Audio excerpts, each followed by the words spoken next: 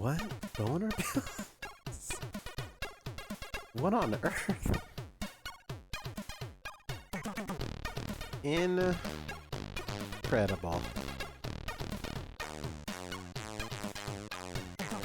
Oh. That is... Somehow that is far more in a Temu vein than I thought you originally meant.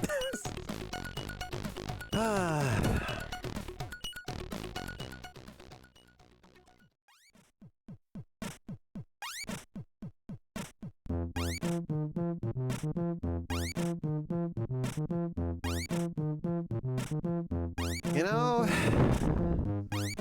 there's something to that. There's something to the... There's something to the cheap... The cheap exploitation of goods and services under capitalism.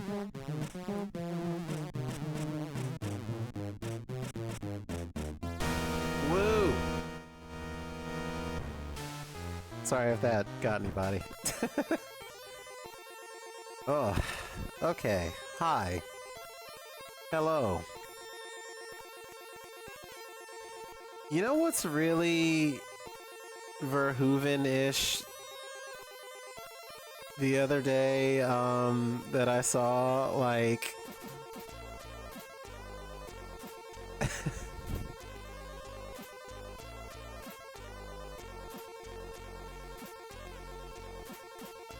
Let me scroll up a bit and find this shit.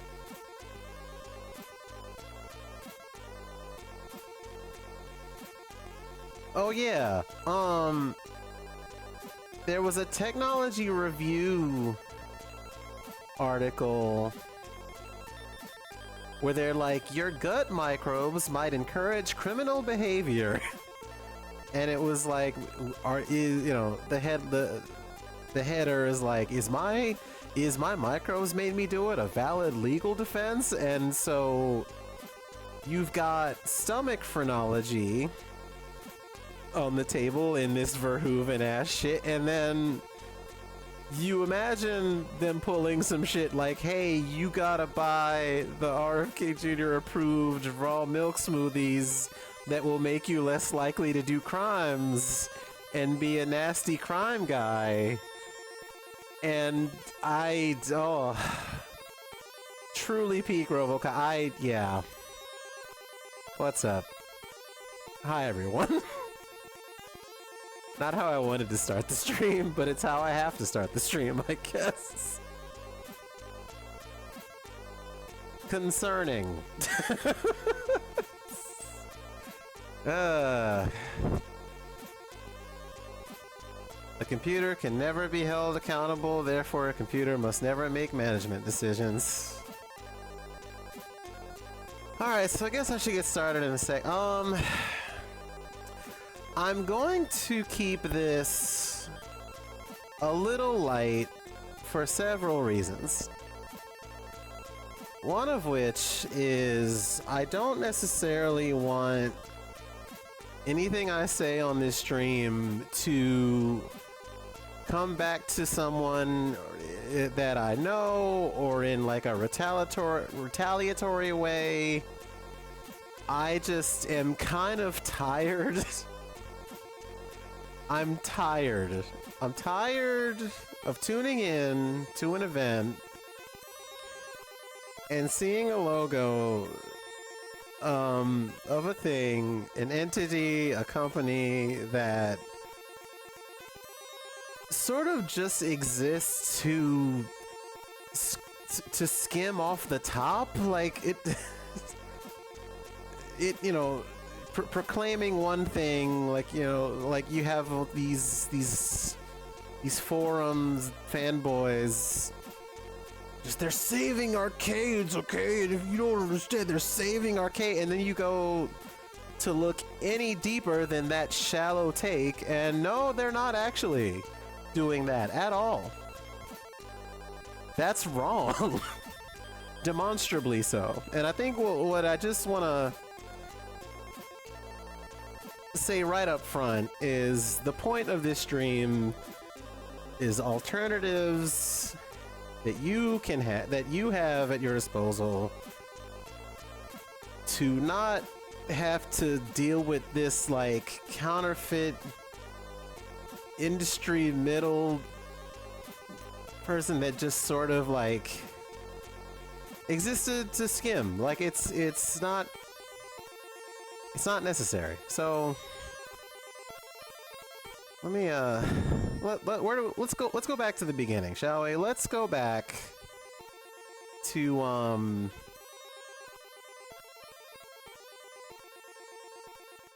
let's see. All right. So Exa Arcadia been posting on this thing for about 4 years, but I think that the idea of them, in fact, there's a Reddit post that sort of sums up what I am looking to communicate a little more. So I'm gonna see if I can embiggen this so y'all can see it a little more.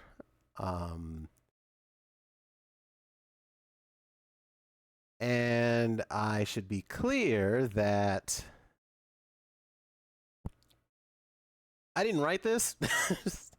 Matter of fact, hang on a moment. Is this better? No, it's not. I don't.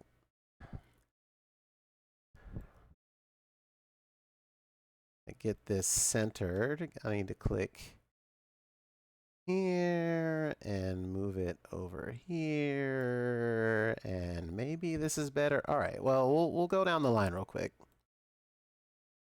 Good afternoon. How y'all doing?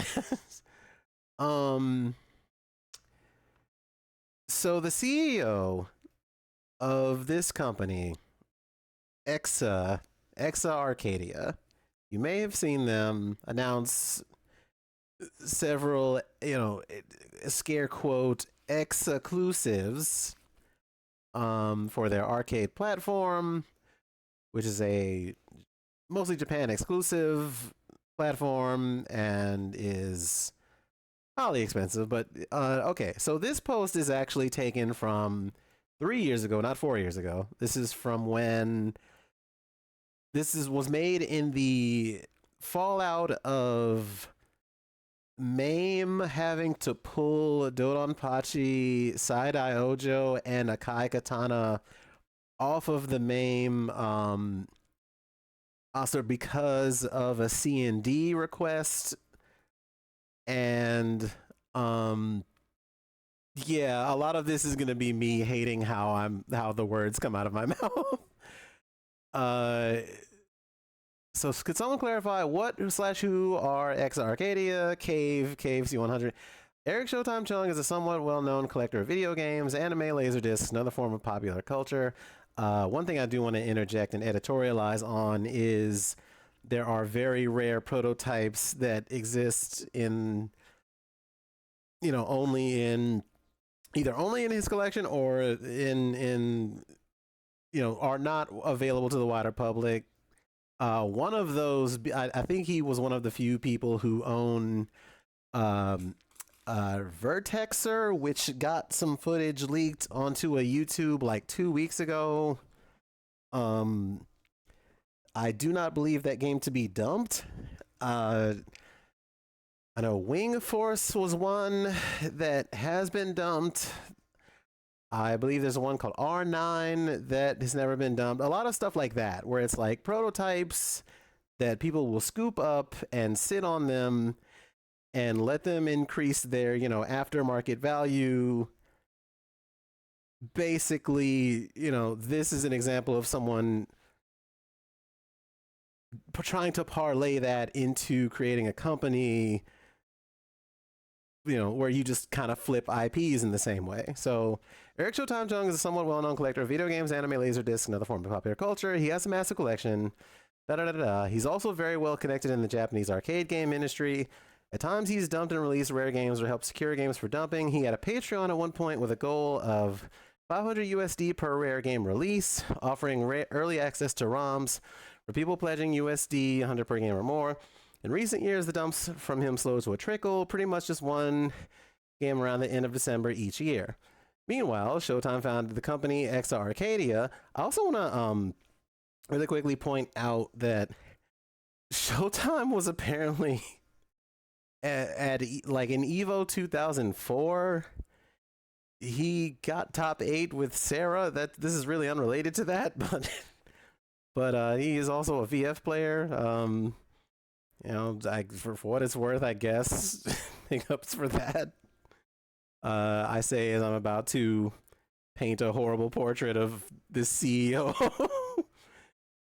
Founded the company XR Arcadia, promising to revitalize arcades with a powerful cartridge-based multi-game system that doesn't require an internet connection or any ongoing payments beyond the initial purchase.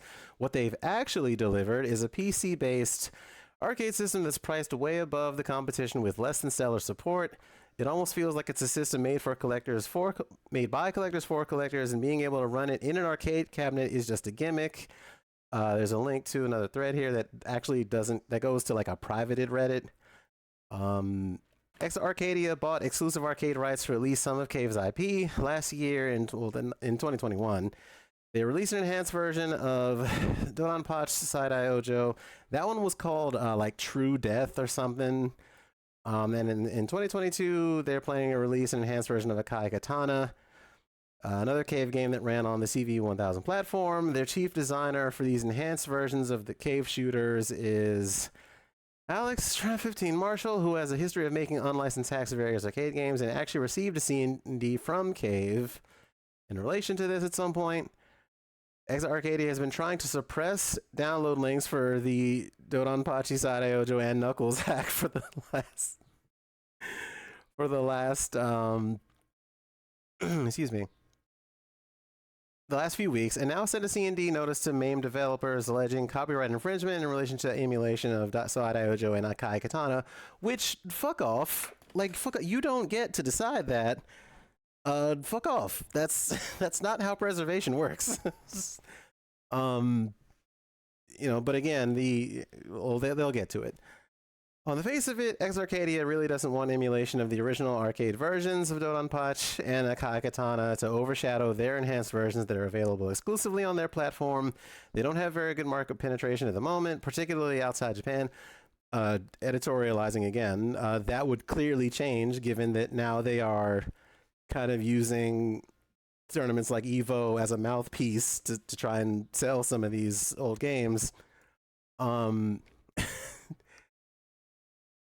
So they may also see CV1000 boards converted to run the original release of Donpachi or even, you know, and Knuckles in arcades as unwanted competition for their enhanced version, which kind of isn't true. Like, some people here believe that Showtime feels personally slighted because an unmodified dump of Donpachi Side-Eye Ojo is in the wild, reducing the value of his rare PCB. However, that wouldn't explain why Akai Katana is included in the C&D notice sent to the MAME developers. And that was, again, as of 2021. This is on, I believe this is on the Shmups Reddit. No, excuse me. This is on the emulation Reddit. There was a MAME dev official, like MAME's official website posted about this as a pull request as of late 2021. If you want to go find that, that's pretty easy to find. It was kind of in the news for a little bit that year, but everybody forgot because the pandemic happened. So, okay. The thing, there's a broader thing we're going to get to with this, but I wanted to use that as a jump off point because that's where most people first heard who they were. And so one thing I talked a little bit about on Blue Sky earlier, one of their first acquisitions was a game called The Kung Fu vs. Karate Champ. And this game, I believe at the time, well, this was 7 years ago. Jeez. Exit Arcadia is an indie publisher. Note the verbiage here. It's they were not really a publishing house. um it was the platform was an arcade hardware, but now the verbiage here is saying it's not the platform that is just like, like they're saying it's the they're publishing now. um but also this game is just the same game as Shaolin versus Wu-Tang, um which has a sequel. And one thing that Exa does is, in their exclusive, their vouch for trying to establish value is they'll try and have, some extra thing that's different from a version that's on Steam to try and enhance the potential for you to want to play it, but then you kind of can't. And I'll explain why in a second. I also, to jump the gun a little bit, I found a spreadsheet that was readily available, which kind of covers just about all of their releases on that platform and other ways you can play them. And we'll go through some of that after I kind of get through what I want to say. But it's very convenient that, if you are a home consumer, you have the option to not support this. And I strongly recommend that you do kind of just go the independent route and not give money to a thing that's got some of the shitty practices that I'm about to detail, because it just seems like you're supporting some gross stuff within. One thing I admittedly, and they have not said anything about this for a year. The developer of one of their the games that are on the platform, Omen of Sorrow. Omen of Sorrow came out way back in I want to say God, when did Omen of Sorrow come out? Let's check. Omen of Sorrow. Omen of Sorrow came out in late 2018. And that game, the developers of that kind of broke apart because of they had management kind of flip out on them. I remember talking to the combat designer who left for a little bit when I was still on Twitter. And I assume the AO1 that is making Daybreak Slam, the thing I'm about to show you, was like a whole different thing. I assume it's a whole different team and setup. But what worries me is that this might also be exclusive to them. And if that's true, then, maybe this thing ends up not seeing the light of day for, who knows? It could be a whole other year. It could be... I should probably center this, my bad.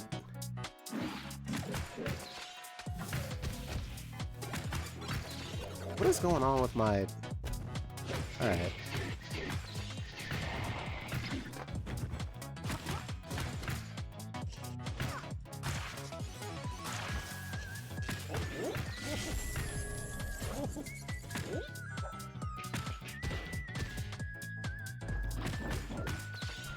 This feels like a game that you would want on a wider availability if you were making it. It's...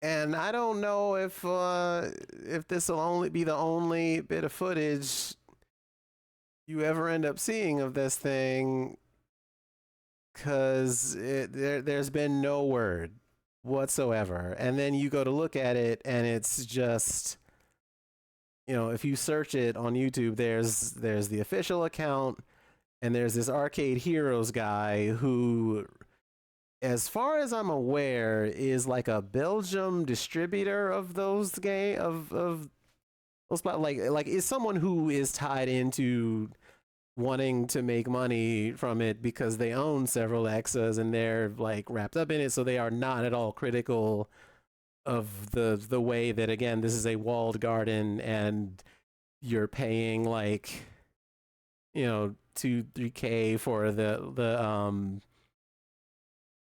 well, I'll get to pricing in a minute because it's the pricing for this thing seems outlandish. I don't have a contrast necessarily with the Nessica Live stuff or Nessica Live 2. Um, this is not necessarily an argument in favor of that over Exa. I don't see the inherent value that people are trying to establish in with the outlandish claim that they are saving arcades when they say that. Um, so, um, the Kung Fu versus Karate Champ page on Reddit is actually gone. Like whatever announcement page they had on the official Reddit like fighters, that shit got yanked real fast. um, and it's just it was on that was again 7 years ago, and people were like, well, arcade only? That's weird. And then people were like, well, no, it's just Shaolin versus Wu Tang. That's all. That's all you need. Kings of Kung Fu, the previous game on that, it was on a friend of the channel's channel. Shout out to Game Center BS. They played that, and that game was not particularly well fleshed out.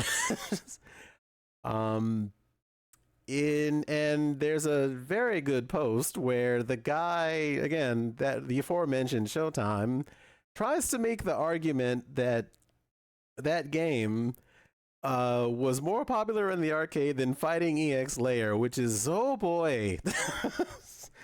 Like, no statistics to back that up or anything, just saying stuff. We're in peak just say stuff territory sometimes when we talk about XR Arcadia. But you may say, well, how much were they trying to sell it for? Well, let's see. How does one, on their shop, if I were interested, and I clearly am, let's see. Oh, the software kit is just under, it's $1,000, $641 USD. Same with Fight of Gods, but that's not, you need the hardware, which is just under 3,000, and you need cabinet parts, which are, Vuelix conversion kits run you $500. So you're talking $5,000 essentially before you even this is not all encompassing because you need the harness, you need like a, if you want like the accoutrement, it's around 5K like to get started. And you may say, well, that's just for arcade operators, that's what you want to pay, right? And well, there are not very many arcades that are willing to pay that when they can instead get like a Raw Thrills thing. And also, we are talking about this hardware that has some grandiose claims to it. Well, let's skip back a little bit again. Do any of y'all remember a game called Devil Engine? Raise your hand. I wonder if it's even on their YouTube.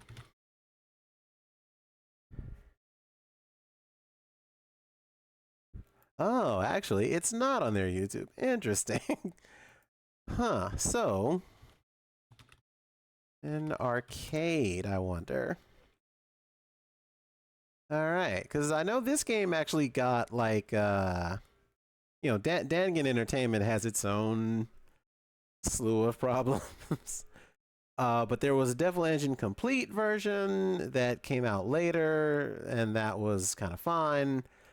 But what I did find when looking back on some of that is one of the devs had a run in with Showtime, the aforementioned ex CEO, and had this to say about that experience, and it did not seem pleasant. So let's very quickly go through this. This was a paste bin from, I want to say, oh, you know what? Paste bin is not 2020, I believe. Yeah. Oh no, excuse me, 2019, February 2019. Roughly in order, here's what went down. In July, Eric, Showtime ex CEO, signs an agreement with Dangan. Fast forward to November, Devil Engine's console releases gold. So this was something where they put out the game, or they were ready to put out to release, and then like EXA swoops in, to try and kind of scalp the IP from Dangan Entertainment, which already was a layer of bullshit to getting the game out. So fast forward to November, Devil Engine's console releases gold. There were less bugs back then, so I start talking formally with him about EXA stuff. I believe the person who writing this is Sinnock or something like that. He tells me to sign another contract, which he says is a prerequisite for the equipment loan, but it's actually a similar contract to what Dangan signed. Oh, what's up, Oomfy? To what Dangan signed, but with revenue shared numbers jacked up and merch rights signed away. So this is the other thing. This is what tells me that most devs who sign on with this thing into this walled garden are signing what the equivalent is of like when a rapper signs a 360 deal where they just kind of take all of your publishing and merchandising rights and all that for like for however many, you are the last person to see any kind of money in that point. And merch rights signed away. I don't know the actual intent of the contract, and EXA refuses to communicate with Dangan. When discussing arcade features, he suggests an arranged soundtrack as one of the most appealing new features, and we're all for it. We list our most wanted musicians, and he says, I have no idea what I'm talking about, and that I would be laughed out of Japan. Now, why do you suppose the guy who runs the company with like not all that much market penetration in Japan would say some shit like that? So he assigns Yak. Now, if you're not familiar with Yak, I believe that's the guy who did Cinco no Grande. Music's very good. So he assigns Yak to us without any approval. We initially agree because we really like the Street Fighter EX OSTs, and we also say that we do not want Yak publicly known until we are ready to show off the new content, and Eric agrees. Eric pings us and asks about anime girl designs for the arcade poster. We tell him in no uncertain terms, what the fuck, did you even play the game? If you're unfamiliar with the shmup, it's a very like, here's these mechanical ships and they do shmup things and it's very challenging and there are bullets and it's, the shmup thing of biomechanical shmup shit. Yes, it's Yasuo Watanabe. Thank you. What the fuck did you even play the game? And when pressed, he says they've hired an artist to do art for the game. The artist in question's only done mural work of cute girls. So we say that unless she can bust out some Yoji Shinkawa looking stuff, we would not use her. At this point, the JPO build, that's the Japanese Amusement Expo something, I forget, pardon me. The build is gearing up. Eric and his assistant constantly request revisions on marketing material, posters and such, constantly saying that they wish to make it look as best as they can, when in reality, they just want things in slightly different sizes. Come the actual printing, my materials are modified without my notice or consent. This is important. This will come up again later. As far as this company doing non-consensual bullshit to the people they're like, getting paid from the work from.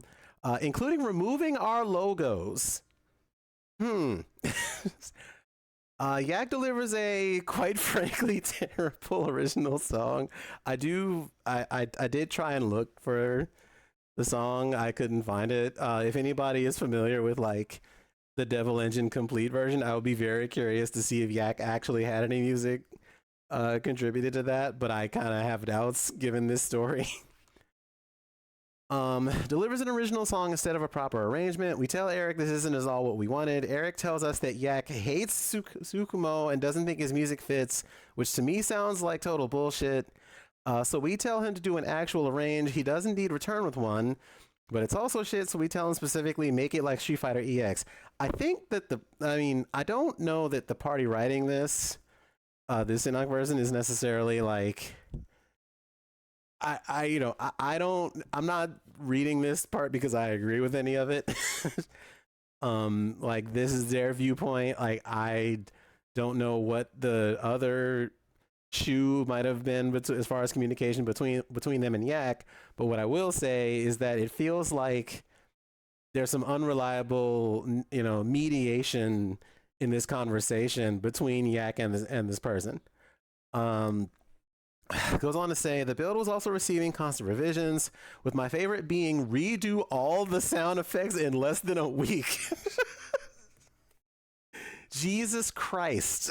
Like, we had already planned to dip at this point, so I gave him a build about an hour before I boarded a flight to PAX South and told him if he wanted any more changes to suck it up. Come after PAX, Dangan discovers the double contract thing. Dangan has known about our grievances, but flips their shit at this point and agrees we need to bounce. We just let JEPO happen because it was too short a time frame. Exa blows it immediately by having Yak on stream and talking about working on the music. We also discover the alterations to our material behind our back. We write a formal dissolution email and send it off. Eric pings me with, "You'll be hearing from our lawyers." Pings me with, "You'll be hearing from our lawyers," but deletes the thread almost immediately. After about an hour later, he comes back claiming that he will escalate this to court. We fire back, listing all the times he's broken his own contract, the section that says neither of us can sue each other for any reason, and a reassurance that we're not going to sue him. We even offered to send the kit back at our own expense. He does not take kindly to this and doubles down. We have Ben Judd step in. He agrees it's probably a good idea to warn devs in secret. So the story of Devil Engine and Exa is probably broader than this, but it's, if we're building out what the problems are with Exa's like relationship to indie devs, this does not read like a great jumping off point to a good working relationship to me. What's up, MKL? How you doing? And I again, shout out to MKL. I was gonna watch your video in a little bit, but I want to cover a little more ground before we get into that. Let's step back a little bit. So we talked about them coming for the shmups.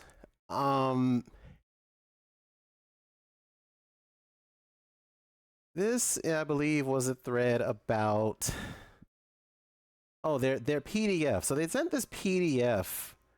At the time, they were sending PDFs around. Let's see, this was 2019. This was 2 years after some of that stuff we just talked about, and the whole like "we believe in arcades" thing, this brochure is really just them trying to build a rapport to like get developers to buy in. It does, to their credit, say here that again this is running off of an i3.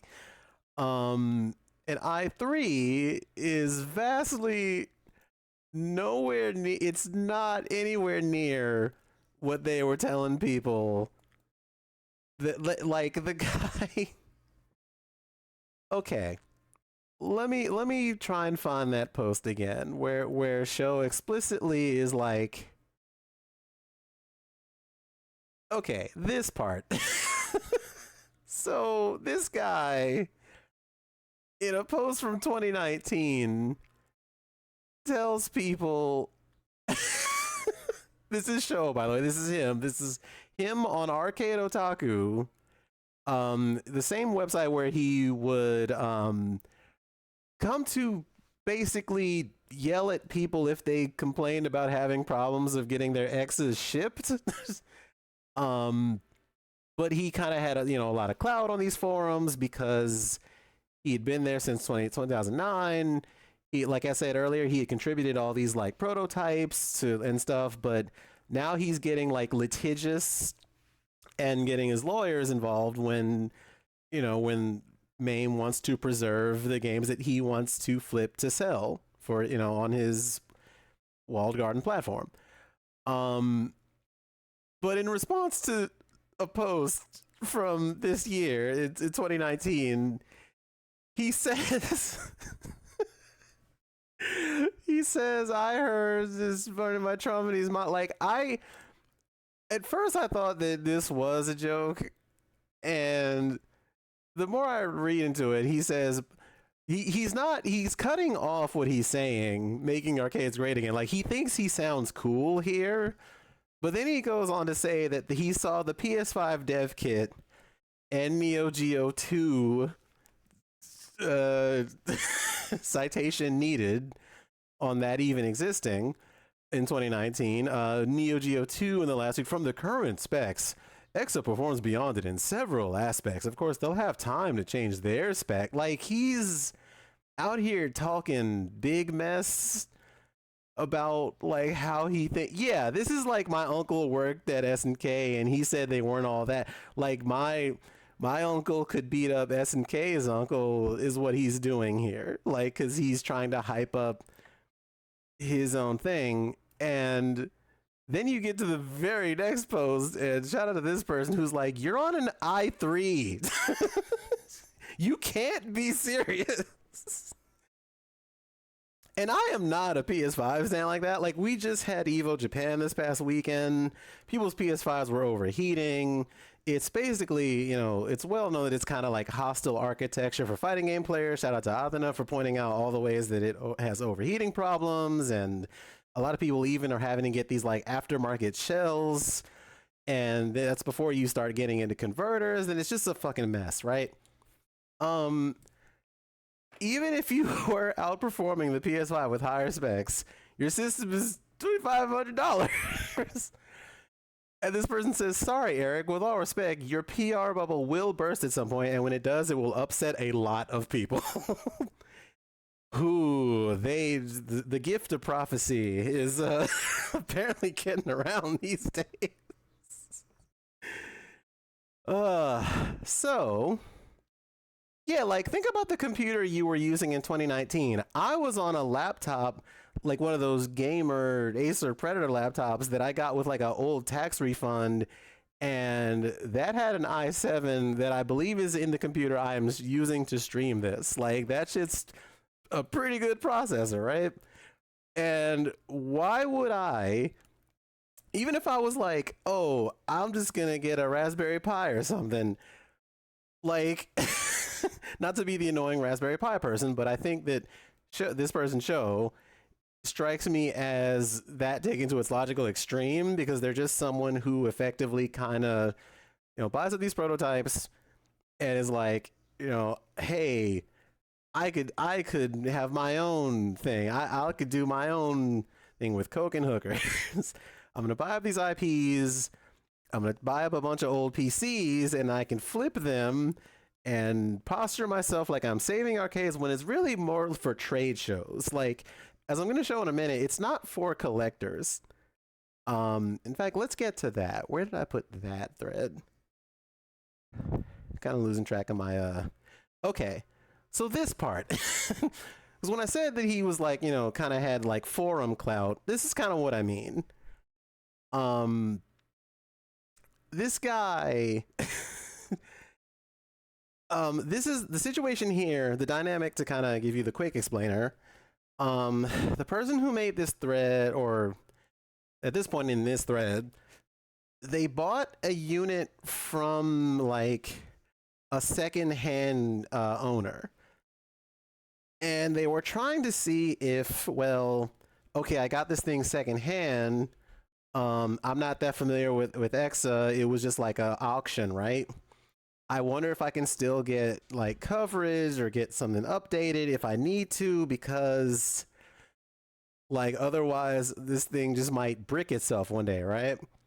Now granted, asking for warranty on this kind of thing is, sure, there's like questionable lines. But let me just read this part. And also I'm gonna arrange this so you guys can see it better. I need to do this. Okay. All right, so, well, although I enjoy the system, here's my buyer beware statement. I purchased an Exa and the 2 Cave games secondhand. All 3 items have full warranty seal on them. I contacted Exa to have the 3 updated, and upon receiving my serial numbers, they said none of the 3 were eligible for service of any kind. They did not explain why and stopped replying to me.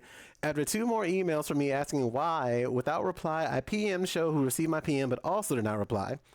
So if you buy these secondhand, you may have no recourse on service. The seller has offered me a full refund. However, the whole experience is a bit of a downer.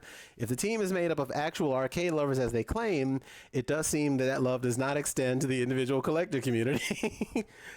I also wonder what I could do, or if I or anyone purchased it from Exa and they just ghosted them on the warranty. What can we do? Contact our respective consumer protection agencies? Finally, I may still keep these since the warranty is no longer supported. I could open them up and at least share photos. However, there are no piracy plans from my end, so please don't ask, because blah, blah, blah, blah, blah. And then Show pops in. First, let's be very clear that you did not purchase a single item from X or an authorized distributor. For a huge fan as you claim, you sure went out of your way. We all know about the proxies you tried to use in Japan. Now, like, bro, why are you assuming it's some weird... What does that even mean, using a proxy? It's just to not directly buy from us. Purchasing secondhand does not support X in any way. So he's mad that he didn't get that 5K from the harness or whatever. But let's say, hypothetically, let's say you are an arcade. Let's say you're an arcade and you're closing your doors. Are you supposed to... in the sense that, like, they're probably not refunding you if you're outside warranty, right? Like, are you supposed to sit here and tell me that anyone who has ever gotten a hold of one of these machines is just fucked if they didn't, like, pay full price? Because that's what he's saying here. Like, most, I assume if you have a Nessica and you get an Nessica from, like, GameStar or from somewhere, and you need to hook up, like, the Nessica online, I'm assuming you're good, right? Not so with Exa, apparently. And yeah, like, if they really, had this supposed love for, the idea of saving arcades, why would they care? Because you're already, like, you've already made the money when you sell the full price thing to the distributor. And if they just are like, well, we can't keep this thing in a warehouse, what are we going to do with it? Like, what happens? They discount some shit, right? It's so bonkers to me to then turn around and then tell that person, like, oh, did you have any problems with it? I got good fucking luck.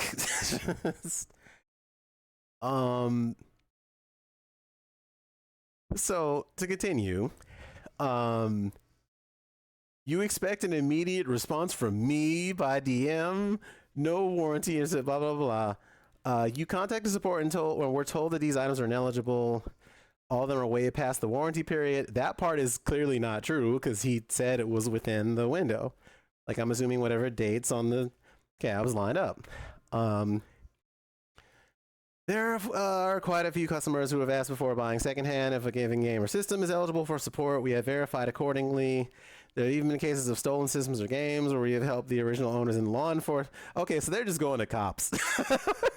They're just calling the cops on people for, like, like, all right, okay, bud. The individual you purchased these items secondhand from has been blacklisted for criminal activity and for trying to use several proxies, blah, blah, blah, blah. You can contact the district attorney or local law enforcement. This just doesn't strike me as. This is from last year, by the way. Just, for direct customers, we have supported product well beyond their warranty period, such as those who purchased in 2019, and generally service them for no charge plus shipping fees. No other arcade manufacturer does that. We will provide significant updates for the system and games at no cost. Blah, blah, blah. Goes on to, push whatever ad. This is a total bullshit answer. I buy games from Japan all the time using product sellers. That's not illegal. Extra products are cheaper there. Why wouldn't we go that route? Your website says games from any region work on the motherboard. I didn't see anything that says you can't mix and match games.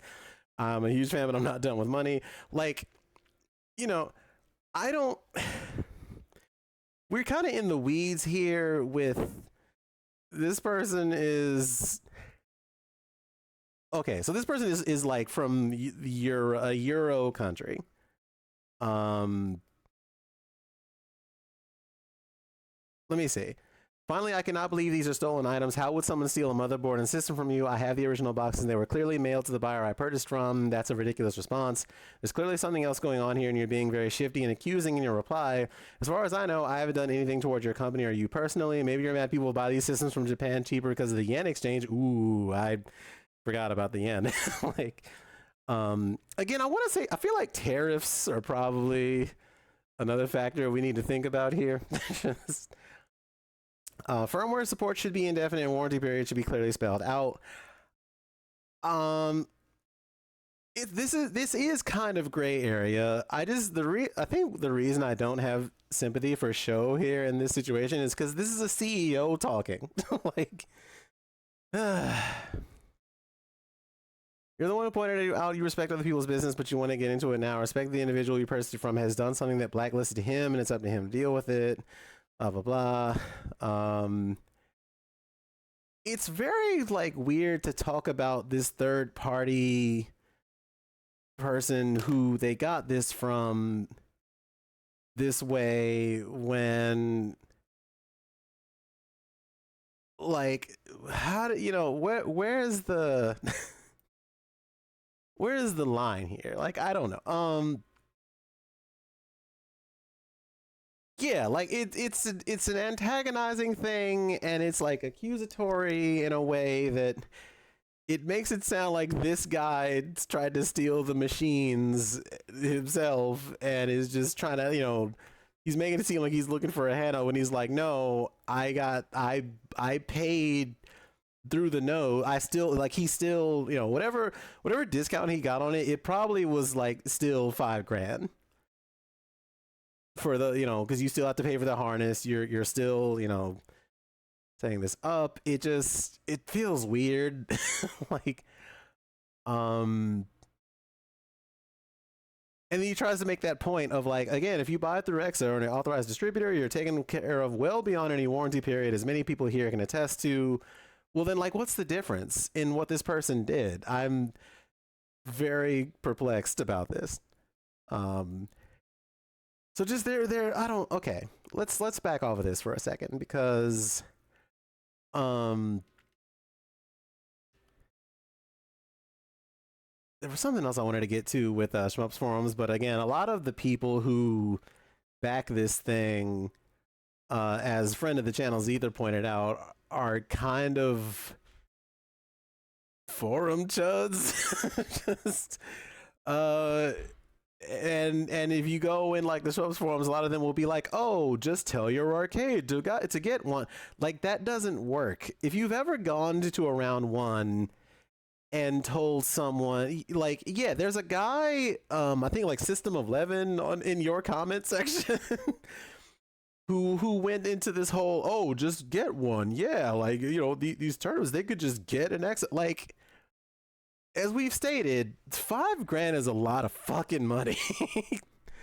Thank you, Lemon, for the dono. I appreciate it. I am trying to fundraise a little bit for my teeth. My teeth are fucked up. I'm gonna post a picture of them later, but I do have a list of in-network dentists I need to reach out to, but it is still going to be ridiculous whenever I get around to trying to get my teeth fixed. But thank you.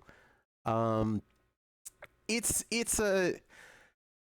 they're very collector brained. I said earlier to a friend that like it's like the end result of water grading and what the water grading thing did to people when they talk about buying games, because it's not something they're thinking about, like they don't think of it like we do. They're thinking of it in the collectathon sense. They're thinking of these boards as value that sits there.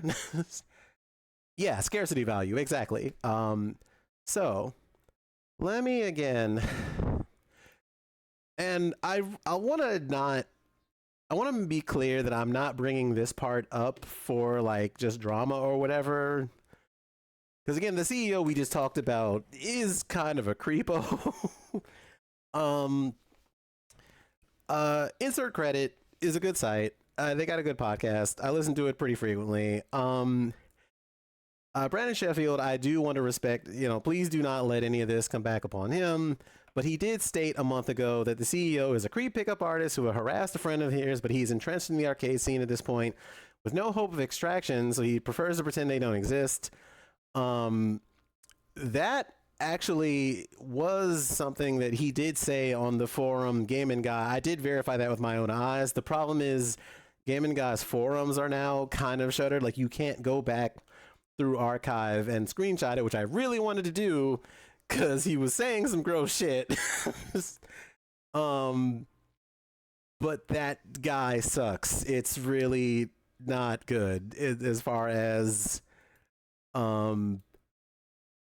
his demeanor. And as stated, like, the C&D takedown is not the only time that they've done stuff like this.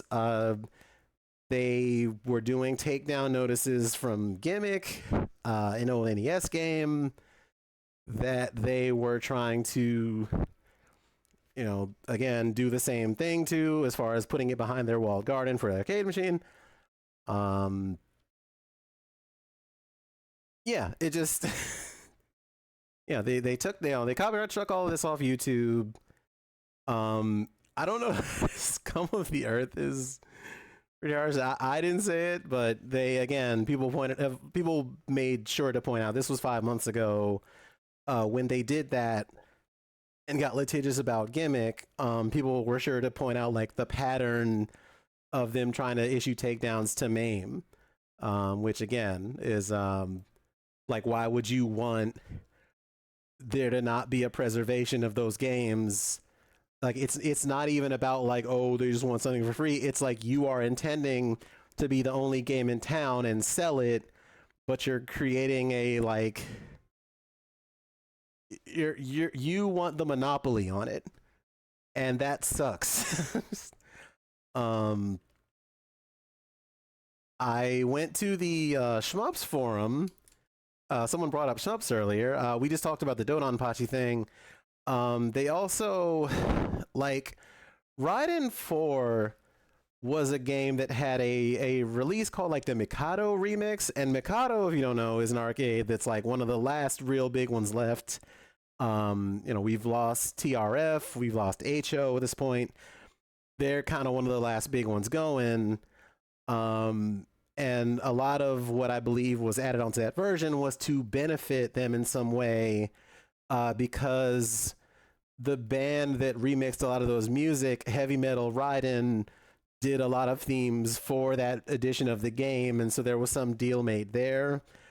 And then here 4 years ago, when they do that, here comes EXA to be like, oh, you could already play this? Well, we want it.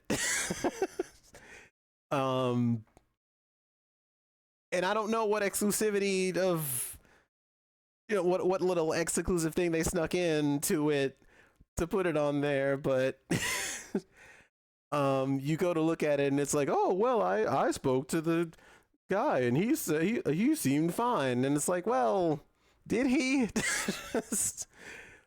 Because you scroll down a little and it's like, I don't, this was 2 years ago. This person's like, it's just a bad platform claiming exclusivity. You pass the board to MAME devs and get working code. They make the dump and add the game. You send a C&D to the MAME team. Knowing this just proves support shouldn't be given. Not even Japanese arcades want to give them support due to how they want to make their business. I don't know that that part is true, although I get, again, one of the last like big arcades we really lost, TRF, which is not a big arcade. TRF is like a hallway. TRF was posting Exa streams all the time, and it really did not help them from going out of business. Like, there's no proof there. So like, reading most of what they claim is kind of weird. We have the Pixel Maker exclusive license. You can't get a license or exclusivity since tons of games have been done and released on Steam for Pixel Maker, or maybe they plan to send a C&D to all those. We got a 2D FM exclusivity, that is wild to say. If you know anything about 2D Fighter Maker games and you hear that, you're like, what the fuck? That is an insane thing to say. Like, and the Vanguard Princess stuff is complicated because that gets into like the mobile port, which is a whole other issue I will not be covering on this stream. But in the scope of what we're talking about, for them to say they have exclusivity over the thing that Enterbrain used to, like, you used to have to pay Enterbrain for that. Are they just saying they bought it from Enterbrain? Like, I don't. One of their worst lies due to Kadokawa. Oh, that's right, because Kadokawa owned Enterbrain. They used to publish Arcadia magazine and such, which was a big deal too, because the people who worked there had ties to like Togeki, and I think the guy who owns Game Newton was wrapped into that. But like, I've never heard any of them talk about just giving that to Exa. That's crazy to say. You simply buy the engine and make your fan game. There's no full control or exclusivity. Taking into account the hundreds of games available with all their scare quote exclusive engines, maybe they want to get money by suing anyone who's made a game before. For example, Axel City. Now, Axel City, the Axel City 2, I believe, is just sort of a more balanced version of Axel City Complete, and that has a little bit more in the way of complete animations, and there is like that is a fleshed out different game. But again, walled garden, and it's not really like doing it any favors. Axel City, due to the game being unknown and only sold at Comic-Con, they've been taking it down from several sites. This is the part that bothers me, is that I had to, when I wanted to find the old version of Inaho Dynamite Bomb, which is a game that they have a more fleshed out version of on there, and it works because it's an i3, but it's probably struggling a little bit because it's an i3. When you want to go find that game, you can't. I had to go and find like a Dustloop forum link from literally 2013 to be able to play the original version of that thing. And it sucks. It sucks that whatever it existed as before they got their hands on it, they were just deleting all links in reference to it, because again, they want to be the only way you can play it. And that's bad for preservation. Like, literally, that's the worst. The DL site thing has the demo. The problem is, again, when I went to the both the DL site and Playism page, Playism, it's not even on there. The DL site thing is like, oh, you're from a wrong region. You can't do this. I don't know that even if you were over there, you could, because they want you to go play it on Exa. So they go on to say, yeah, they've been taking it down from several sites. So that also confirms that it's not the only game, Dynamite Bomb. They've been doing it with whatever they want to sell, because they've been doing it with Gimmick. We saw them do it with Dodonpachi. They were doing it with, you can't find mention of an arcade version of Devil Engine anymore. They already moved on to make Devil Engine Complete, which is we already said. Excuse me. I had the game and asked the game developer if I could upload it and get the game known, no issue.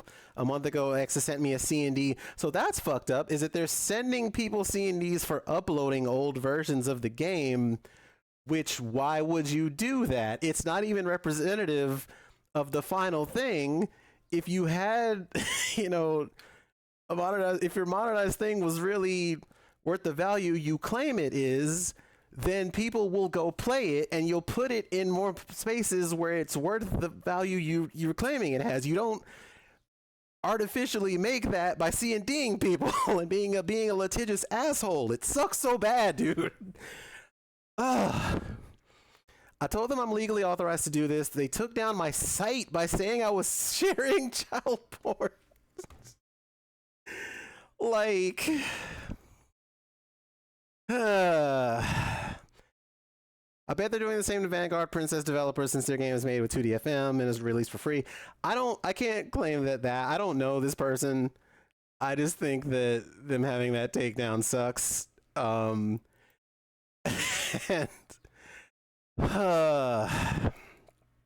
all right. Sorry, I ain't my bad.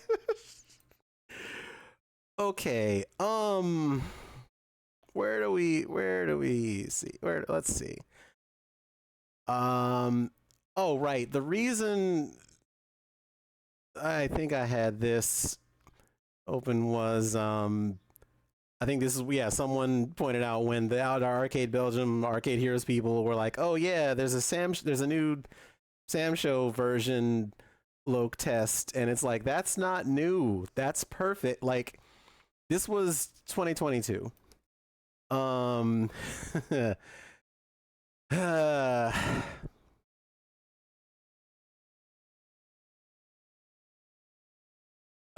like this. Like, great, let's all fly halfway around the planet to play the next entry in a 30-year-old franchise with mobile phone graphics on an overpriced i3. Now, granted, that version of that game, Sam Show 5 Perfect. I hate that I'm using fandom here. Fuck fandom. They try to take down fucking, you know what? Hang on. Is there a different page for this? Oh, the short version is Brandon Sheffield, the person we just we're looking at, the insert credit guy. Him and an SNK guy got a hold of like one of the last copies of Sam Show 5 Perfect, and they put it on that collection. And you can also play a ROM hack of it on Fightcade. This is, of course, like to say that, again, you know, sure, you might be well within your right to, you know, play it however you want, or to put it in an arcade however you want to make money, you know, as a business or whatever. But it encountered that same problem.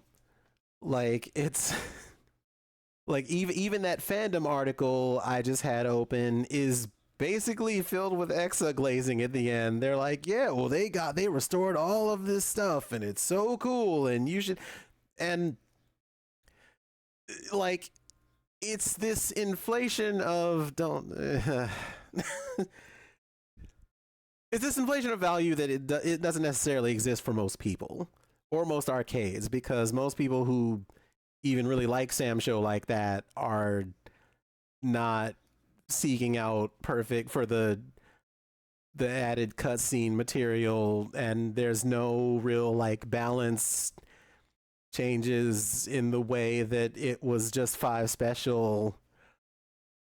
Yeah, I'll get to fighting jokes in a minute. I have some smoke for that too.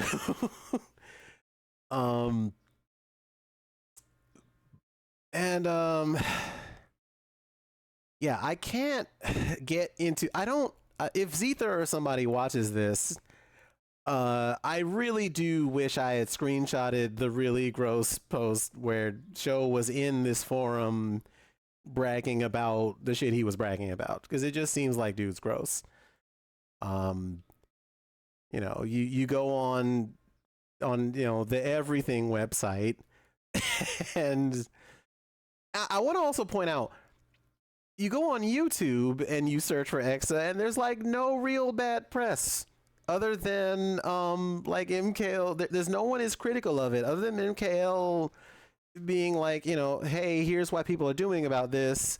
And other than the Electric Underground video, which is sort of critical of it, but also kind of has those same stands in the comment section, I think they just straight up are like CNTing people's like, you know, whenever this VOD goes on YouTube, they'll probably try and come for it. I'm prepared for that inevitability, but I find it weird that they are not, you know, people aren't louder about it on these public forums. Like it's when you go on, you know, Blue Sky and you look up X Arcadia and the opinion is like resoundingly negative.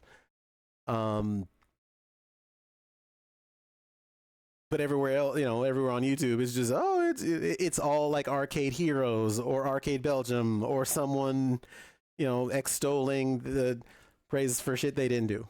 Like that sucks. That's like what part of anyway.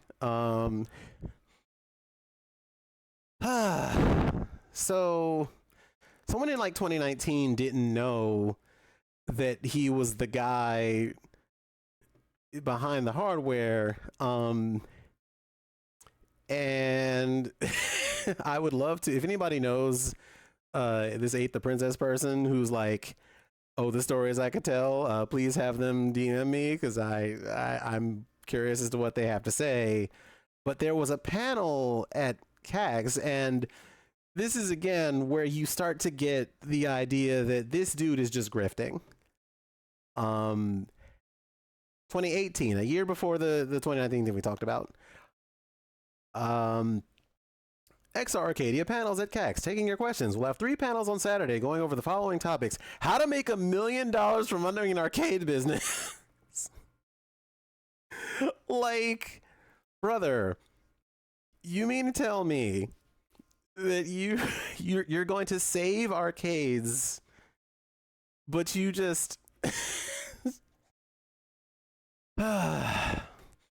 who says running an arcade business can't be wildly profitable? Mikado's the #1 independent arcade in Tokyo, Japan. I want to point out that Mikado probably subsists the way it does because it has some straight up like salaryman corpo backing of it rather.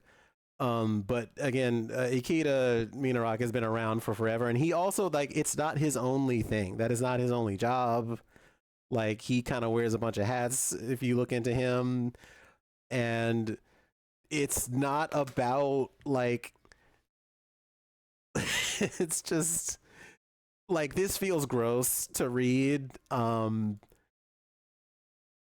He'll talk about he started the arcade business with no money in 2004 and transformed it into the premier arcade location in 2018 that generates over 1 million in sales. Like, why do you give a fuck? If you're trying to say, you know, arcades are fucking dying. This is so tone deaf. The decline of Japanese arcades and the rise of X Arcadia, like Japan. Like Brandon Sheffield was not kidding when he said that this dude is like embedded in this. If he's posted up there with Mikado people talking this shit, like this sucks. This is just Japanese arcades are considered to be the evergreen mecca of the industry, yet the truth is that in Japan, they are in several decline for different reasons than you might think. Mikado owner will give insight into the problems Japanese operators face today, together with the XR Arcadia CEO, who was clearly just gonna sit there and feed you, well, oh, EXO will fix it. Like, the EXA project aims to rejuvenate arcades on a global scale. There might even be some new announcements. Oh, this sucks so bad. Like, yeah, it reads like LinkedIn shit.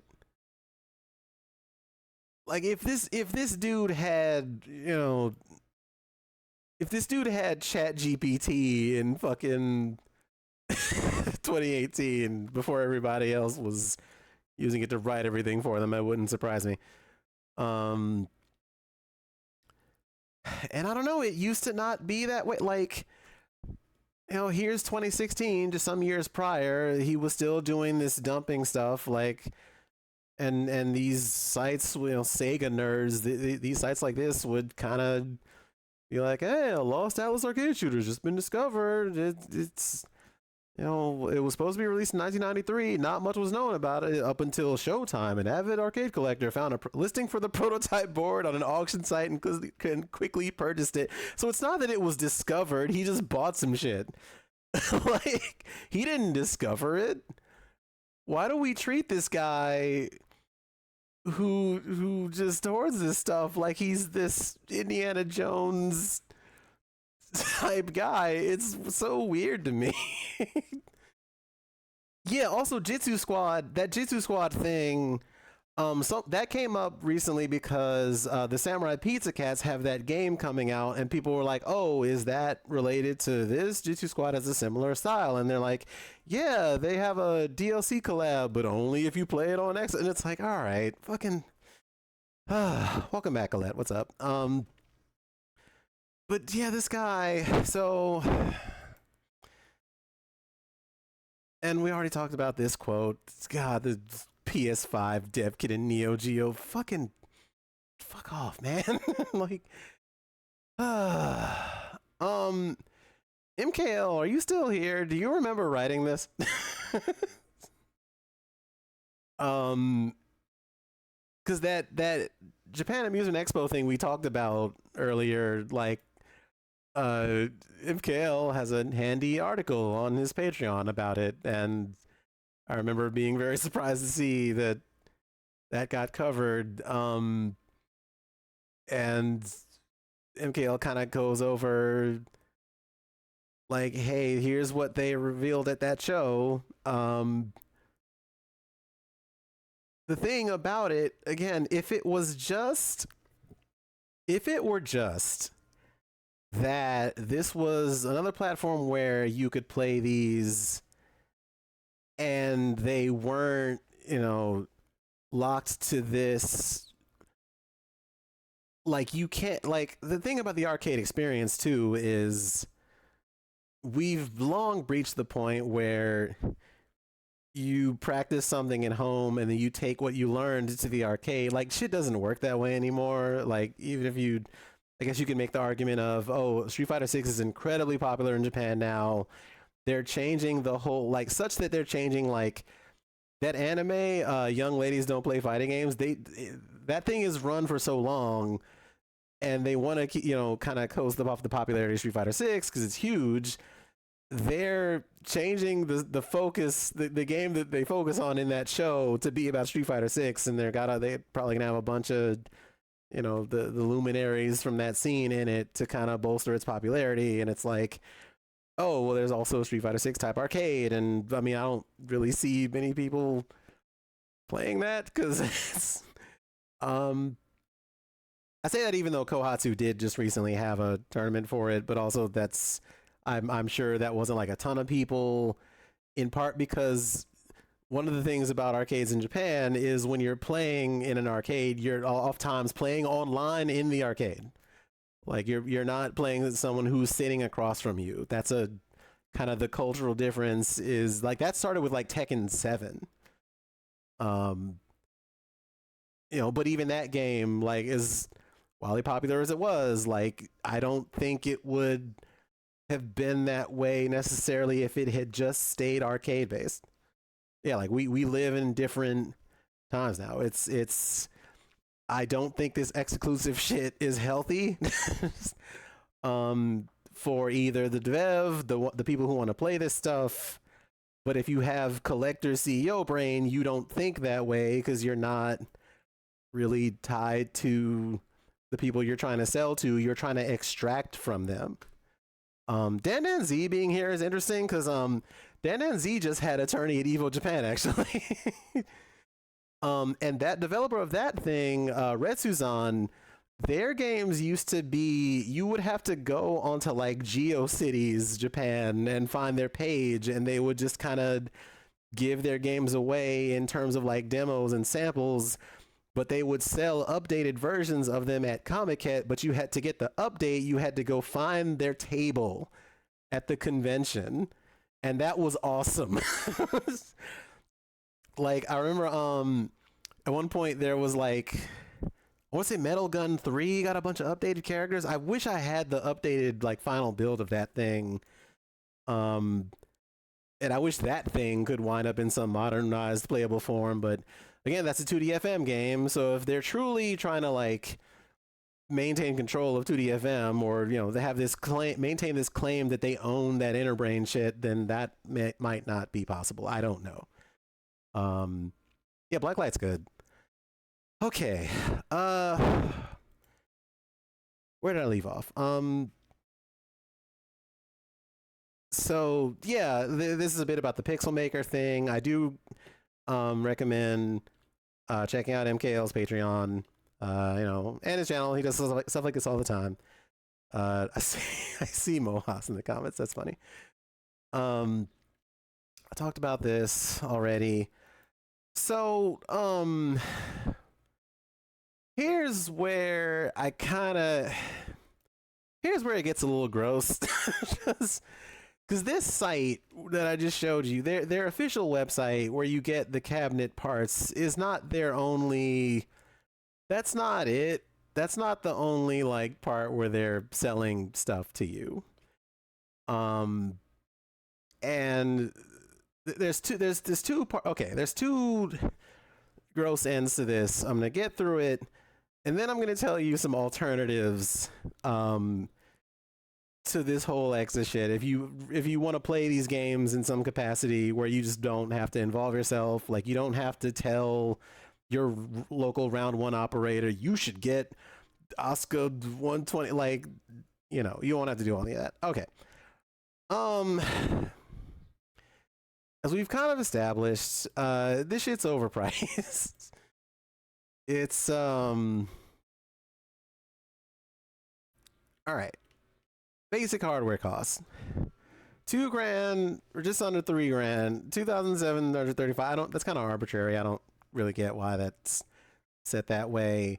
The software kit for Donut Pass True Death we talked about, $2,000 also, and that's without the setup and stuff. So you're paying fucking, like, if you wanted to have a successful arcade in Japan, and you should probably just go get Gundam at that point. Just go get X Boost 2 if you want that. I don't. But let's say you have a more nefarious like idea in mind of who you're trying to sell stuff to. Let's say you want to sell an arcade machine with porn games. This guy Show, who we've talked about, who is apparently kind of a creep. There's an alternate use for that hardware that he's got called the Hot Pink Club. Same people behind it, and you'll never guess what games are on it. Strip Fighter, Strip Fighter 5.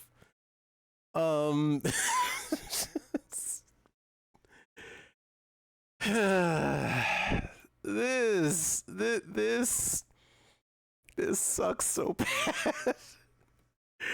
This is like, no, it's not fuck it, because so I want to clarify,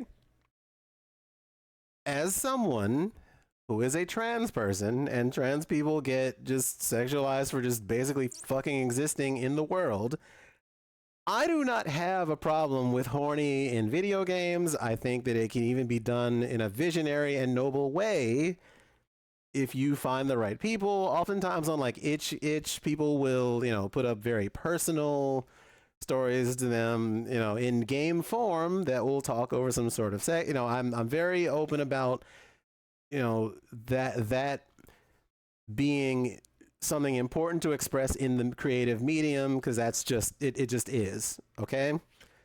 But this guy, the first thing, if you remember, again, this was like 2019, they were just trying to get that like market share, they were trying to get extra stuff out there. Look at the dates, because right after that 2019 thing, 2020, come see us at AVN Adult Expo in Las Vegas. Then 2021, the Pink arcade system and launch titles, Strip Fighter 5 Arcade Edition, Badass Babe, Shakuga the Execution, to be sold in Japan by Hacker Global, which I think is like, if you go to his like everything app header. That's what it says. Hacker Global is shows fucking thing. I'm not clicking that because I don't want to get kicked off this purple website. And then in 2021 is check us out at the Hustler Club in Las Vegas. Check out our latest adult arcade products coming. Like this sucks. This sucks. This sucks so bad. What do you mean? Like it's not enough for you to have this wall garden shit. Now you're putting Strip Fighter on it. Fuck are we doing here?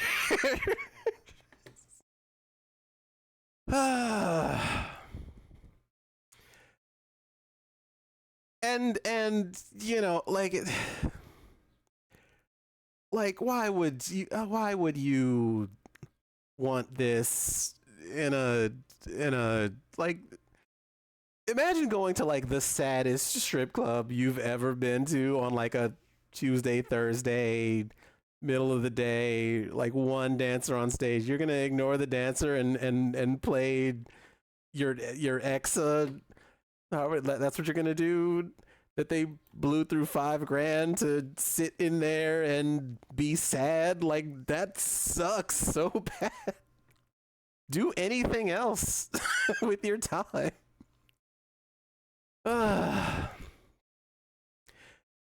Wednesday weeklies at the Hot Club is crazy. Okay. So, I guess we now, before I get into again some of the nuance here, I want to talk about the curious case of one Scolaris. I'm not saying that right, probably. I I'm sorry, Colette. I'm so sorry. I don't know if you. I did ask if you wanted me to leave this part out, and I won't. I will be brief about this. But the way that it was told to me, as far as the announcement of this Exa Arcadia version from this past week that's going to be on fucking the Exa about this. Oh, well, and I'll get to the Wi-Fi part. So really I should go to here's the thing. This guy, as I'm having a conversation with Glad in the chat and some people who as I okay I need to back up a little bit. I want to be careful in how I say this, because why are you apprehensive, Joe? I'm curious. All right, so here's what happened. This Arcade Heroes guy who we mentioned earlier in the stream has a site, where they do stuff like that. Like, see this stuff on the side here, this like these like heavily modded cabinets and shit. Like that's kind of what they do. They have a store where they just ship out these cabs and ship out these shirts and shit like that. And I presume the way that this works is because he's doing some kind of PR job for X Arcadia. I don't know how exactly he's tied in, but like, again, all of the Arcade Heroes media you see on YouTube is just glazing the hell out of Exa. In tandem with that, this guy Scolaris, as I'm in the middle of a conversation with Colette about the way that the current iteration of Tattoo Assassins that had like wrong sound issues and a lot of like mechanical problems, as that's being fixed, this guy, as if they heard me psychically, starts posting up in a frenzy on Reset Era about this game and is kind of glazing the news, and I feel like I don't trust it far as I can throw it. I also am not in the Tattoo Assassins Discord server, so I defer to the people who own that about this topic. But from what I know, Showtime, the gross person we talked about, is in that server. At some point, Scolaris owned the server, but apparently it is not in his hands anymore. But okay, let's start from the beginning. Scolaris in the Reset Era thread, I want to see if he tries to say that this game will not be EXA exclusive, but he posts up on this site and he says that the port is in development by EXA, does not say that it's by the people who it's actually like by, or by the people who, you know, did the bulk of the work to it, that it needed to be more playable than it was, than the version on like Fightcade with the fucked up sound and shit.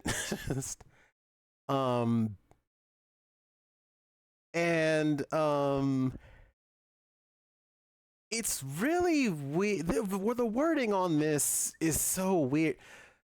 Let's take this line by line. Tries to say that this is a native port. It's not native to EXA. That doesn't make sense. It's native to Data East hardware. What are you talking about, brother? You don't have a native Tattoo Assassins in 1080p, and you also don't put Tattoo Assassins on a 1080p or 4K monitor and get low input lag. That's bullshit. Out of the gate. What are you saying?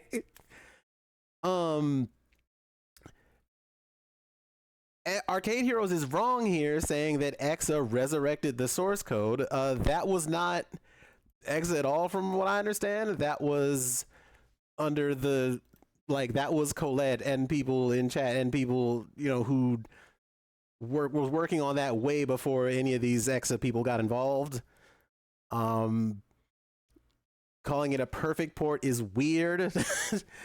Saying it has new balancing and bug fixes and content is weird, because what added content are you going to add to this thing? Like, I had been privy to some speculation about this announcement beforehand, and I was eating me up inside that I couldn't openly talk about it on here or anywhere else, but they finally spilled the beans on it. This person, like, basically works for EXA. That wasn't speculation. Like, the person was in that Discord trying to fucking like, they were in there basically scalping the idea from people to sell it, and so it's just fucking, they're just lying. They're just straight up lying. Like, it's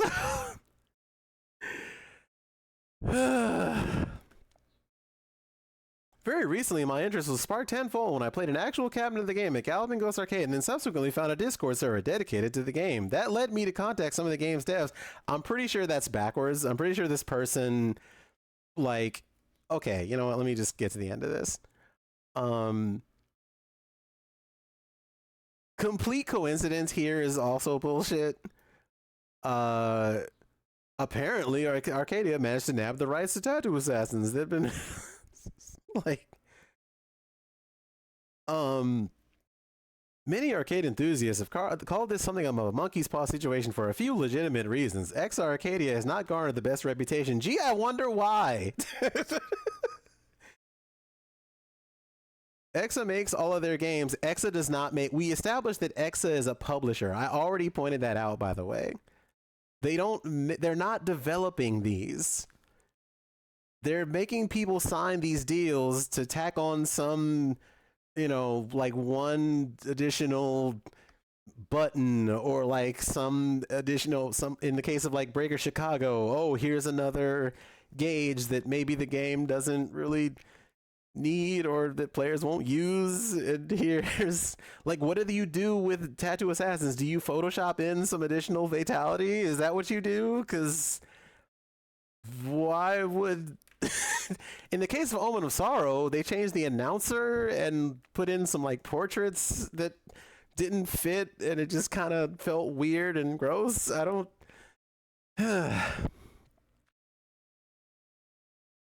So like, they don't make games to date exclusively for their prohibitively expensive modular. The admits it's expensive, which markets itself as a modern successor to SNK's old MVS cabs. It's not. It's not at all like those. The MVS cabs were inexpensive for arcade developers because you could just, kick one cartridge out, slap another one in, and you didn't have to pay for a whole fucking, that was cost effective because it didn't cost that much. Whereas again, if you go to their fucking page, it's, $5,000 if you want one game, and then additional games are running you $2,000 each. That's not cost effective in this market where shit's already fucked and you now have these tariffs. Like, what do you mean? Just, okay.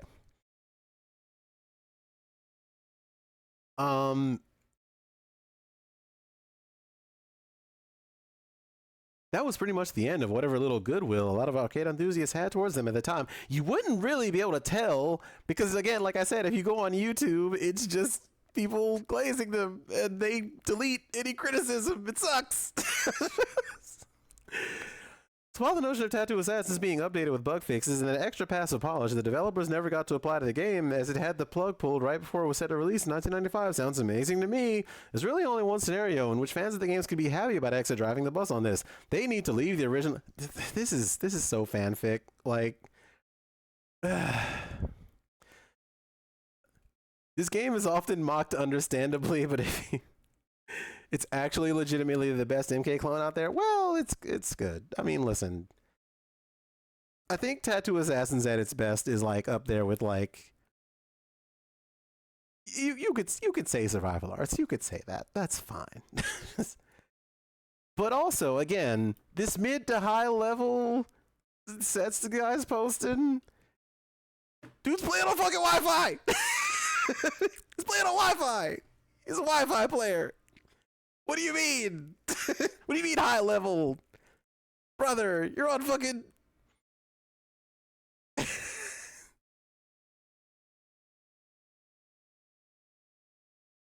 And part of why this is important to tell you that he's on Wi-Fi is like Coletta Chat knows that, I went to their Blue Sky account to find that they had posted themselves on Wi-Fi. This is their screenshot. This is not mine. Like, they posted this.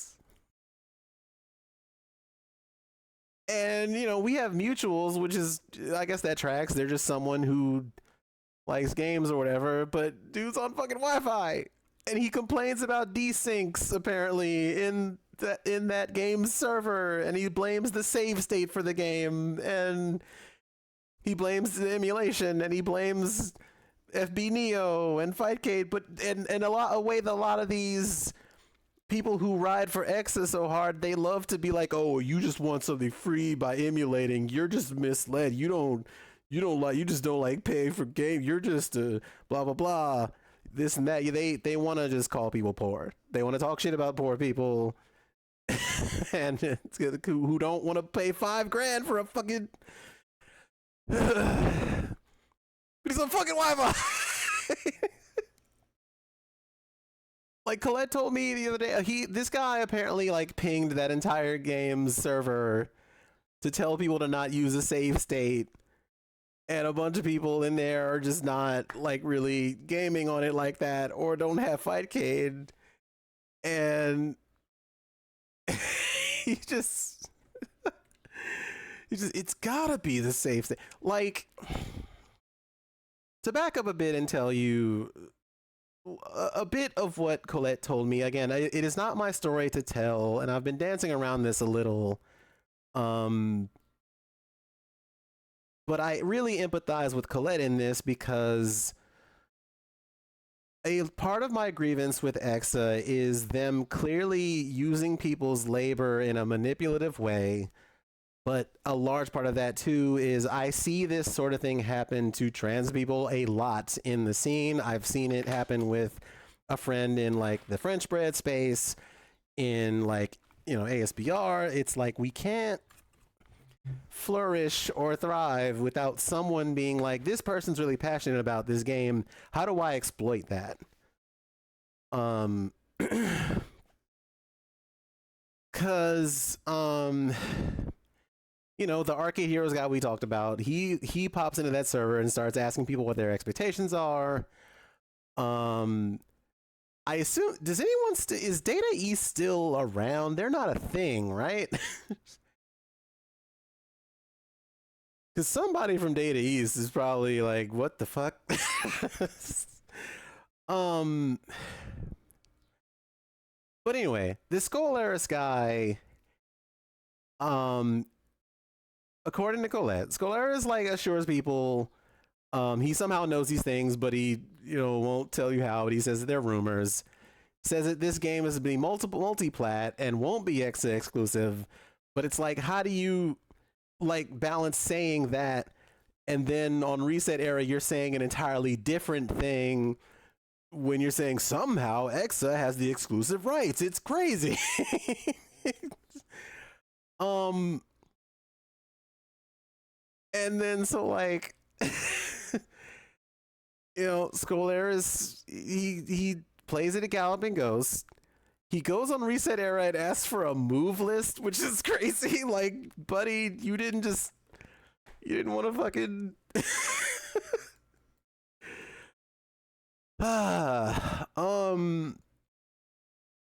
so there was a conversation about the bad sound in the game and how it would be good to figure it out, because again, it's the game when you play it on Fightcade without the updated ROM does not sound correct. You hear a bunch of people saying like, I thought you could fight, and it's like coming out of like the voice of someone who clearly wouldn't speak in that voice. It's weird. But then this Skolaris guy went onto like Facebook groups somewhere and he got a hold of devs and had the devs come to the court, and then he interviewed them and posted that to Reset Era. So he comes to Reset Era a lot to just kind of get the forum clout that like Showtime used to just try and get by being like, look at all these rare prototypes I have. I'm noticing a pattern of just a type of guy who really wants to be looked at in a positive light because he did something. But then like, okay, so they go to the server, there's back and forth with Colette, D Wednesday, Skolaris, the devs, and a MAME dev, and they figure out the problem with the game is these incorrect sound ROMs. They get Galloping Ghosts involved, and then the dumps get corrected. The game has good sound now, and now people want to play. Colette says like, you know, I actually want to play because that's keeping, you know, that game being wrong makes you not want to play it. And at that point, after the game gets corrected, I think Skolaris got the server. And so it feels like this Skolaris guy is just kind of, as in tandem with the Reset Era thing, like trying to get clout from that, just kind of seems like a know-it-all. You know, like that thread, if you go look at it, like we said, there's a bunch of incorrect shit about Tattoo Assassins, and for the fact that he went there and asked for a move list before coming back to like try and get clout from the thing, that's really funny to me. And this guy also apparently has a penchant for misgendering people. Like on Reset Era, and and was running the server while doing it for the game. I empathize with this because I've had this happen in multiple Discord servers of fighting games. In fact, this is kind of why I'm not in any anymore. The only fighting game servers I'm even like remotely in are the Fraud Crew server and the Super ACP Cord for this reason. Like I don't I'm trying to not put myself out there. I really just play with friends at this point. I don't really enter tournaments that much, in part because when I like the last tourney in the pandemic, I think I entered online with like randos. Was like a Slam Town thing for like World Heroes Perfect, and there were a bunch of transphobes in chat, and they were accusing me of using macros and just being overall really fucking shitty. And so again, I truly empathize, and I hate that shit, and people need to fucking stop it. But then, you know, like those people owned that server, like Slamtown owned that server and was just letting it rock. Like, in this case, you know, this Scolaris guy was running that server and just doing it himself. So, like, they wield that power in the community, and it's too often that this happens when you're a trans person and you're passionate about a game and you want to keep caring about it, but you are at odds with what the returns you get are, which is like, you know, I don't know. Apparently, a few days after all of that, Scolaris gives the server up to Colette. And a lot of the... I want to point out again, Scolaris actually also posted a copy and paste FAQ for the game, and he didn't test anything.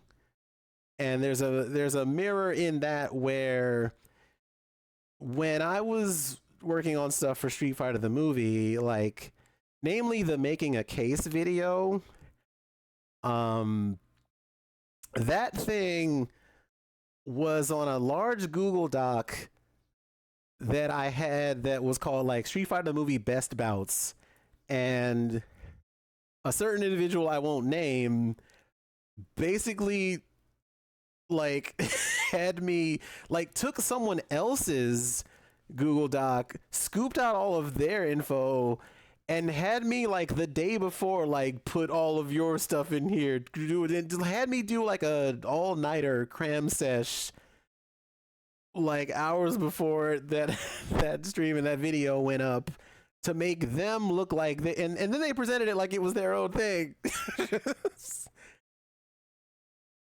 No, it was that, Joe. Like, Charles is a fucking asshole for that. I'm still mad. So I did all that labor. It's so it's so shitty the way this kind of thing will happen so often, where you just do you have this passion about a thing, and you want to, you know, collect info about it and experiment and but anyway, like so I do want to ask, Colette, is John the Scolaris guy? I'm trying to like be. I didn't ask for clarity on that because again, I didn't want to push. I am really glad. Oh, that was one of the devs. Okay.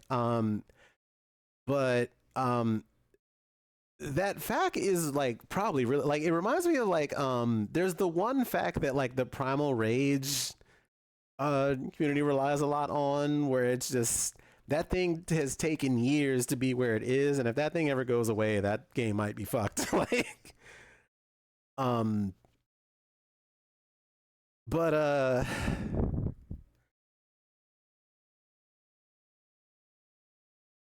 yeah, in the way that like Tattoo Assassins, like you don't think of Tattoo Assassins in the way you think of Primal Rage or Street Fighter the movie. Like you don't really say like, oh, it's actually got tech, it's actually got like a hidden gem and da da da. Like, you know, no one really digs like that. I you know, me and a certain, you know, several other psycho sickos like broke Street Fighter the movie kind of apart, and then it kind of started, you know, it only really started getting that like I wonder what year it was when I want to say like MagFest. The several MagFests that they had it, and like the footage that was coming out of that, like the stuff where Alan Noon started getting involved again and Ralph Melgosa was around, like that's kind of when people were like, oh, this game actually got some stuff, and they kind of tried to put in everything they had. And then like along the same lines, you know, just recently Tattoo Assassin starts getting this like, oh well, it's a little freaky, this game, but they tried some stuff. And did you know that the one girl was like a lawyer in the OJ case and shit like that? You know, there are points of interest. Like there's a conversation to be had. Like, you know, there's these wild juggles at Low Life. There's shit you can do in it, and it's sitting right there on Fightcade, and you can fuck with it if you want. That's cool, and that matters in a preservationist sense, because if you value that, you would pay money for that, right? So you know, then 3 days ago or so, this Scolaris guy pulls up and DMs Colette and people is like, they're gonna announce something at Evo Japan, which again goes against this narrative that he puts in Reset Era, like he didn't know. And it's like, no, you fucking knew. Like, you don't have to be coy about this. And again, which means that all the work on that FAQ for the talking directly to the devs and getting the correct sound drivers that, you know, Colette and them did, like, that's all unpaid work now for a thing that they're going to try to sell. And that sucks. Like, that fucking blows. What do you mean? Like, you mean to tell me months and months of work does not count as QA? They don't even get a QA credit? That sucks shit. Like even if it's a game like Tattoo Assassins where you feel like nobody should care or whatever because it's, you know, just the funny haha game, that's the same shit people used to say about Street Fighter the movie. Why is it different? Yeah, if you're making a patch list and you're breaking down all of the successive problems, and then someone comes along and has this walled garden ass platform, and they take all your fucking work, and they're like, we're gonna rebounce and blah blah blah in 4K, and they don't give you the fucking time of day. That's bullshit. Just fuck this platform. Fuck Exa. Like, you want me to be excited for a thing that basically just steals this trans woman's hard work and just act like it's nothing? Fuck you, dude. I hate this. Just and Wi-Fi player. Like, go to hell. Just, this person who didn't know a save state from a fucking ROM is coming in and telling everybody else, like, oh, what are you gonna see? La da da. We should you know, you should give me your ideas on what you think a good rebounds would be like. Yeah, and then they just snatch all that up and slap it on a thing and try to sell it. This is ass, dude. What do you fucking mean? Yeah, no, this on top of all the other gross shit. Fuck Exa. Truly. I truly recommend you not support this. Because this is one thing that fucking matters to me. Like, you know, Colette is like telling me, like, you know, she's got health problems, and I empathize because I also, like, I got broken ass teeth. You know what I mean? Like, that shit could kill me. Like, fucking, I think it might be worse than limited run. I'll be honest. Truly, like, you know, you do all this shit because you care, and here comes this person just trying to capitalize off of you. Capitalism. There it is. Again, there's that word. The thing that is literally the thing that is killing fighting games. You want to know what the fuck it is? This. You don't need me to tell you that. You know that. It's the reason that Tekken 8 has these, you know, rushed patches and that nobody's fucking happy with, like, oh, you know, this tourney space where it's all about the tentpole franchises and you gotta be, you know, the most sanitized, sanded down esports experience that, you know, draws in the most eyeballs so you can put AdSense on it for fucking Amazon. Like, it's the reason this sucks. Capitalism, dog. Like, fuck. I get so mad about this shit. Like, it's why I stray so far from the scene at large. If you ever wonder why I'm not out there playing SF6 or Tekken 8, or if you wonder why, this is why. Because motherfuckers like this will just take your passions and hoover them up and go repost them somewhere and sell it, or you'll have a longtime friend in the scene who owns a wiki and a Discord or some shit for like 20 years, and they get all pissy with you because they think you might ruin their chances to talk to Justin Wong and Maximilian or some shit, or Matt McMuscles, and then they just send a bunch of people a bunch of fucked up messages about your personal life that aren't true, and there we are. Like, because they think they can grab a brass ring or get more eyeballs and some shit, and that might translate to them being able to make a living off of it. Fuck all of that. Fuck that, and fuck capitalism, and fuck this person for just hoovering up all my friends' hard work when they got health problems and going to fucking sell it. Fuck Exa. Fuck Exa. I'm so glad I got that off.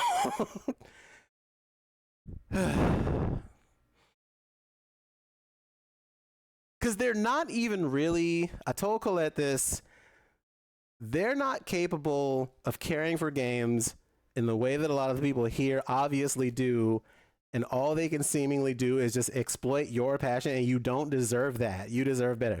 They're packaging this shit up the way they've been, having developers sign these deals, and they're not doing that because they like the game.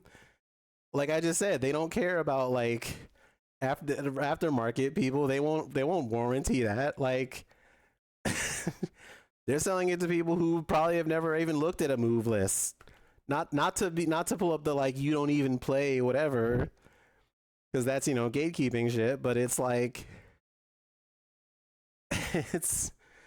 it's like finance bro shit. That's how they think. They think about this stuff so cynically. It's just about whatever IP or brand thing they can rip the copper out of the walls of and go to the pawn shop with it. It sucks so bad.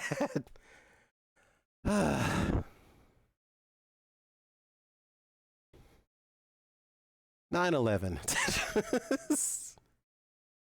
All right. So, what can we do? What is to be done? I like that someone's immediate point, because people, the other thing, a couple nice things about this. People have bullshit detectors. People know when you are full of it. What's the point of updating it without a port to PC or console? There aren't a lot of arcades around, even in Japan. And I want to point out, shout out to Flynn, friend Jew. Y'all might remember this. Y'all might remember Flynn is the homie. I live with him. I asked him to go look at the local round one and see if he saw any X's. Nothing.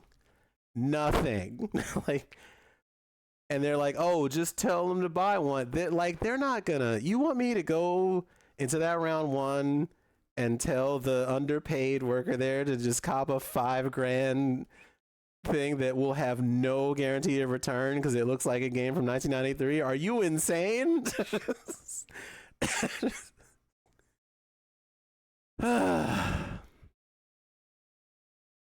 This has long been the general issue with X-Arcadia releases. They'll update these cool obscure games for modern releases, but then basically nobody can play them. If you know that, Skolaris, then why are you pushing it? Like, brother, get it together. All right. I didn't even tell y'all the full specs of this thing.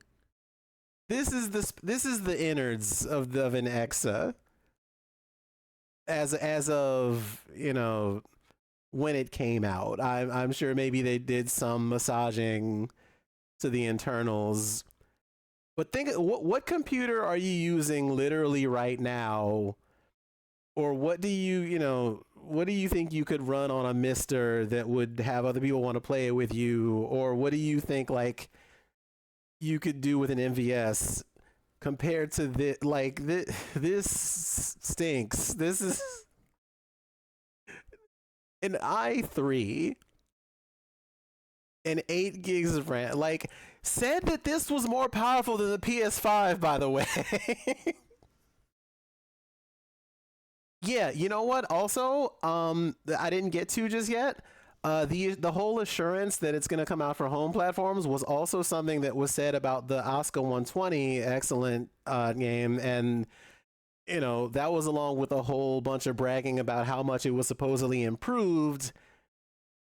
It smokes the Neo Geo 2. I mean, I guess in the sense that the NG2 is not real, like I guess it does by virtue of sort of existing and just having a cheap X label slapped on it. I guess it does. Yeah, maybe it does. But like, oh god, just not a good look. Um, let's close this. Let's close all of it. Like, so real quick, before I get into some of the video content here that I have for you, yeah, winning by default. I want to sum up. I want to sum up what I'm trying to say by saying all this. $5 grand basically for the harness and maybe the cost of a single game, maybe. The grandiose claim of it being more powerful than a PS5 and a Neo Geo 2 was bullshit. It's just an underpowered PC and an SSD with a security dongle. The CEO is gross. There are multiple stories out there corroborating that. The unpaid time and labor from this tattoo assassin stuff is something I personally take umbrage with. Them holding these games basically for ransom because there's stuff like Chaos Code Next, which might have some exclusivity deal signed where we may not even see that for like 2 years, long after any hype from those trailers will be gone because fighting game fans are fickle. On top of that, all of these claims that they're like improving the games. Let me show you a clip of what this Oscar 120 has going on. I don't know that it's if there's talk of it being cracked, that's new to me. All I know is there's like an SSD. It's like a basic SSD and a security dongle. That's all I know about it. And again, in tandem with stuff like that ArcSys leak, like I don't want to make it a thing of like, because that'll like like personal details and stuff like that. Like I don't want to get into leaks or piracy or whatever, because then they will try and come for this stream.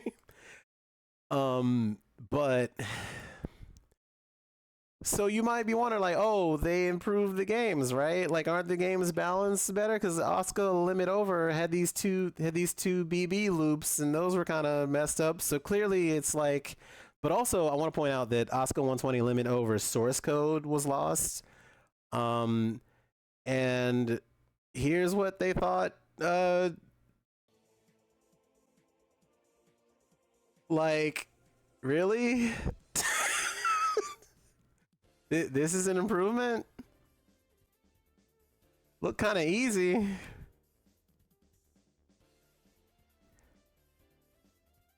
Tamaki had a jump link in Limit Over on Saturn that she could do, but it was incredibly hard. And there was a juggle limit. Like there was a juggle and like a damage limit. Like if you did like 10 hits or something out of a but just like look at like just, if you tell me that this is an upgrade over Limit Over, I'm going to look at you funny. Like that's not and maybe the person who said that just meant, oh well, it's got remixes, and like, okay, sure, they remix some of the music, great job, you can listen to cool tunes while you get looped in the corner on a thing that is annoying as shit to update because it's on a walled garden platform and the dev doesn't even really have control over their own game at that point once they sign that shit away after a certain time. I'm not trying to be like, I'm not trying to doom or be cynical about it. I don't know the particulars of it, but as we described with the case with Devil Engine, that working relationship does not seem like, it doesn't pass the sniff test to me. So they're not improving the games. They're litigious, which they'll come for stuff like gimmick and Dodonpachi, like we talked about, in a legal sense. As it turns out, they also don't even like collectors like that because they don't value, whatever. Like, oh yeah, it's not even it's not even brand new stuff. It's from the remix album. They just slapped that on the board and called it a day. It's not even real. It's not a real update. You didn't do anything. Well, actually, they do have that one reporter character from Final, the girl with the microphone, but they just kind of slapped her in and used her sprites from Final, and apparently she's even more silly. So, like, why would you? Shout out to Sarutype. I remember talking to Sarutype a little bit back when I was like learning the game. Oh, amazing. Oh, that's incredible. Yo! I love fighting games. I love Blockstun. Now, granted, okay.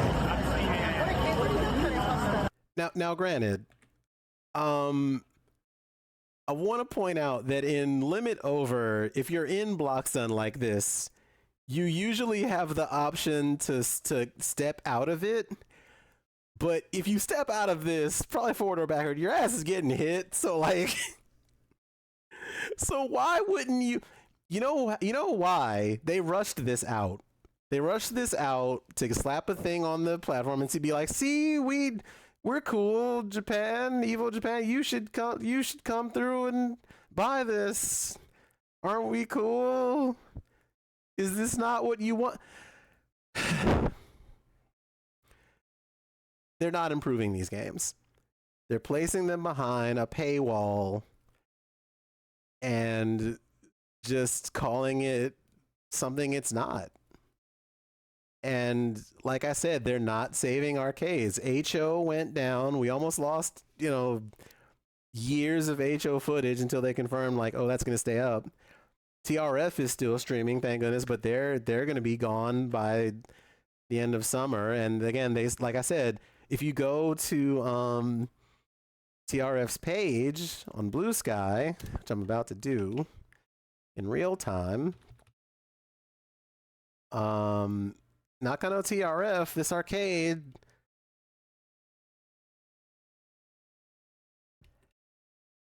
oh, let this be the one time I can't find. Yeah, there it is. Exa. Let's see.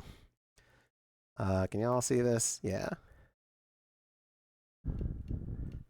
Exa. A bunch of these streams are on Exas that they have there. Exa. They're not a big arcade. They are like this. Like this thumbnail is like, that's it. It's like these 6 cabs, and they have one stream that's usually like just. It's like a room. It's not a big arcade. But the fact that they can't maintain, the electricity costs, and like that's capitalism, and it's like you're not saving this with these Exa machines that are you get 4 of these, they're 4 back to back. Like that's what's 5K times 4. It's like 20 grand you sunk into these, and they're not bringing people in. You're telling me that's saving arcades? That's bullshit.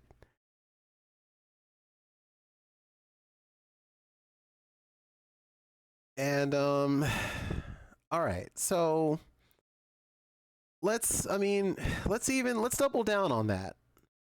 Let's get like hard numbers, right?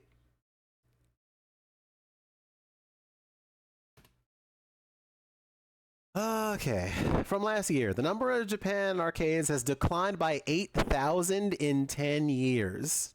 8,000. Research published by financial analyst firm Teikaku Databank suggests that during the last financial year, there were 18 cases of game centers going bankrupt in the country, which is the highest number in the past 5 years. Since before the 2020 pandemic, the number of arcades has declined by 30%. This has reportedly been accelerated by increases in operating costs, consumption tax hikes, coin exchange fees, because that's also like the yen being down too, and electricity rate hikes. In recent years, crane games have become mainstream, making it difficult for game centers to maintain their ability to attract customers with traditional store layouts featuring arcade machines, the report said. An increased focus on crane games also means that businesses are vulnerable to an increase in cost of prizes. That's something a lot of people don't think about, like the little plushies you get out of there. Those are fucking also getting nailed by tariffs. An analysis of the profitability of game center operating companies found that operating profit was only 6 yen per 100 yen of sales on average.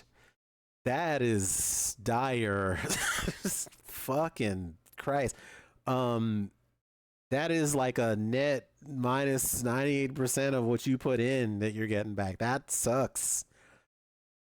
Arcades in Japan have, but also remember, when you see this statistic, 6 yen per 100, this is the return. But Showtime, the CEO of EXA, would be out there lying to your face, telling you that they're raking in these millions, and that's wrong. That's demonstrably fucking a lie. He's just a liar, like, as most CEOs tend to be, but like, arcades in Japan have reportedly been on a downward trend even before the pandemic. According to a police white paper, in 2019, there were only 4,022 arcades across Japan, down from 26,573 in the 80s, in 1986. In 2002, Sega's iconic arcade branding disappeared from Tokyo after the company officially ended its 50-year association with Japan's game centers. I want to say that was like Gigo. I think there are still some in operation, but I want to watch this one video with you about an arcade closure from a little ways back, from the Akihabara Club Sega. This is Phantom Ichiban. Their channel used to be called like Inroads. They also have a very good video essay about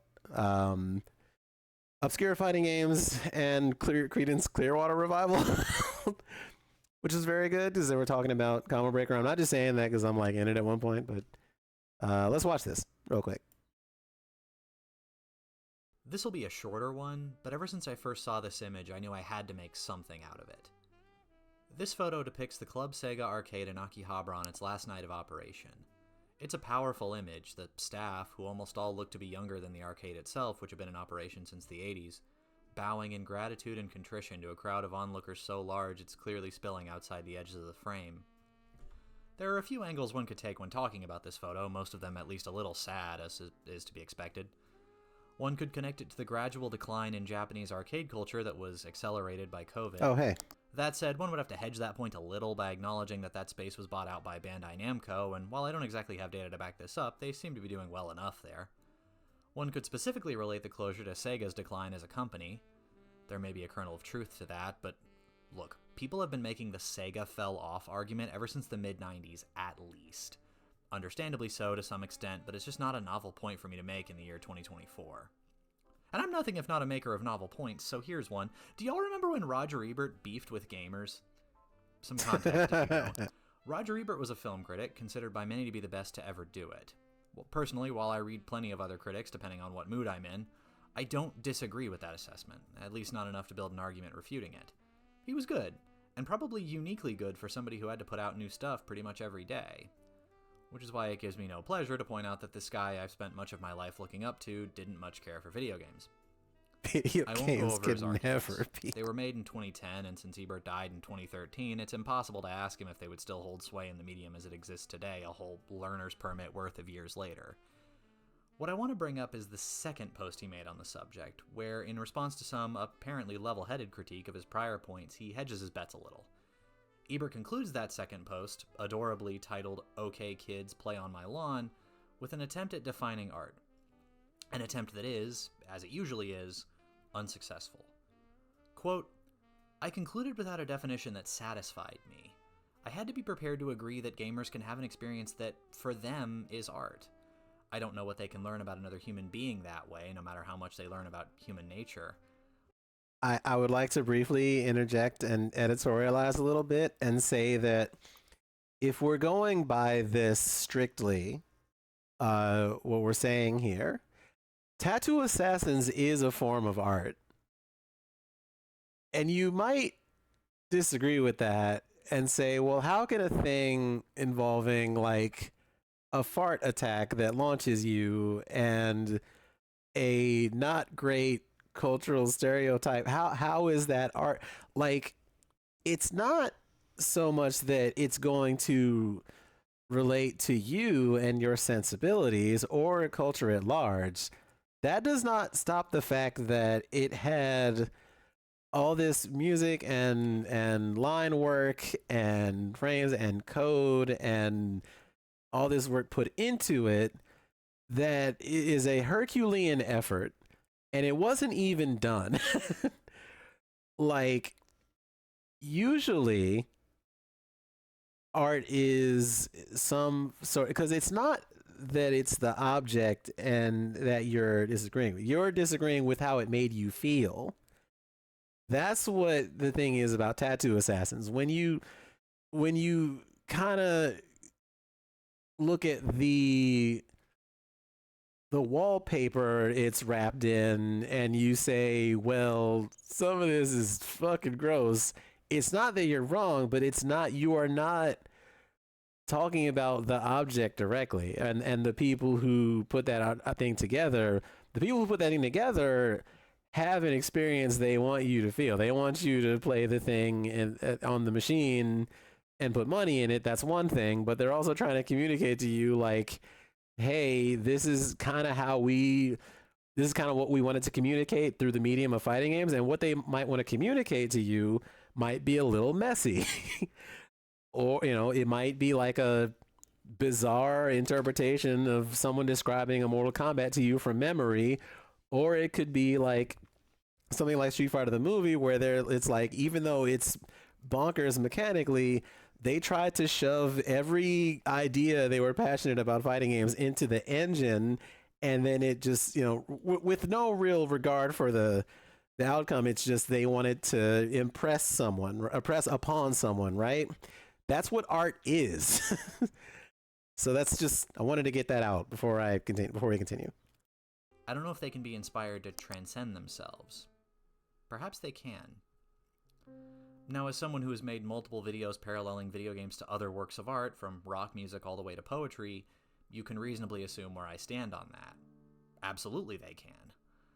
But I think when that question, are games art, is asked, more often than not, it's answered with theory. Soldier Boy Ebert had the right take. And if it's not answered with theory, it's answered with names. Big names, auteur names like Fumito Ueda and Hideo Kojima and Eric Shahi. Sure, the theory stuff has its place, and those are all unquestionably brilliant artists, but what if, once in a while, when that question is asked, and in fairness, it seems like it's not asked quite as often these days, at least not by people who are already presuming that the answer is no, we respond in another way. With images like these, showing in no uncertain terms what this young art means to so many people in so many places. Images of the people who haven't put their name on anything monumental, but who work tirelessly to keep the lights on. And the people who are endlessly grateful to them for doing that. For me, that's what matters. You can use theory to legitimize or delegitimize whatever you want. But you can't unmove someone. It would be insane to try to convince someone at that Club Sega on its last day that it doesn't really matter that it's shutting down, because after all, games aren't art. Because even if they've never said it aloud, the people in that crowd, both the staffers and spectators, know intuitively that games are art. Because they felt it every time they walked through those doors. Thanks for watching. I also want to say, I tried to argue at one point that I don't know who you would talk to at the Diet Building to try and get places like, TRF and such enshrined as museums or something. but it's not unlike that giddy feeling, when you're running up to an arcade and you have that smell in your nose and you're like, I'm so ready. Like, there are people who run up to museums that way. Um, but it's, the fact that they had to close that place, um, you don't benefit from taking the type of experiences you get in a place like that, trying to funnel that into a premium monopoly and contort like what it means for people. Like, I don't see EXA contributing positively to any of that. That loss of, you can't tell me, that show was right when he says, oh, they're making $1 million. Like, that's wrong, demonstrably so. Even Sega can't keep those places open, and Sega is banking off Yakuza pretty well. Like, Yakuza's doing pretty all right for them. So it's not like they, even the part of like, Sega's like, if Sega is cooked, it's because the industry is cooked, and the industry is cooked because capitalism demands infinite growth, and that's why shit's wrong. You know? No, you're super right. Like, Evo having the museum thing, there's a value. They understand there's a value to that, but they're not shoving, old Evo DVDs on some disc and trying to, sell it for 5K the way that like Wu-Tang put an album, like a one copy of an album to boost artificial scarcity and sold it to a crypto bro and a farmer bro. Like, that's, none of that is value. None of that is real value. None of that is real art. Like I said, art makes you feel something. Like, it's not the object, it's how it makes you feel. That's important. So what can we do? Let's talk about what we do. To return for a moment to that spreadsheet, I'm not sure who made this.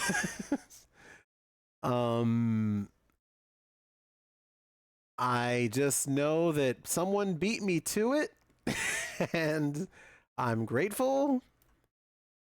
But let's go line by line here. This might not even be everything. Like, you can, so Tattoo Assassin's friend, Tatass friends in the chat, like, already know where you can get the updated ROM with the correct sound drivers and such. You do not have to play, reach out to anybody to try and play that one on X. You can also play the really messed up Fightcade one if you want. That's what the Wednesday recorded that combo video on. It's probably fine, right? As far as the other announcements from this weekend, they were like, oh, we're going to put Rumblefish 2 on there. And there's like 3 or so ways you can already play that. You don't have to give a fuck. Rumblefish is on Steam. They patched up that port that had some issues. It's, as far as I understand, it's now on par with the Nessica version, and you can just play it that way. If you have some hatred for the Thomas Wave version on Flycast, then you can just buy it on Steam. It has the problem where it will only run in full screen, but it's got rollback. It's fine. You don't need to give $5,000 to some dipshit for it, or to kill your, aspiring arcade business with. Other stuff. Fallen Angels Revenge, they're calling it. The completed, that game got, I believe it was City Connection who was publishing that on platforms, and then presumably Exa got to it before them and cut them off at the pass and had them sign some exclusivity deal. The Neo Geo 2 is more powerful than... Well, it's going to be really funny if next year SNK is like, guess what? Then I'll feel like a fucking idiot. And then I'll have to make another video about why you shouldn't partake in that because of the Misc Foundation, and then the Misc Foundation will come for my ass. So that'll be fun. Anyway.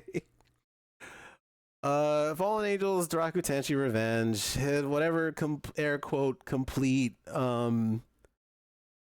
version of that will exist. They didn't even show any fucking gameplay of that thing. It was the presumption that it's coming out, I guess, is. I saw the theory floated by a friend that they just announced shit they thought would piss people off, so they would talk about it. I think that makes sense, but again, you can just get on if you probably already done played it. Is what I'm trying to say. You can pop on to Fightcade right now and load up a whole ass training mode. It's just here. It's here. Hey, look, I got it. It's and like they were showing those incomplete characters in like for a while. And the imagination, the wheels spin like, hey, I wonder what they play like. But does it matter? Like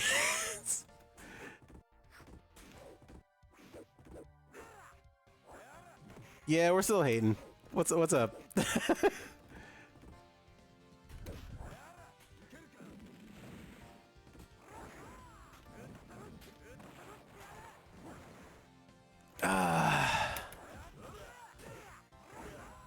It's the launch super, isn't it?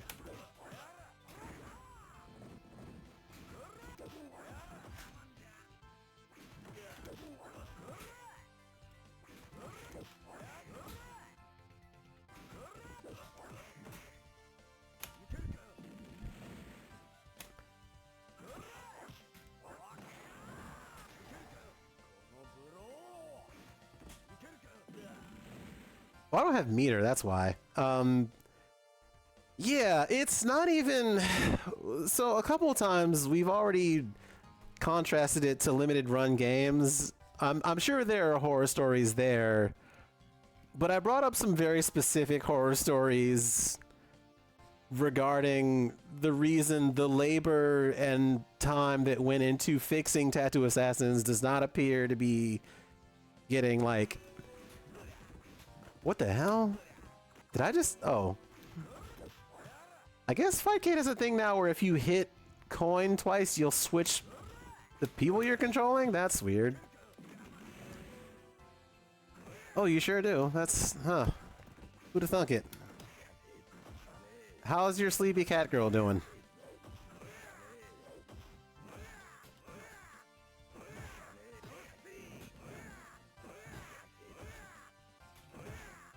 I do that infinite again. The thing is, like, because they did not at all fix the fucked up like shit, like that Asuka 120 excellent infinite means that they're not gonna rebalance Daraku Tenchi in a way that means a damn. Like you cannot tell me. No, that's the thing. A lot of their stuff is just PowerPoint shit, and I don't think they have anyone out there other than people like that Scolaris guy I talked about, who's just, glazing them all day, like anything but them, and like that Arcade Heroes guy who has a vested interest in selling those. Like, it's like, does anyone really like these things? I don't. They're not good for the industry. They're not fixing these games. They're just development resumed. Like, it's really sad. It's more than anything. And I don't. This is not the thing, like I said, that's going to save arcades. It's not healthy for the ecosystem. But as previously stated, okay, you can play Daraku Tenchi or the version of it that exists on Fightcade. I'm sure footage eventually will come out of Revenge, and it'll look like it looks, and people will make decisions based on that. I am going to presume that it won't be all that or anywhere worth blowing $5,000 to import a board or machine that you will set up, and you'll just have to justify that purchase to a CEO that's kind of a creepo and exploits people's labor to basically, like I said, skim off the top. And damn, really, D Wednesday? If you're the god of SFTM, are you gonna win Combo Breaker? Is that what's going on? I'm kidding. It truly is meant for no one. We've established that it's like cynical. It is the most cynical thing, and if you go back through the file of this, you'll see why. But just there is palpable examples of just not supporting their own collectors, them not supporting people who even like buy their stuff. Like, there's stories of like, oh, if you get it from a retailer who's like secondhand, even if you pay the same amount, we're not going to cover your warranty, shit like that. It's the litigiousness of it. Anywho, 1 second. This Biani thing, I don't know. I have not tried this, so let me do this real quick. If anyone can tell me if this game Biani was improved in some way from the version on Steam, no, that's the thing, isn't it? Is like the people defending it too are often just gamers TM who want it to, they think it's like meant for gamers, registered trademark, and everybody else is just, I don't know, woken game.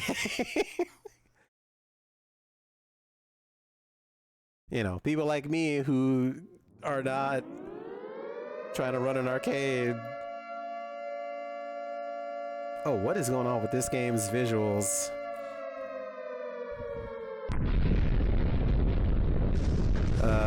Sorry about that. Holy shit. I gotta see if I can window this.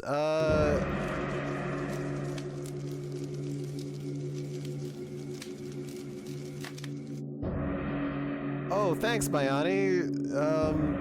Cool. What's happening? Renita Games is happening.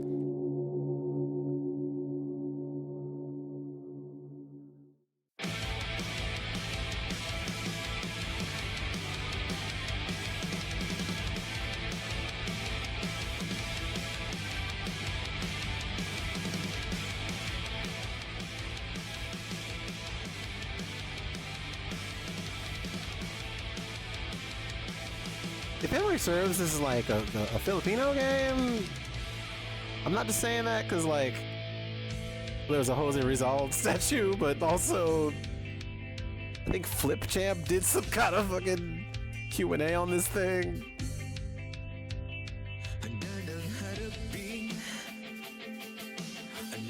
Which, not a big fan of Flip Champ at all, but I like the idea of fighting games that are communicating old folklore. That's cool, but I don't like the idea that that guy might have had a negative influence on it. But I've also never tried this. Are you playing as Jose Rizal in this game? Is that what's... You mad? He's evil now!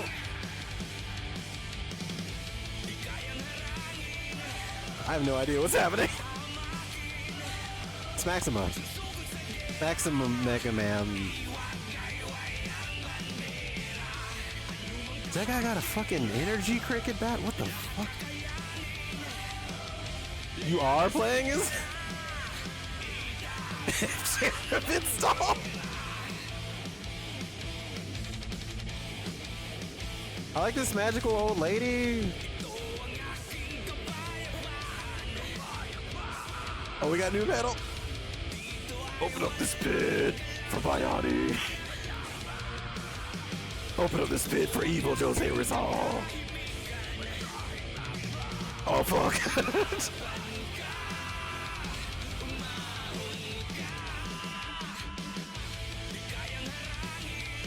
Oh no, he brought him, as far as I know, and correct me on this. Like, he brought that guy into that chord, or they have some, you know, it's triple platinum on 4Ks.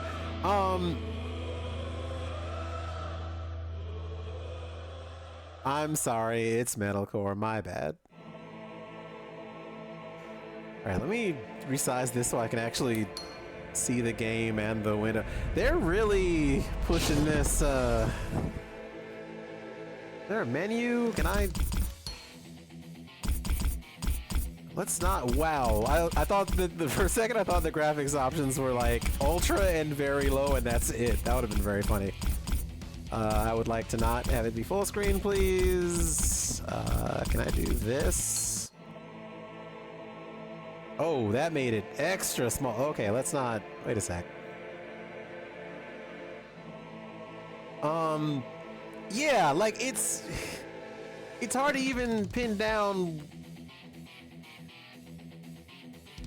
Oh, like all I know is Sho was in that Discord basically because he clearly wanted to scoop up whatever he could about that game because it might have been cheap. It might have been cheap to get the rights, and then he could slap it on that platform. But yeah, it's giving Industry Plant. Same with Arcade Heroes. Like, I don't trust that shit at all. And I don't think you should either. Like, it's... You know, that guy transparently stands to financially gain from a poor trans woman's hard work, who is like a poor help, like is using that to sell, you know, take whatever sales they can get from an old game and skim off the top, and that sucks. Zether has a little more about that Arcade Heroes guy than I have on hand, but I've not jived with that stuff in the past. Like, I think I might have heard about that site back when, like, insomnia.ac was a thing, and the guy who owned that site might have well just been fucking Andrew Tate, so...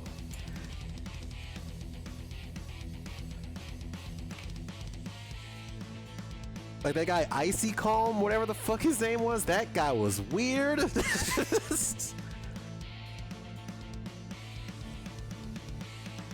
Incredibly, like, historically homophobic, and posting these giant text walls of, like, Nietzsche stuff to justify being a transphobic asshole.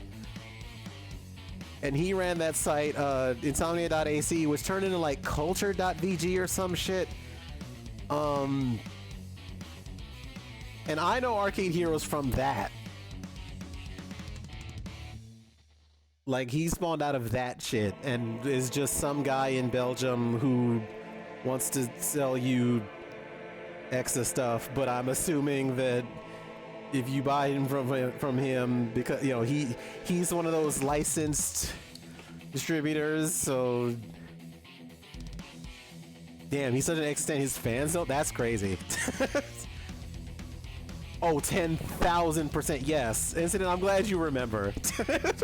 That guy was something was not right there, and I don't. I'm wondering why this says remote play, and I just realized this was still early access, so they might not even have been able to put the final version of this thing out before Exa steps in and goes, "Hey, you should sign this fucking contract. We can put you in arcades. Don't you want to be in arcades, kids?"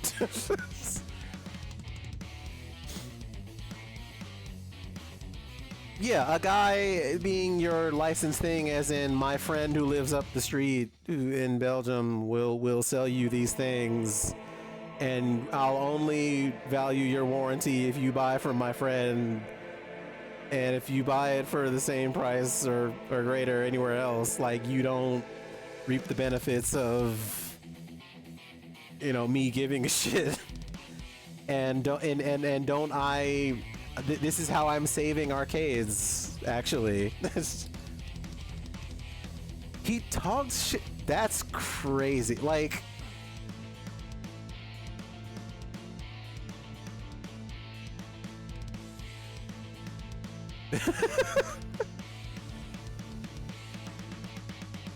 Alright, let me see if I can actually play this game. I don't...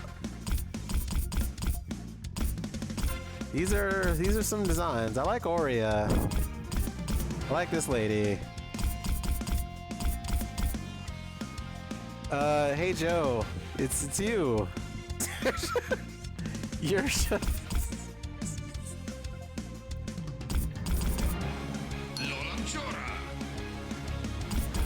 Why is the announcer so much louder than the music?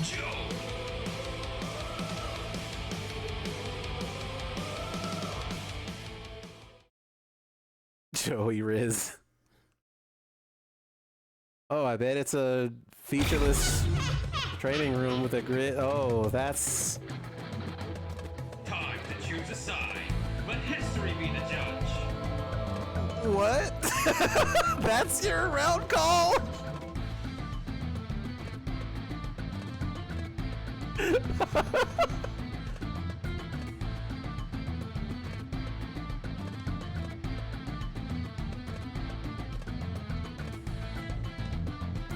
I'm curious about that check part though, Oren, because how good is it where you gotta, you know, like, what did they pay the Chaos Code guy? What did they pay Vicky from FK Digital? Whereas, like, they're apparently willing to just go years beyond when people care about the hype of their trailer, to the point where, like, you know, because fighting game fans are fucking fickle. Like, I don't know, would you pay someone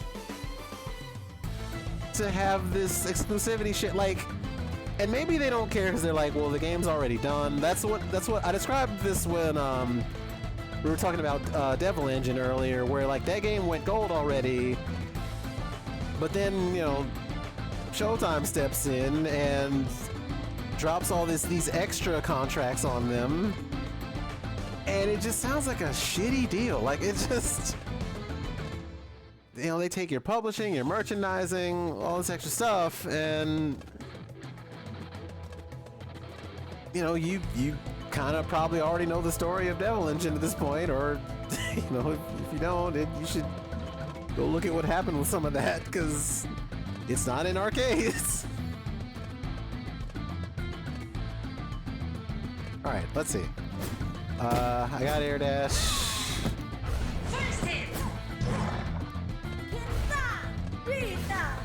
What is the button layout here? Can I change this at all? Okay.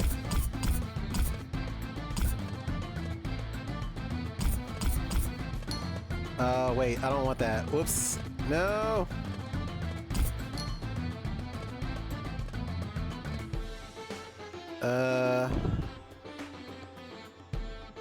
That's UI though, that's not... Oh, why can't I see the, Oh, I see. Special 1, Special 2, Special 3? Is an interesting way to do that?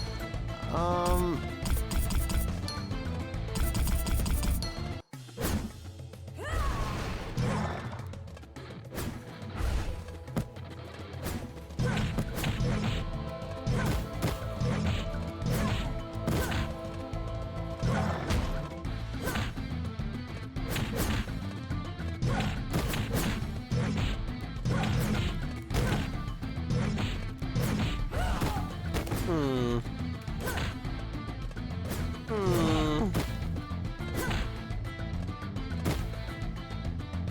One second, let me catch back up with you. Yeah, like they clearly had meetings and stuff, but it's just from everything that was described to me about the way that this Tattoo Assassins thing happened, I don't trust those people, and I don't trust them also because of how, people talk about dealing with them on these forums, and Sho just being a fucking creep. Like, I don't trust the CEO to give them the best shot at their game being successful. Like,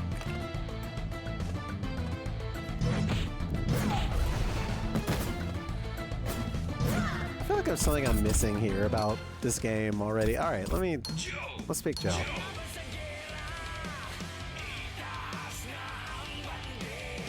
This is Bayani. I'm just kind of messing about because again, this is one of those games that's on that platform. Time to choose a side. It's time to choose a side. Let history be the judge. Oh my God, Joe is slippery. Joe has Marvel dashing, sort of.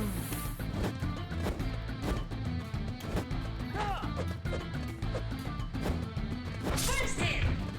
I wish I spoke cat. Oh.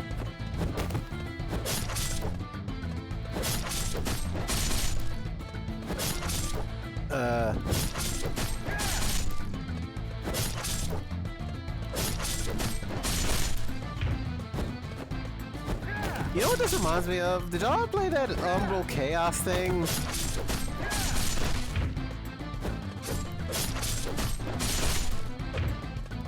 Also, do I have a launcher at all? Avance! Avance! Whoa. Oh, you can't, like... Can I jump cancel stuff? Maybe? I cannot. That's an overhead, appears to be,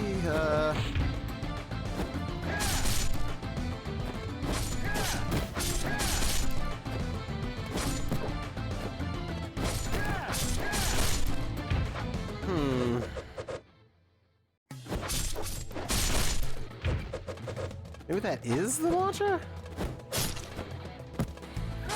That is the launcher. Okay, back in light is your launch. Weird. But you can't, like, Gatling into it? Oh,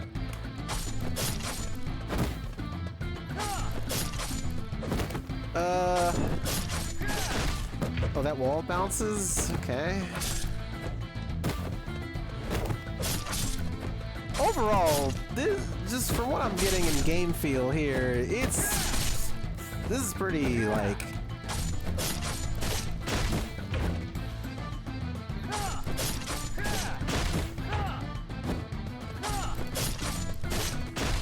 Oh, you can, like,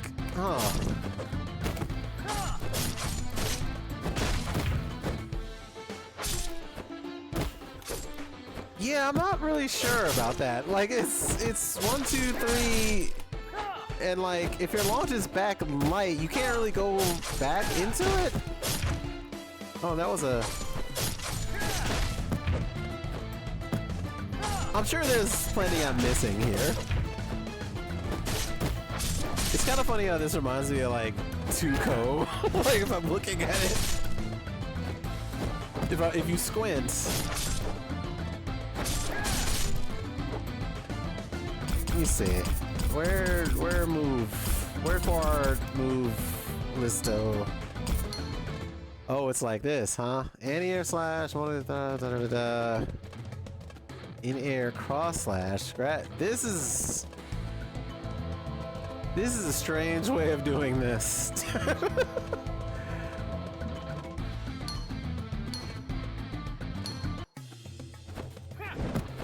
Oh, okay, you got it.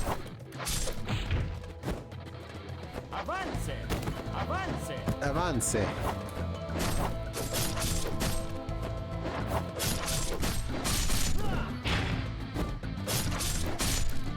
Is there auto combo in this? No.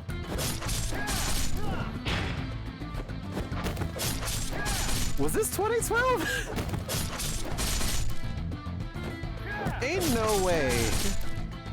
If you're telling me that this was 2012 and that it's still early access because Exa just like yoinked up the that's I don't know how to feel about that. I'm gonna try her and then I might be out. This band kind of whips though.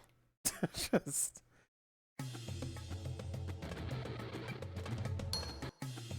Time to choose a side. Let history be the judge. First hit. oh now we're talking. Oh, now we are cooking. This is more like it.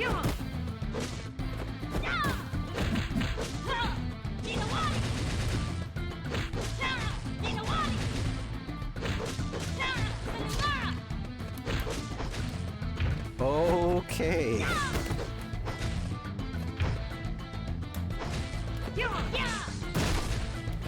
Oh, there's like gravity scaling. I see what's going on here. That was a wild pickup, though. Oh! Okay, Ori is the wave. Why wouldn't she be? This is just me in video game form. Holy shit!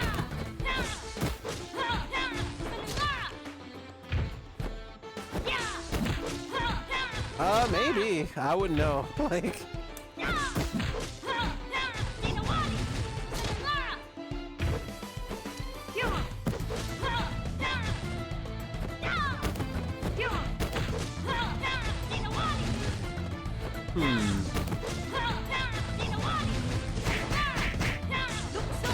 Oh my god! She got a dive kick! This chick rules! Where have you been all my life?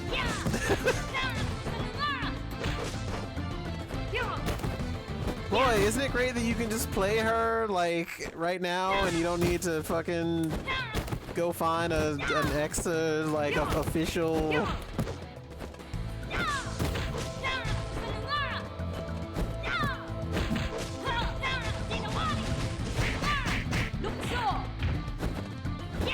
Okay, well.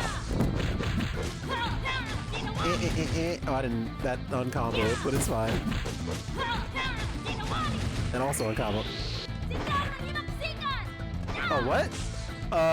That didn't seem right. Hold on, what is that supposed to look like?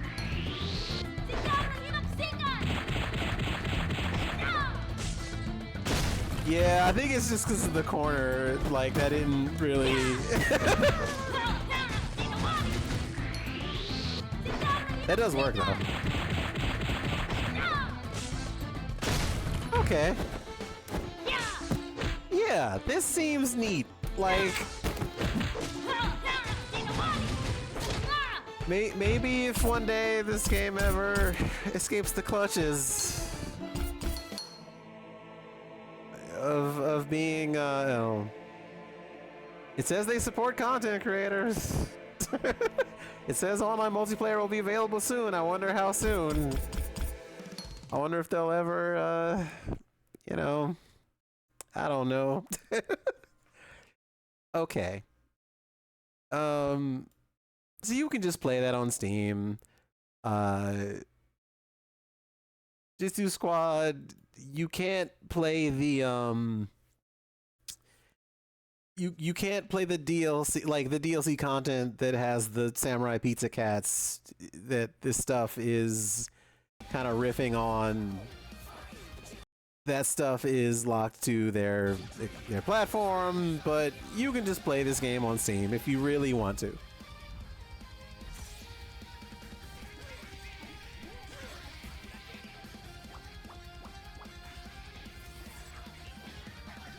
It's maybe not like for me, but I see the appeal. It's baby. It's got baby in it. I think we're kind of at a point with beat 'em ups where we're hitting this like excess of them. Oh. Oh, he's in here. Oh. Oh. Oh, okay. Okay. Someone out here wants that. What is he doing in there?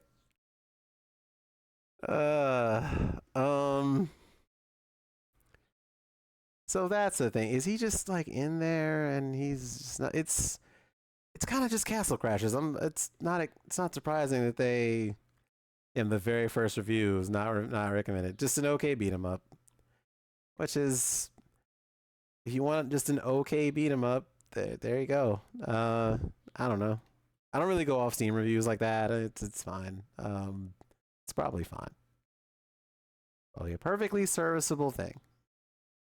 Nippon Marathon is also on Steam. I think this is also on PS4, PS5. I remember seeing like Game Grumps play this fucking game. Is that old?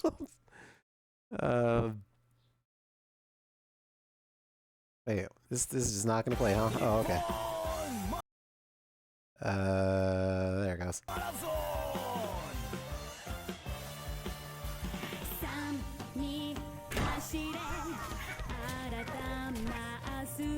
Why every build scroller got a TMC combo says I don't know. Outlandish obstacles. Apparently, not that you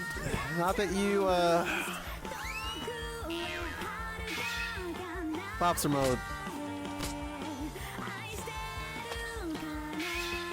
But you know, this is the thing that's gonna save arcades, don't you know? That people would rather pull $5 grand to play this in an arcade, rather play this than Gundam X-Boost. Didn't you know that? For the record, I am being sarcastic. Like, yeah, imagine that. Streets of Fury is great. The most Japanese song sung by a white person. I don't know. I don't know I don't know that Onion Soup Interactive has. I don't know. I know P-Cube is publishing this, which has its own kind of issues. Lightning Knights, which is just Iron Cryptical. I don't think I've seen this. Is this the one where you are just what is this?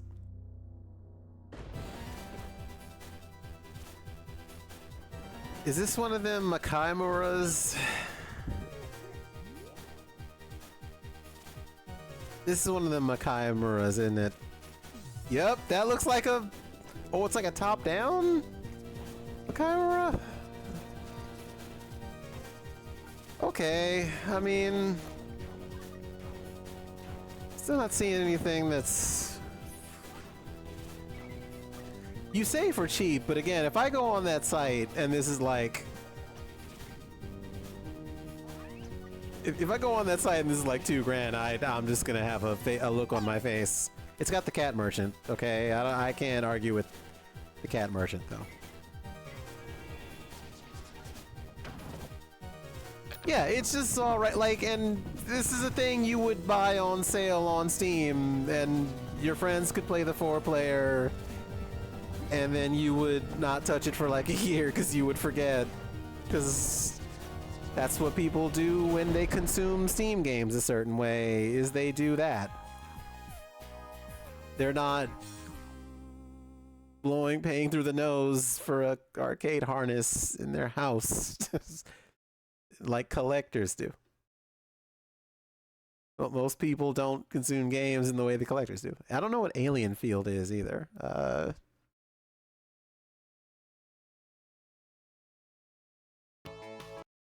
Is this just...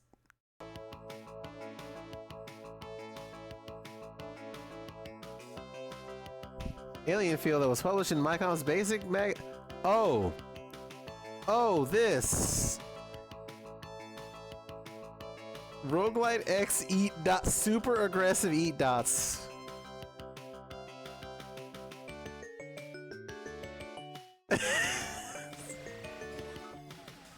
The first movement feature in history. Is that true? I don't know if that's true. You can move in Space Invaders, is that true? I need a citation on that.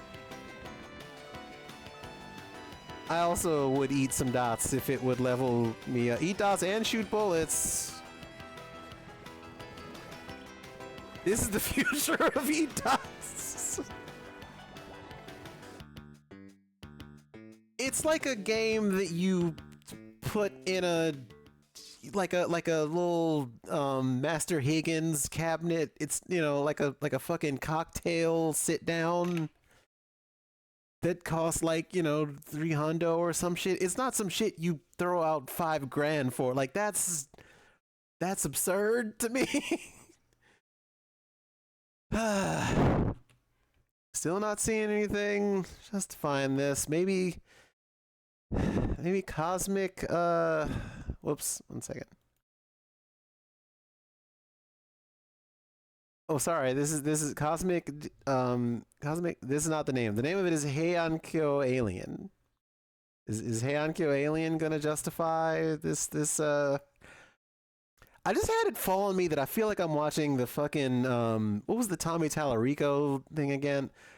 I feel like I'm watching Amico games. Do you know what I'm saying? Like, it's... This feels like that all over again, but worse to me. Oh, God. This is just Pac-Man CEDX. Or it's Heiankyo Alien.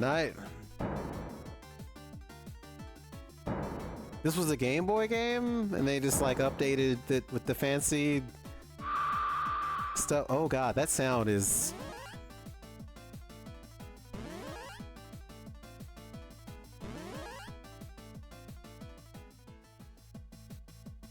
Oh, okay. Surely, surely an arcade worth its salt like Mikado would just have an original one of these. Like, yeah, like if you're like an arcade that deals in it. Oh, hello. I guess you're here. What's happening? Well, the Steam version involves this and all of this, and you can just play this without doing any of the... Or you could probably just go play that original one. I'm assuming that's dumped and you don't have to give... Look at all that smoke. I don't know why it's smoky in here. Well, is there any more to this? A lot of this mindware dev, so they just kind of scooped up a lot of mindware games and maybe Danmaku Unlimited. I've seen this, but I feel like I've saw like a... How old is Danmaku Unlimited? Like, wasn't this like launch 360 that we're talking about with this?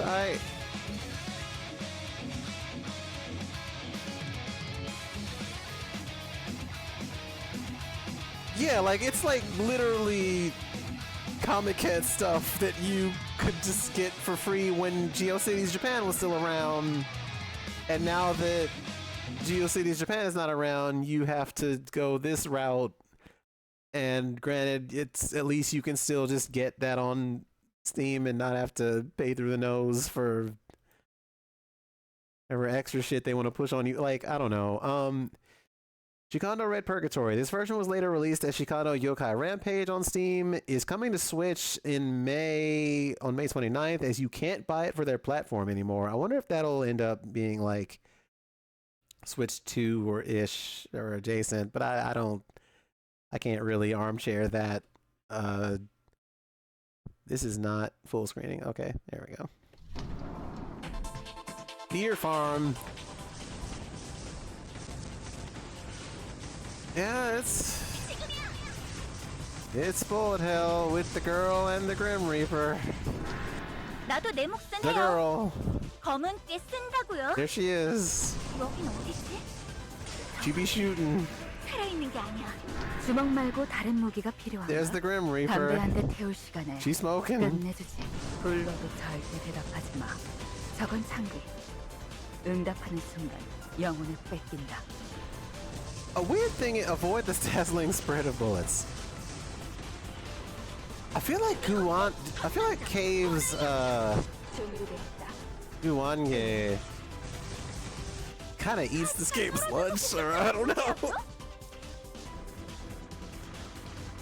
Unless you just really need more of that. And if you do, I mean, you can just play this on Steam, I guess. Yeah, shmups have not been the thing, and I've talked about this on this stream before, where, like, you know, I do think sometimes there's a little bit of resentment among shmup fans where shmups used to be the thing you went to arcades to do, and then over time, fighting games kind of muscled in on that in terms of, like, the culture, and then STG stuff kind of, you know, played the background a little more, and it kind of dithered down to just being like the high scorer people left, or like the 1C seers, and you know, as a natural consequence of liking those games, you know, some people would stick around on Battle Grega, and they're still playing to this day, but they don't really need to. They don't benefit from an EXA or anything like that. Like you're not really helping them spread the gospel of why those games are good by, again, paywalling them. Siberia Delta, I've only ever played, I think, isn't this on PS2 also? Like, I remember the second one is on Dreamcast, and this is a City Connection thing.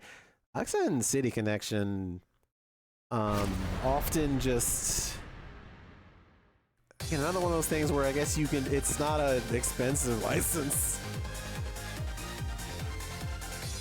Oh, don't eat Dots game. It's on Switch? Oh, well then fucking so you can just play it wherever. So what is the appeal then of,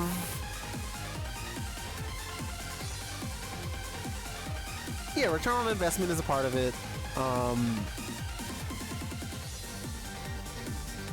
And then consider how much of the EXA library is this, but then consider that that audience is already like predisposed to want to play their games. Like they either want to play some cave stuff, or they want to keep score chasing in the ones that they already know. Like, and then the cost gate of learning one of these is, one, do they even have it? Two, you know, what is it like? Like we already did kind of the number, we crunched the numbers. I don't know if you saw, but it's like the arcade, the return on investment is like 6 cents. Not even 6 cents. It's like 0.006 cents on every yen. It's fucked.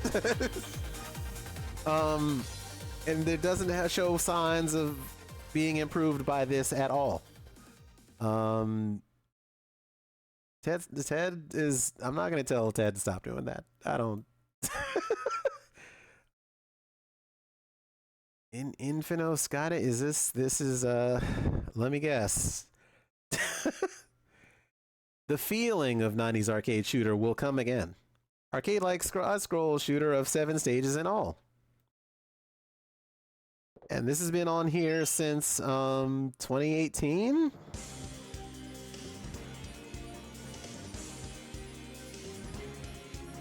Yeah, no, that was also in an article that we kind of read before you got here, is that the shift went towards crane games. Like that's, and the prizes you have to put in them to keep it going and keep the appeal of using them, to keep the appeal of using UFO catchers. And a lot of UFO catcher stuff is licensed. Like, so you know, whatever fees you want to have in a Gretsuko that people can win that's what you're paying. Like, I don't know. I feel like a round one or something is mostly, if they are profitable, it's because of drinks. Drinks and bowling, probably way more so than the maybe the games, but it's also like their game roster is probably, it's more raw thrill stuff, it's more rhythm games, it's ticket stuff, and it's crane stuff, and it's not this. Like, because as you said, like, this stuff does not keep people pumping money into it. It's, you know, the people are trying to stay on the machine. Yeah, Strania, I remember this. This is on you can buy this on everything. Strania is kind of like what was that other game? Starts with the D. I can't. Oh yeah, G-Rev made this. G-Rev also, I don't know, just play Border Down. If you're playing a G-Rev game and you haven't played Border Down, you should stop what you're doing and play Border Down. That's another editorialization of this. That's a robot.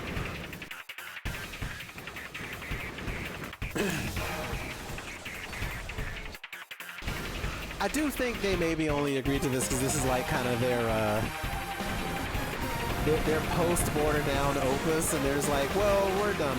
You can have it. Whatever. We don't care. Yeah, it's on Switch. Like, just not that I don't own a Switch. I don't really care about Switch 2. I'm not a Nintendo. I was a SNES kid, and I hate Nintendo now. Like, but I think the way that people consume games in general has changed so much that it's like, why wouldn't you just, if you want the current thing you can just transport and play games on, there ain't a lot else, huh? Unless you get a Steam Deck, which is, you know.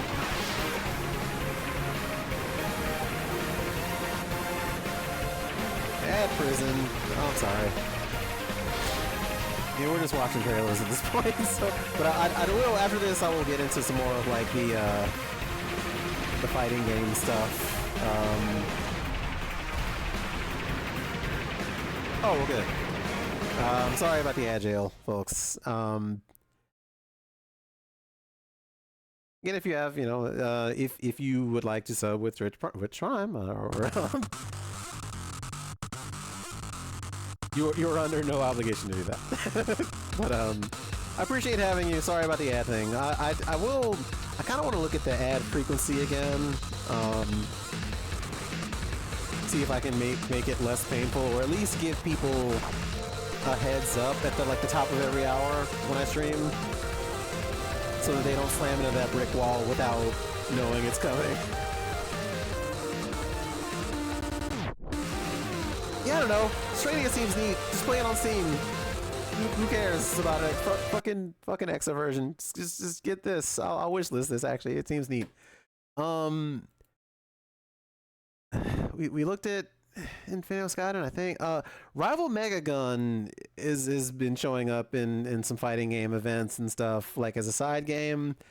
This is basically kind of like Change Airblade, where it's a versus shmup, or like Twinkle Star Sprites adjacent, in that you are, you know, fighting to send garbage enemies onto the other player's side. And really, you don't need to play this on X. Whatever fighting game event has this game, they're probably just using this version and not playing it on that hardware. It is more like Twinkle Star Sprites, yeah. The whole like becoming this boss is neat. I would like to I'd like to like maybe watch a couple tourneys of this thing. I know they've had it at like events. But yeah, you could just, you know, if you don't want to pay for you could just play Change Air Blade. Like, you don't have to. You know, that's their that's their clear influence, which they are wearing on their sleeve. Yeah, I think you pick like a groove or something, and one you can become the boss, Synchrono Ronde style, or two you just send a boss over, or maybe there's like that's like how you handle the meter or your meter utility. Either way is cool. Like, it's a cool idea, and I think this should be explored more in the space, because I think the last game I can think of that did shit like this other than this is Synchrono Ronde 2, and that game is still incredibly slept on. It's just a slept on genre because, in part, when you start describing that to people, they just go, arena fighters, I don't like it. And that's the wrong way to think about shit, because I don't know, a multitude of reasons. Anyway,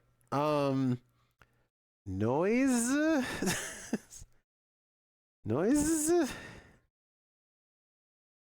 is an unprecedented mix of rhythm game.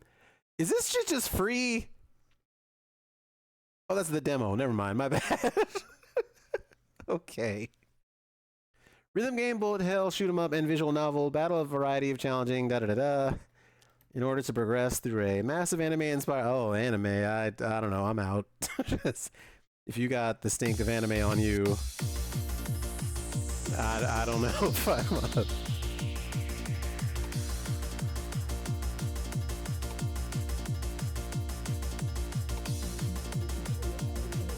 Yeah, I don't know. I don't know if any of these shmups are like... Yeah, you're not gonna pull anyone off of Groove Coaster to get them to play this, although there was a Catboy there. Befriend colorful characters. You want me to have friends? Video game? I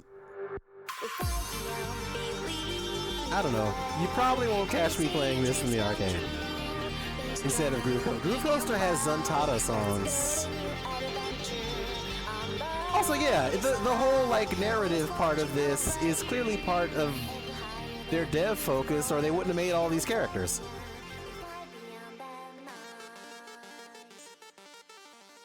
Like, right out of the gate, they're like, we want to combine those things and have a narrative be important, and why would you dumpster that for I don't know. It's I say this even though like Beatmania has like a a through line narrative that a lot of people don't pay attention to. Like, it has lore, that thing, but I don't know. The Kung Fu versus Karate Champ. I talked about this.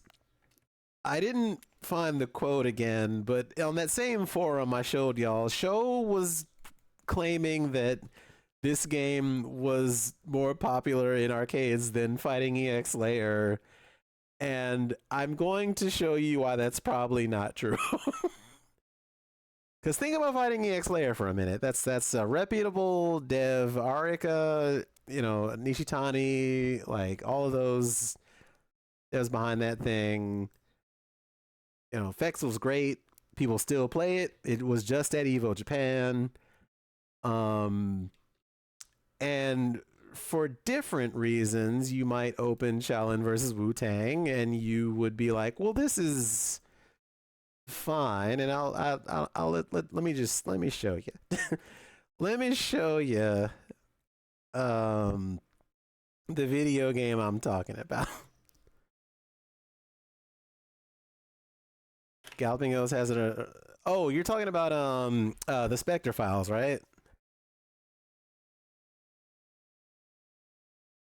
Yeah, that's the other thing, Incident. There are two versions, and the one they're touting as being supposedly, more popular and doing better than Fexel is the first one, and the first one is what you're about to see, which is its thing. It's loading. It takes a minute. I wonder if the Shaolin versus Wu-Tang. all right. So here's the thing. I do think this game is better than Kings of Kung Fu, the one before this. But big asterisk on the, Fighter. like, okay. Look at these. Do you notice anything off the bat here? Have you noticed it yet? Let me know when you notice it. I'll tell you what it is.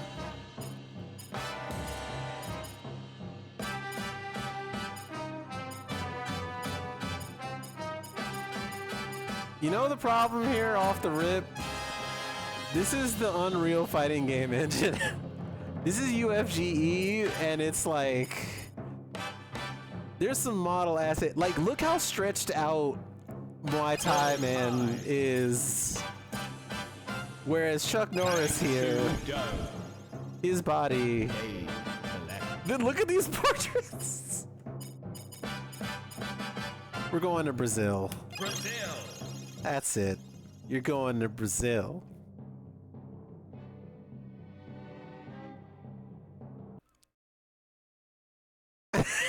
That's it. You're going to Brazil right now. And it has more loading. It would be very funny to me if the arcade version now. Okay, here we go.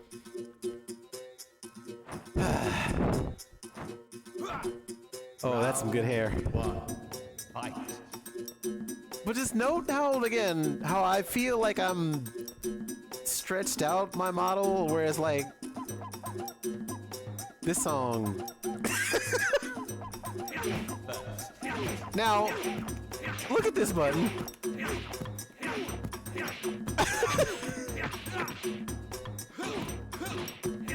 You tell me where this hits. Sometimes it crosses up. Sometimes they fully turn around, and it's just, how do you tell? Also, for what I can tell, this combo system, the way this works, right? It's kind of like trying to do a KI thing. Except you need meter to break, and when you break, you use your whole meter.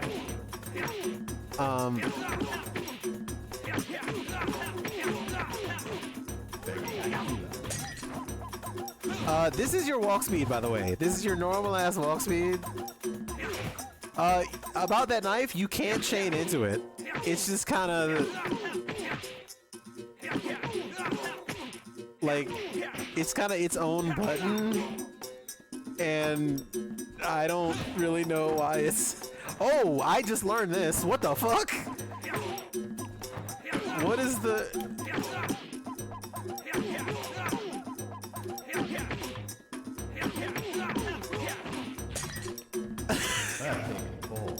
Perfect form.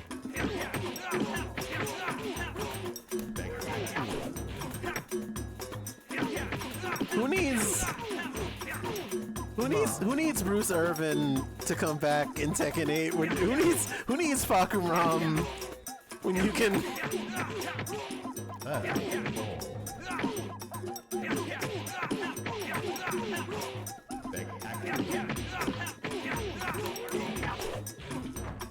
Like, it's got some stuff.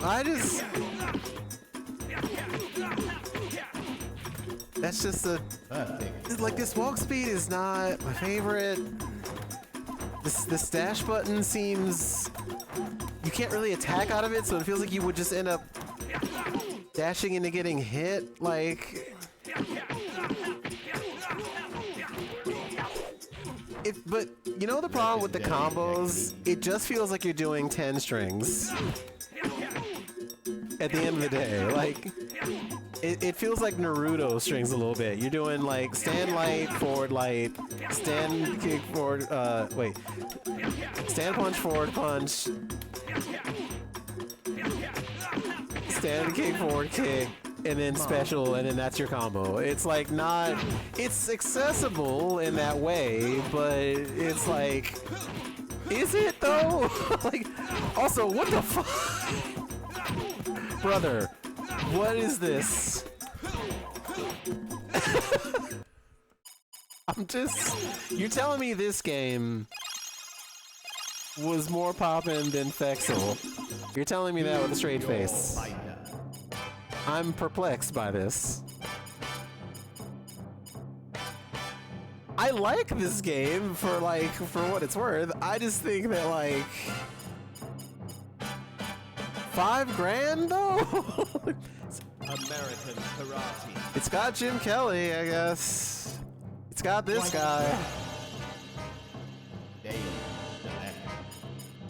Jim Kelly, but not in name. Dare we go to London? England.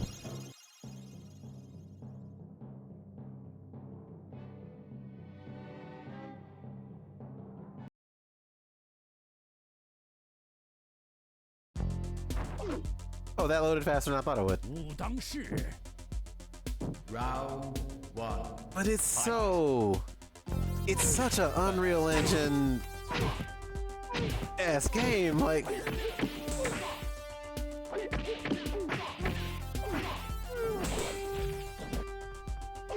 Who dares interrupt my kung fu? It kind of just is. It is that game. And X is like, yo, you should pay a grip for this, and it'll be #1 in the arcade. That's the promise.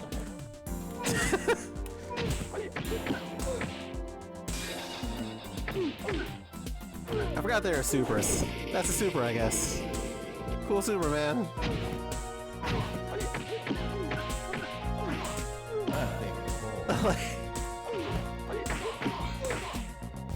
I don't know this guy's strings.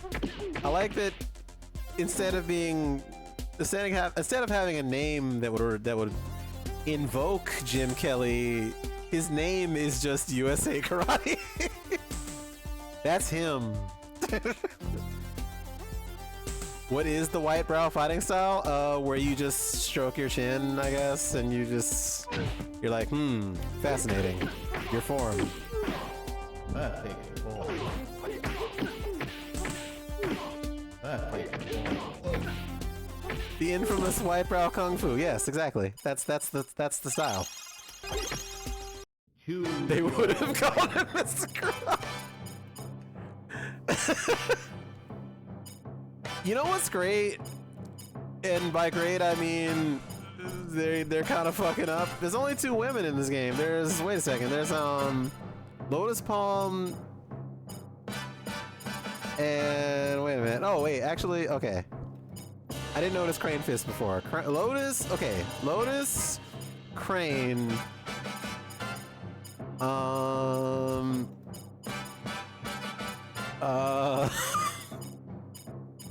Hopkido, okay, they got that's it. That's your 3 there's no Cynthia Rothrock. There's no Michelle. I guess these are the like okay, look. Let's It's Bolo Young, by the way. Dave. Is he a Shaolin or a Wu-Tang? I assume Bolo Young would be a Wu-Tang. He does not strike me as being faithful to a faithful retainer. Thank you for also hating X. I'm giving people an alternative. You don't have to play this game for $5,000 as an owner. You could just put a Steam Deck in a box or something. Or just, I don't know, however you gotta do it. Don't fucking... I mean, you should play it. It's funny. It's on Steam. You can... What the hell? Dude just broke his own hand! Round 1. Fight.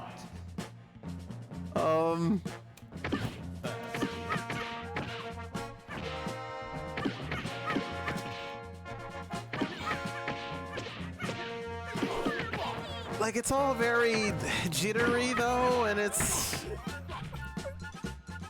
again, this walk speed is abysmal, and you got this roll slash roll through, but you can't like. You know what probably would have been fucked up if you could just do this mid-string, just pull up, be like, "What's up? I'm over here." That would be cool, but it just. Wait a second, I stayed in front there. See, that stayed in front, but that didn't. This engine.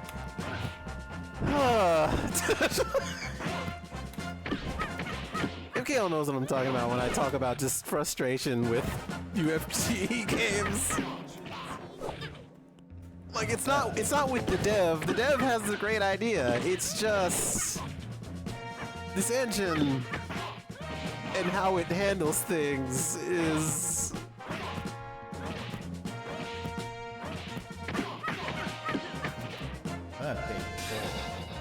perfect form. Now, granted, that was awesome. Like, just that. Wait, I just did the same jump normal with the same timing from the same spacing, and on one time it crossed up, the other one it did not. So have fun guessing if this is gonna cross you up or not. What the fuck? Like.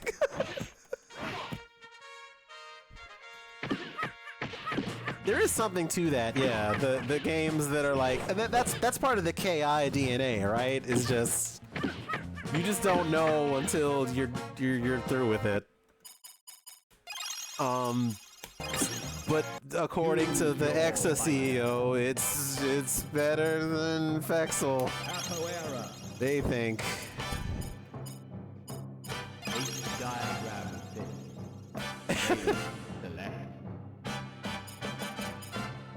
I mean, originally it was a game that, again, it's for the vibes. The vibes are kind of impeccable. The vibes are like, we did the Kung Fu movie good. We got the film grain and the music and all the old dubs from the VHS that you like. Round one. But then it's like you have to make the fighting game part. And that's just tricky. Like,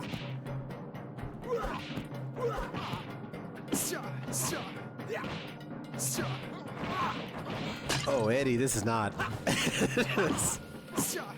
Preview of Street Fighter 6 Elena here. Wait, what? Yeah, it's Shaw Brothers, but then a lot of people who are into Shaw Brothers stuff are like old collectors. There's that word again. Like the cross section between them and people who are into fighting games, much less know how to like make one.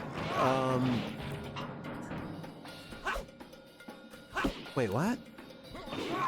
Oh, I guess that's a.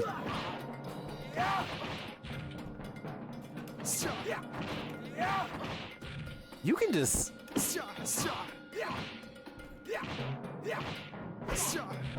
Oh, okay. All of those knocked down except one.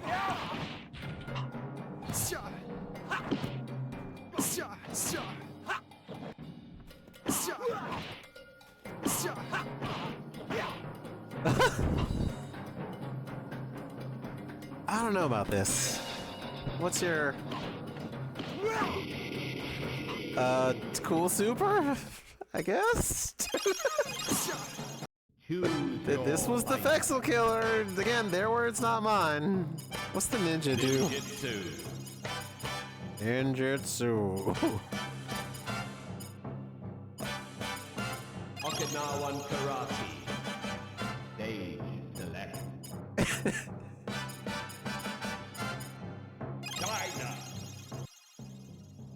Yeah, there's not a lot of cohesion in the UI, but that's again a UFGE game staple at this point. At least the stage is kind of pretty. It's got monkeys. Round one. Fight.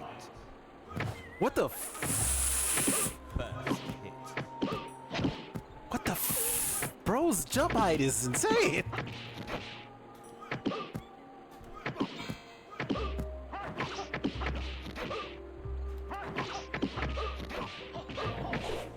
Okay. Mark.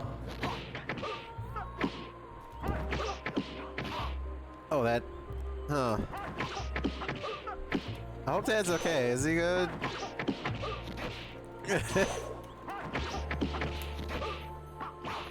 Hold up. Wait, that... Okay, that knocks down... I don't know why... Like, there's... Hold up, what's to stop people from just... Okay, that doesn't actually combo. Never mind.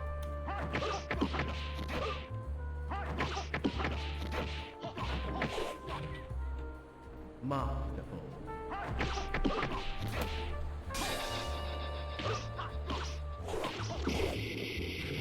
Okay.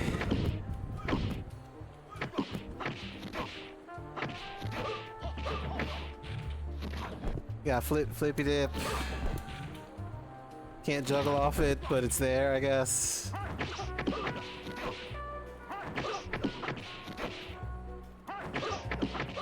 The soundtrack is really good. Like I'm not trying to dog on this game. It's just again, it's mostly just the assertion by the weird dipshit CEO we talked about that it's aimed at an audience that it clearly is not aimed at. You know what I mean? Like that's my problem. Is they don't know how the fuck to even talk to the people they want money from. It's so weird. It's not like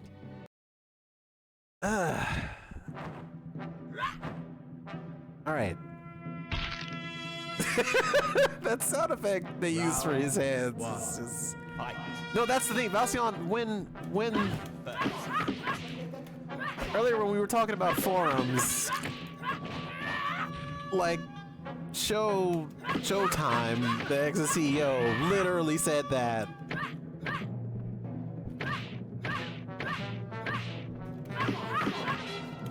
I should try the sequel, like... Oh, that's good. That was very good. Like, I don't know, Shaolin versus Wu-Tang. I just noticed it's like Shaolin versus Wu-Tang versus the world. Like, it's not quite just those two factions or anything, although there's like a whole tournament mode in here. What does that do, actually? Is that just... Oh, you just... Okay, it's like a... I don't know. Well, maybe we'll come back to this game and its sequel on this stream. Again, the point of this stream was to show you what they want 5Gs for out of people, and are like, this is better, this is gonna get your arcade more money than Nessica could dream of. Like, that's so insane to me to say. All right, Fight of Gods, you can just go play this. They added one more character named Belial. I've played Fight of Gods on this channel before. You know what that looks like. It's this game. It's the game what got Jesus in it. it's Bring it on.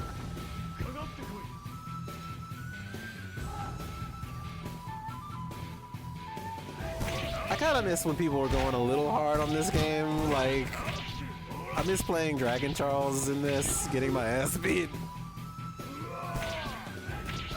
Yeah, Fight of Animals is still real good. They don't have a version of Fight of Animals to my knowledge. But the whole, like, they got them to make another character for this game, but you can't play them, is a little irritating. Like, I don't know, like, whatever, it's their licensing thing, but it's like,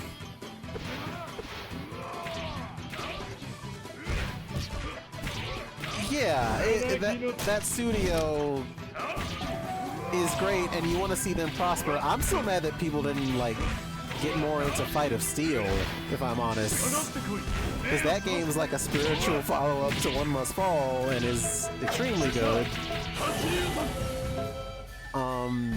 It's still there, you know. You can still play it. It's on Steam. It's great. It's just that it takes a little elbow grease to figure out. Because it's like you don't necessarily pick a character as much as you pick like a set of normals, a set of specials, and then a skin, and then it's like very open-ended in ways that I don't think fighting game players like to think about. This spreadsheet kind of gets this part wrong because Chaos Code is like, this version is, although the one that is on there has some Exa themed pun that's not good, but that version is just this, I think. And Arxis, bless them, ported this everywhere. It just, there's no like the netcode ain't there.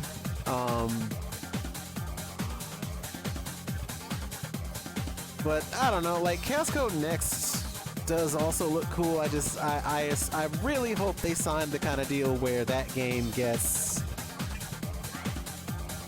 a wider push than just being on that thing, and if you want to play it, you have to go find that thing, which is an impossible task. Like, it's, yeah, Digital Craft is also really good about netcode. Exact Xeno Attack, thank you. Yeah, it sucks.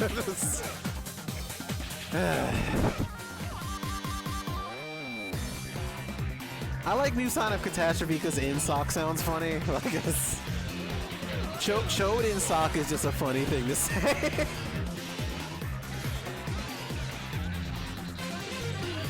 But this game has been through some shit. Like, it's, you know, I don't fully want to get into it, but like Chaos Code has been through a lot of shit as a series, as you know, as FK Digital has been kind of through it as a company. They deserve better than to be kind of co-opted by a platform that kind of just wants to eke money out of them for a weird gross guy.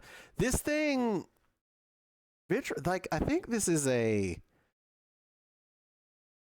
complete version. Like, I don't know what they would have added onto the thing when this is the complete thing. Like, Mikado had this game at some juncture on that Exa board, and they were talking about it, but there's a language barrier there.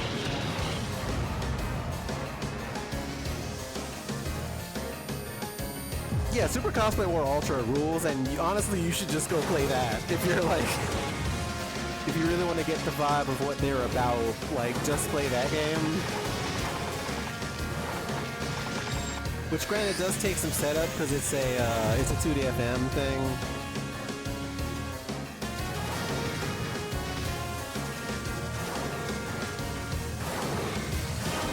As far as Arnold Schmups go, this doesn't look bad. I just...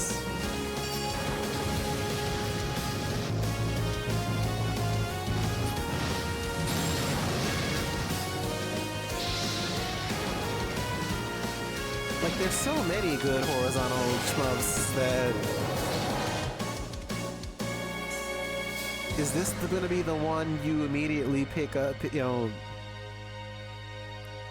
Is this gonna be the one you run to when you want to play one of these, or do you just open a Darius game or Death Smiles or something? I don't know. It seems neat enough. Cotton Rock and Roll is on most systems. Cotton series, if you're not familiar, is usually like there's been like, oh, this is a Size Ensign joint. Actually, wait a second. Is this? Oh, it's a Success published this. Thank goodness that Nicalis didn't publish this. Because Nicalis was publishing a bunch of Size Ensign stuff, and that was a bad time for them. We might need another Thunder Force, but I would need, like... I think Sega would need to be involved in some weird way. Like either they just make it internally, or I don't know how that happens.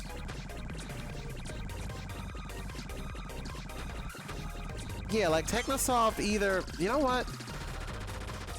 Let's do some investigation real quick. COD's neat and all, but who has the rights to Technosoft right now? Technosoft assets incorporated into 21 company intellectual properties acquired by Sega. So right, I was like, Sega would have to be like, hey, we want to make the best shmup. We'll just do that. P47 Aces, I think the last version of that might not be on.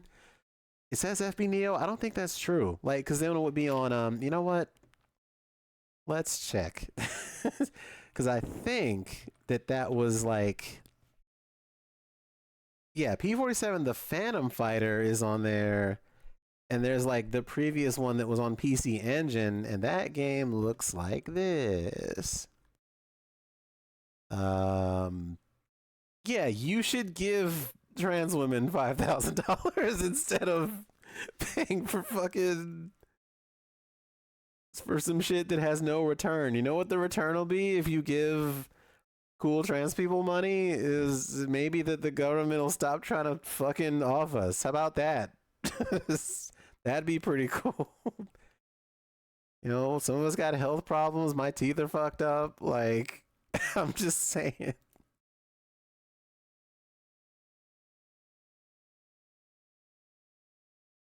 Okay. Wait. Whoops. Shit. That was loud. Dalico is not a thing anymore.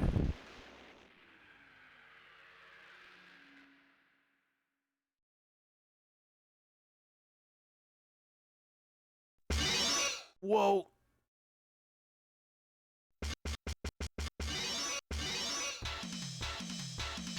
North France. Oh god. Oh god, immediate sauce. I don't know. Okay, I know that the updated one is not like this is like sub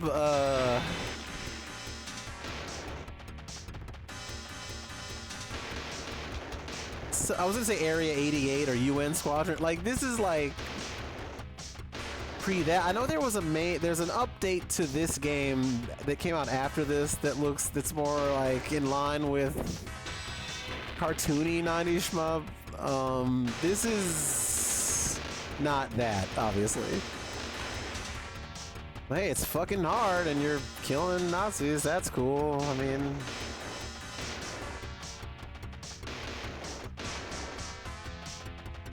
yeah, let me see. Do I have that on I probably don't have that in my personal MAME loadout, as it were. I can check. I don't think I do. Or I super do. Hang on. Actually, no, you know what? It says I have the wrong ROM set. My bad. Never mind. False alarm. Yeah, just play fucking Zblade. I played that on this channel before. Zblade whips ass. The Manabu Namiki soundtrack, it rules. You just play Zblade. Yeah, pay Colette for doing all of the groundwork for Tattoo Assassins, only for Exa to swoop in and snatch all of that up and try to slap it on a board to move units for someone. I'm still unclear as to like why, like what who any of this is for and why they think it's cool to just extract unpaid labor from people. Anyway, you'll teach Ted to pilot a plane.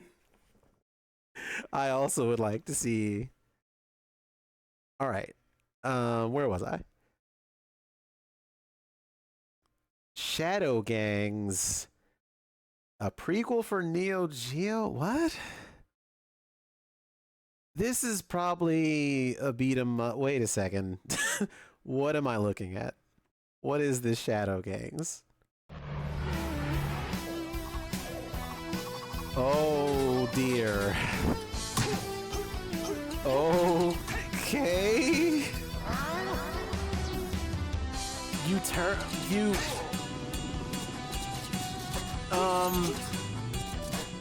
I don't know, man. Some of this looks sus.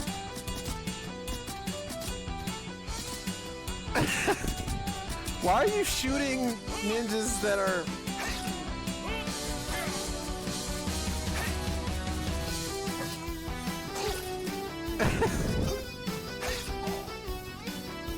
It's like rolling, but did those ninjas just try to pull up and try and elbow drop you? I don't... Live the legend of Dan! Ah yes, Dan, the ninja.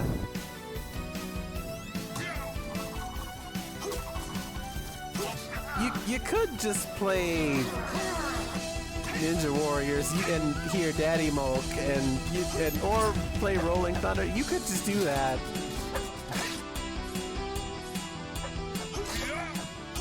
I don't know if these Shadow Gang. Oh, Krauser called. He wants his entire shit back.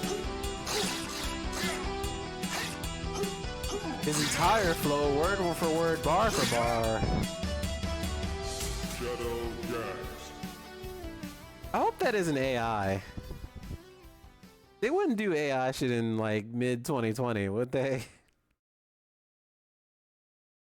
It feels like someone trying to describe. I don't know what's going on here.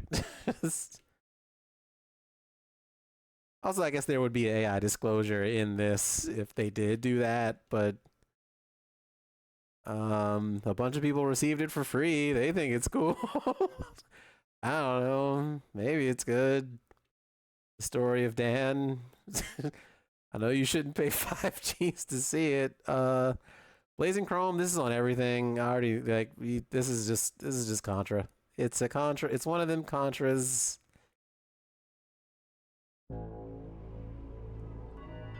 Of which they have made since an official one or two, like the government is teaching our children. Yeah, I'm starting to think, what am I looking at? This woman.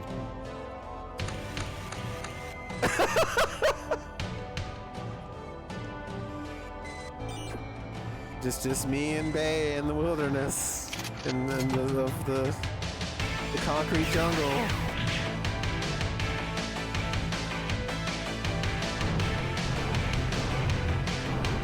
I mean,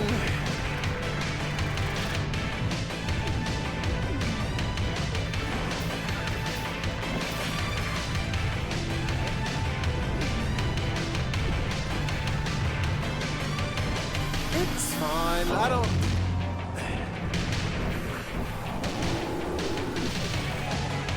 Yeah, like...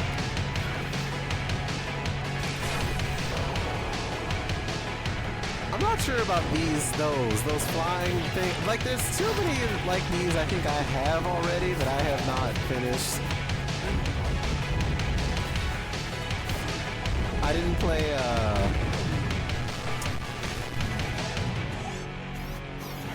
what's that Strider-like one?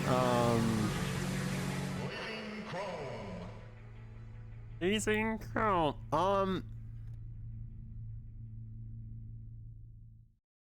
What was that game called? Jesus Christ. Steel Assault. I didn't play Steel Assault, and I have that. I have Vengeful Guardian Moonrider. I didn't finish that.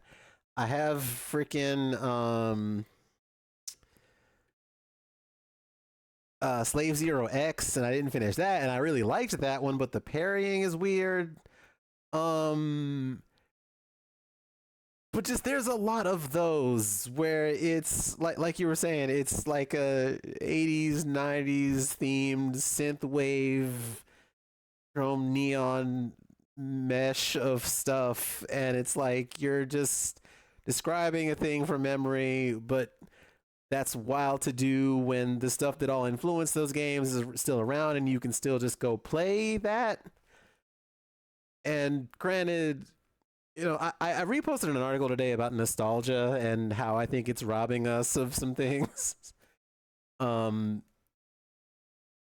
You know, like those games, like Moonrider seems cool, and a lot of those games that are inspired by that stuff also seem cool, but I think there's just such a amount of them that just maybe want to make it without the same kind of design philosophy of why you would do that. I don't know. I don't know if I'm spelling out what I mean right when I say that. Battle Princess Madeline on most modern systems. The X version is planned to get a home release. TBA on that. Well, I don't know. Mixed reviews on this, huh? Why does it say it's like Balatro? That's an odd point of contention. I don't know. What are we looking at here? Evil. Yeah, like I lived through that stuff, but oh no, my dog, dude. They should have had a warning in this about the dog. All right, you can't just hit me with that in the trailer. That's fucked up. Also, it's another one of them Makai Muras, I guess. So you get a cool dog assist.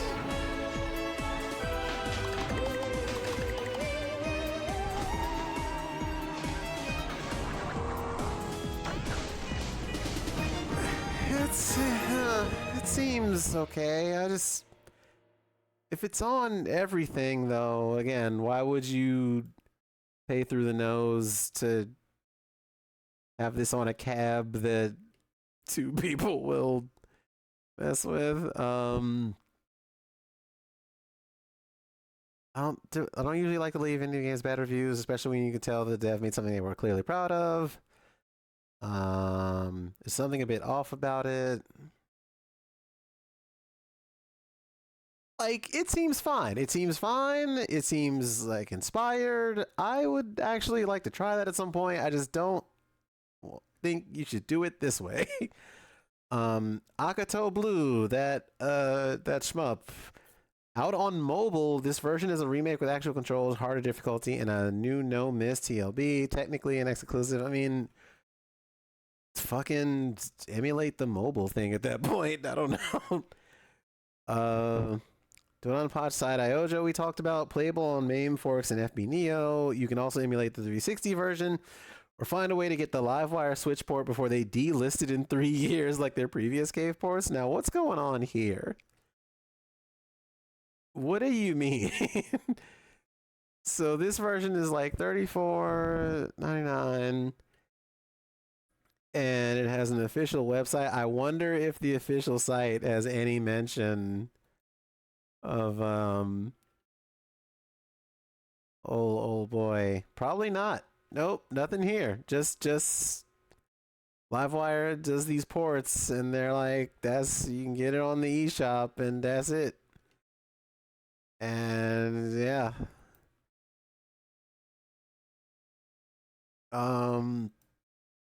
Akai Katana on most systems for $30. Now, granted, this is Akai Katana Shin. I don't know what the difference is between this and XI. I'm sure it's probably not worth it.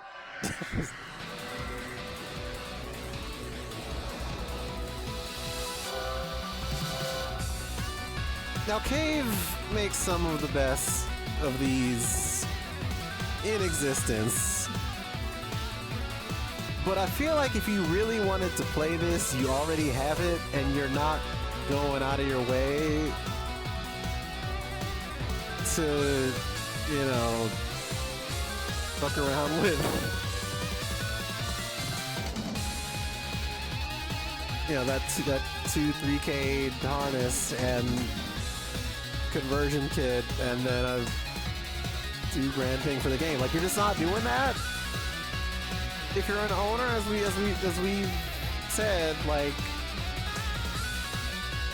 the return on this is only for cave heads who are notoriously fickle and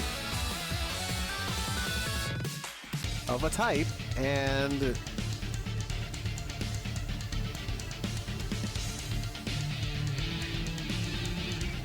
oh, congrats to Sleepy Cat Girl on the bottom surgery. I hope you get some adequate quality rest to rest up from the surgery. I hope you heal up and that you are having a comfy Monday. Does this game have like replay takeover? That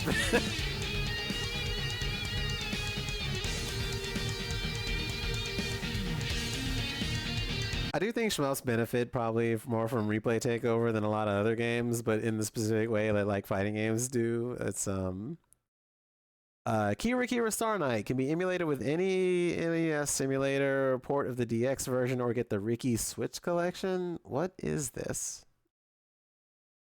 Oh, this has that Astro. We played this over on the Frog Crew stream that one time, and on one of the potlucks. I have this game. It's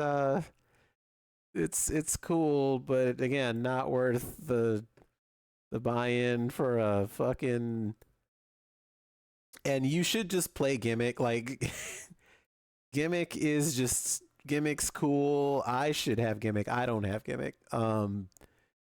If you have no idea what Gimmick is or why it matters that they tried to delist this game, you should look at this. There's also some really good speed runs of this from like GDQ a ways back. Gimmick rules. It's like the best NES game you've never fucked with. It's real good, that Gimmick. It's not a gimmick. It's just good. Oh, look at that little guy. Oh, look how sad he was. He's just like, oh, you're not playing Gimmick.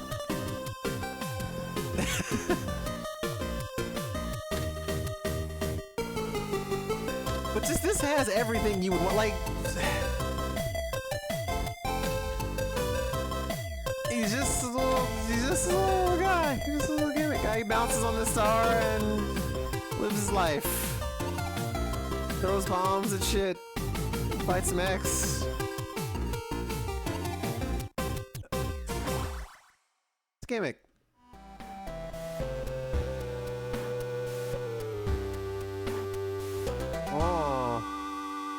The true ending. Oh, I bet the fucking X version has some stupid shit with that, and they're like, I'm not like bitter or anything, but Cambria Sword is a DL site exclusive, and as I talked a little bit about earlier with MKL, like, this is weird because typically when you go to this site, there's some regional restrictions. This, I guess, was at a Comic-Con in 2017. It's another one. It's another one of them shmups, some good shmups, but again, you could just go if you really wanted to direct. If you want to support the devs of this directly, you could just go get this for $11, $12, and you would be supporting the Dojin Circle that made it when they put it out in 2017, as opposed to paying through the nose for whatever they, were a contractual thing, because I'm sure they don't see any of that money. Jam Jam and Jelly. What the fuck is Jam Jam and Jelly?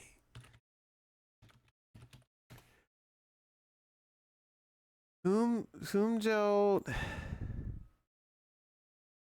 Games, Jam Jam and Jelly. Oh.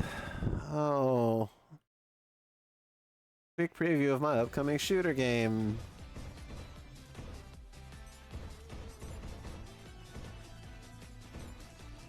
He's trying to get custody of his starter pack. Like, this is a cool take on, like, that cotton style of game.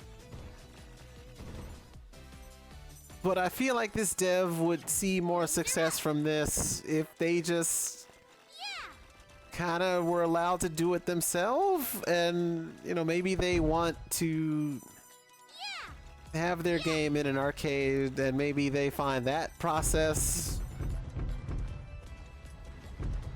pricey. Like, I don't know, like, You're toast.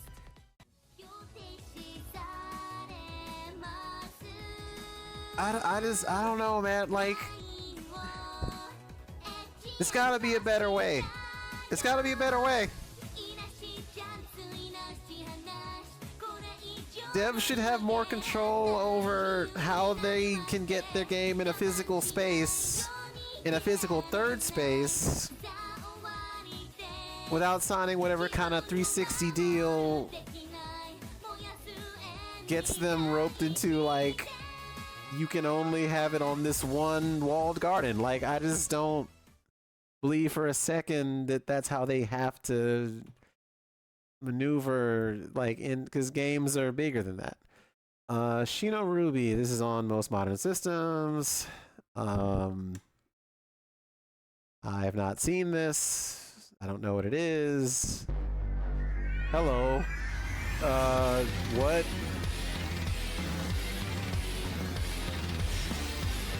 Oh, bullet hell game. It says right there. Pilot in a spaceship.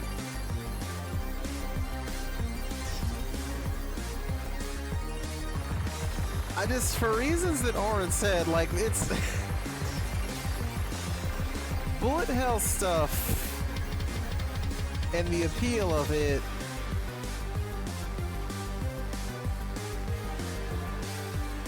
Oh no. Oh god. Okay, well, I don't know. This is, I assume those were the bosses. Those were the bad guys who you killed. I hope.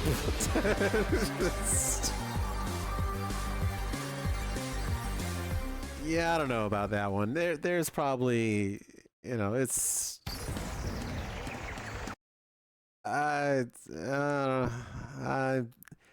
ooh, a lot of mixed reviews in there. Sam Show 5 perfect. As previously stated, you know, Brandon Sheffield from Insert Credit and another, I forget, there's this, the story of how this came to be is actually told in this collection. I don't have it because I had it on console and I sold my PS4 like a silly person. This is a digital Eclipse release, but it does have perfect. There's a hack on Fightcade of perfect, and it has some funkiness to it, but it loads. The thing that's baffling to me is the people who like defend the EXA version of this. Oh, see, there's like some noise clipping. That's odd. Like, clearly something's supposed to be happening there that isn't. But the people who like argue like, well, you gotta get it on X, blah blah blah, and it's like, well, fucking people who play Sam Show, like, this is literally just, that's exactly what I'm saying. It's got audio problems, but it's got these story sections. A new job.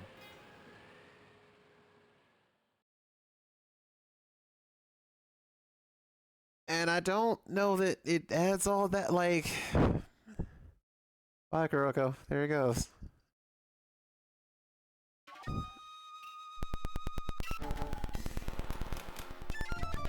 The popping is just because it's the hack, I guess, but it's like...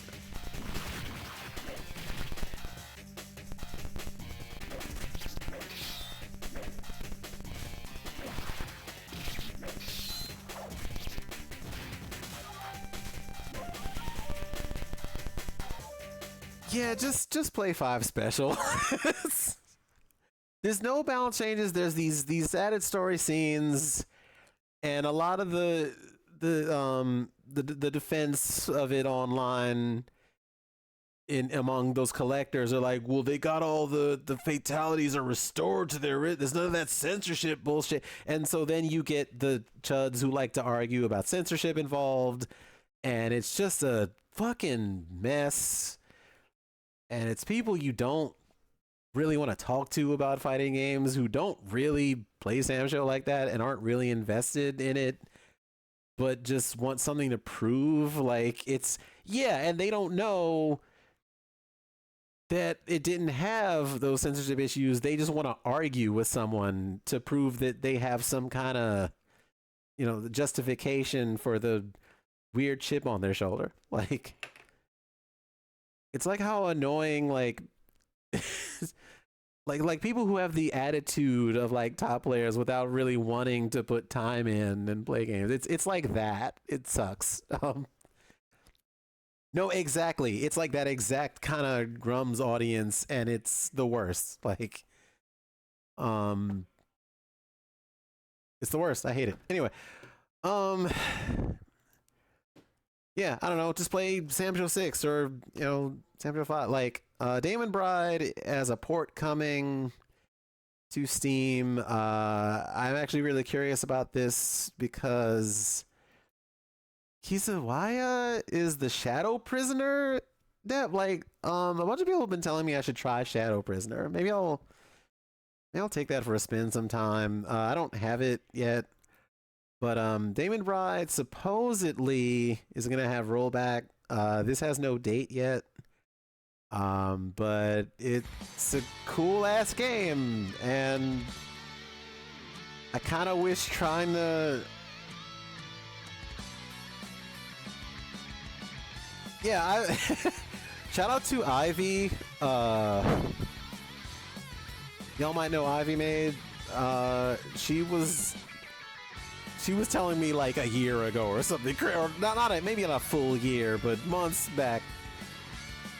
She pinged me like, you need to try Shadow Prisoner, and also I think that game has the Abuk push. Shib was out there telling people like, you don't even know about Shadow Prisoner. It's X Examu. Okay. Interesting. So that's what, yeah. And there's a bunch of like tourney footage of Damon Bride that seems cool. I want to play this, but there's no, much like the Aquapaza port, there's no date yet. It's just sometime this year supposedly, and hopefully people aren't too wrapped up in Capcom Fighting Collection 2 when that comes out. I mean, I'm that's a self-own when I say that. To pay attention to that. Arcana Heart 3 exists. You don't like I believe you could already play this on Nessica. Am I crazy in that assertion that 6 Stars Extend was already on that shit? You could spend way less to put yourself on a list. It's crazy. Look, I'm not saying all... Look, I'm friends with some Arcana enjoyers, but I'm not friends with those kinds of Arcana hard enjoyers, okay? Like, I'm not... Like, there's a difference, and if you know what I'm talking about, then you know the difference. Shout out to Bunnies from Hell.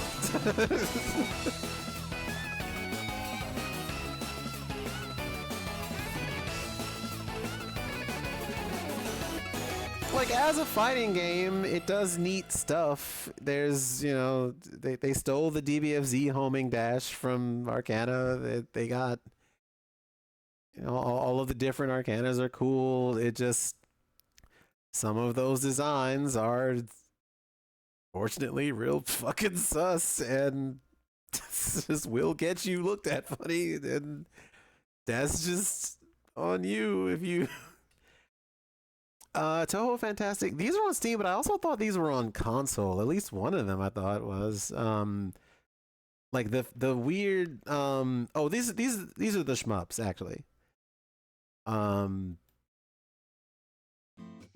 Recently, to the tune of "Hey, why in Toe 20 is Zune using like AI generated spell cards?" But that might be because AI slop has proliferated so bad that even when you get like stock images from places to be inspired by something, a lot of that material is starting to be like usurped, and it sucks real bad. I think things should suck less, is maybe a takeaway from this stream. Yeah, shout out to Zafari.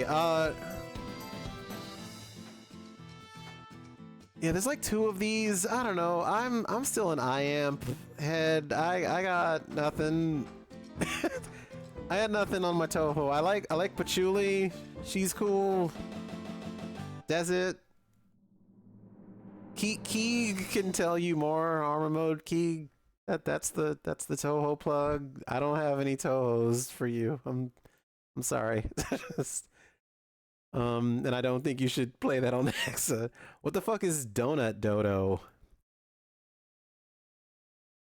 Oh, this looks groundbreaking. Oh. Oh man. Okay. Yup.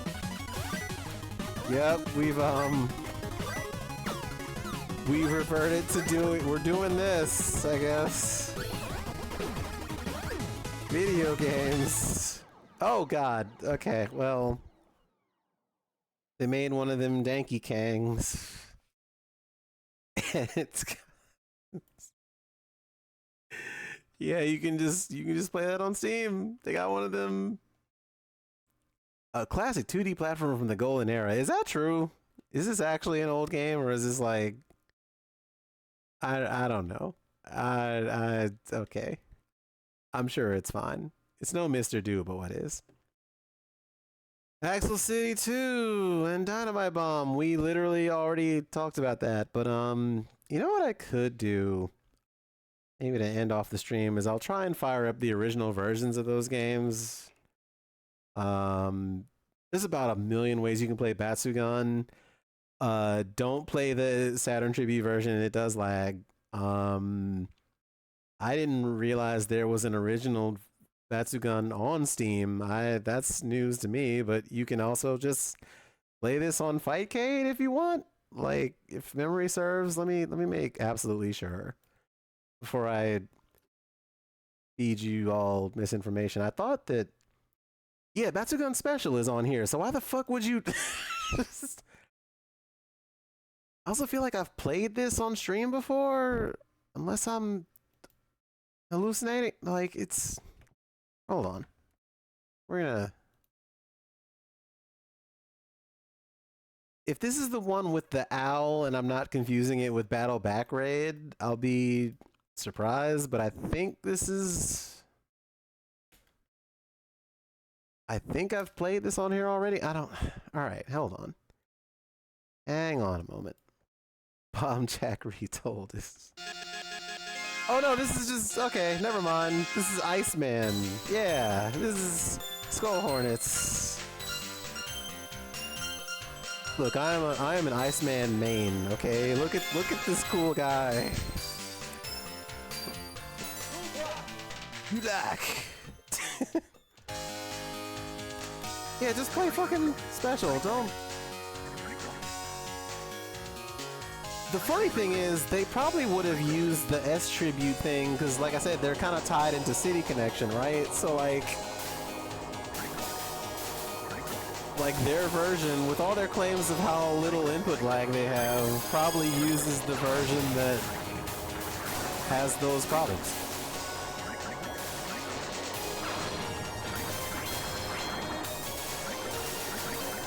Just out here.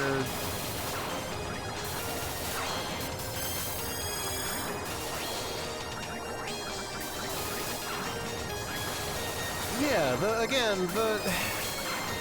the people who already want to play that thing have such strict like tastes and requirements that if you sit them down in front of that, they will laugh at you. Like, not to, you know, I used to watch a lot of Stunfest, the French, like, the big French shmup event, where, like, T3 Kamui, trans woman, by the way, a world record holder in Baladorega, would come through and smoke everyone, like...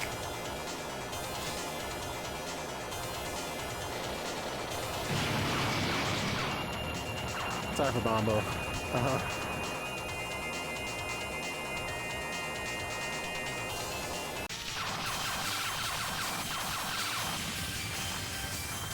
Skull Hornet.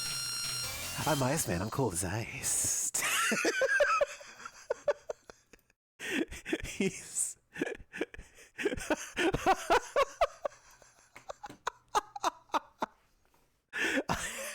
I don't know if you get it, okay?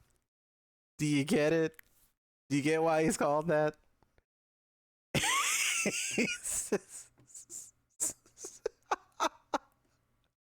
Many are calling him the Chad. Many are saying this. You gotta be cold as ice if you wanna, you know, be a Skull Hornet.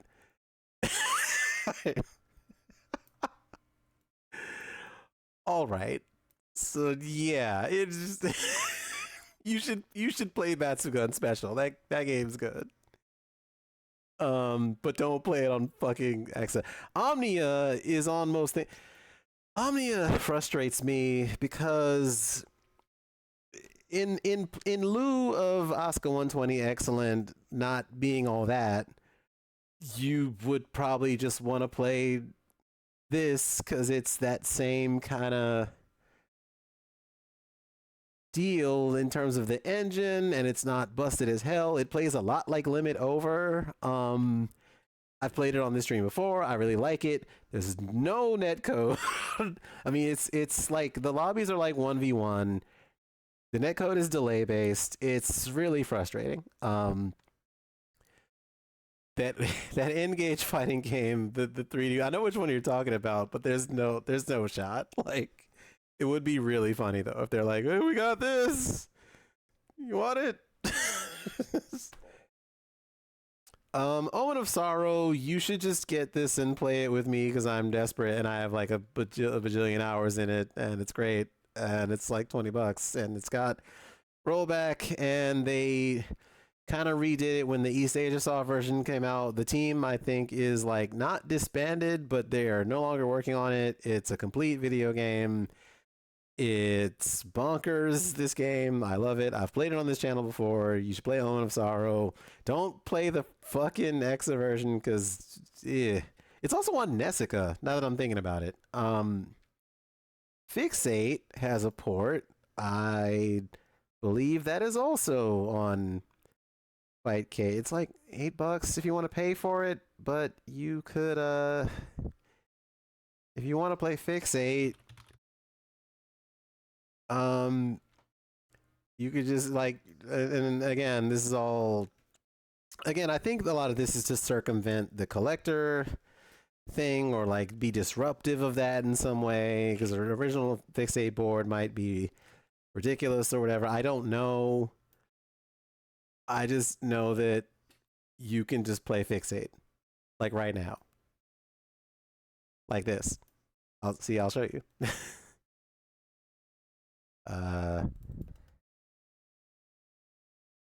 Un momento.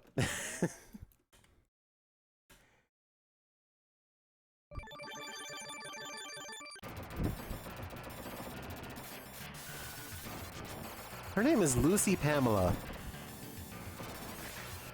Agatha. We're playing as Lucy Pamela. Whoa.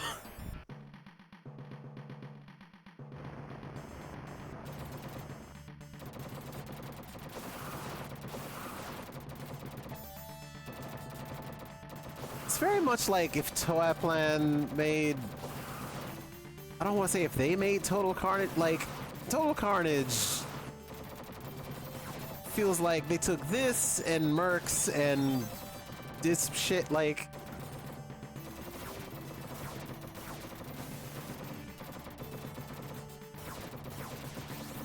Well, you know, this is the killer app that they think is gonna save arcades. It's just a game you could already play.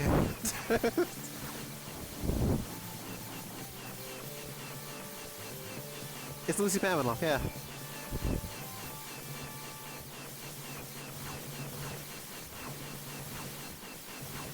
Like, hey, you remember the... Oh, jeez.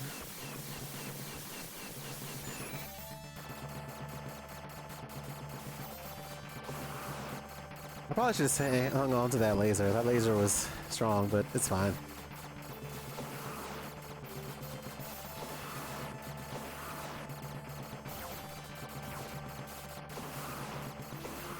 But yeah, people who played Toaplan games...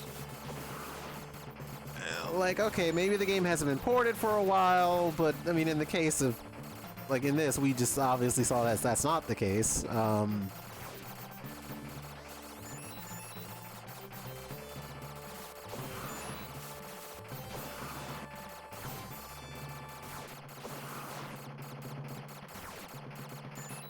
And a lot of those collectors will also be like, well, you can get 1080p 4K. Like, it's so weird how this recursive loop happens of... But think of the visual fidelity. Like, this game is designed for CRTs. Like, there's a very specific reason for that.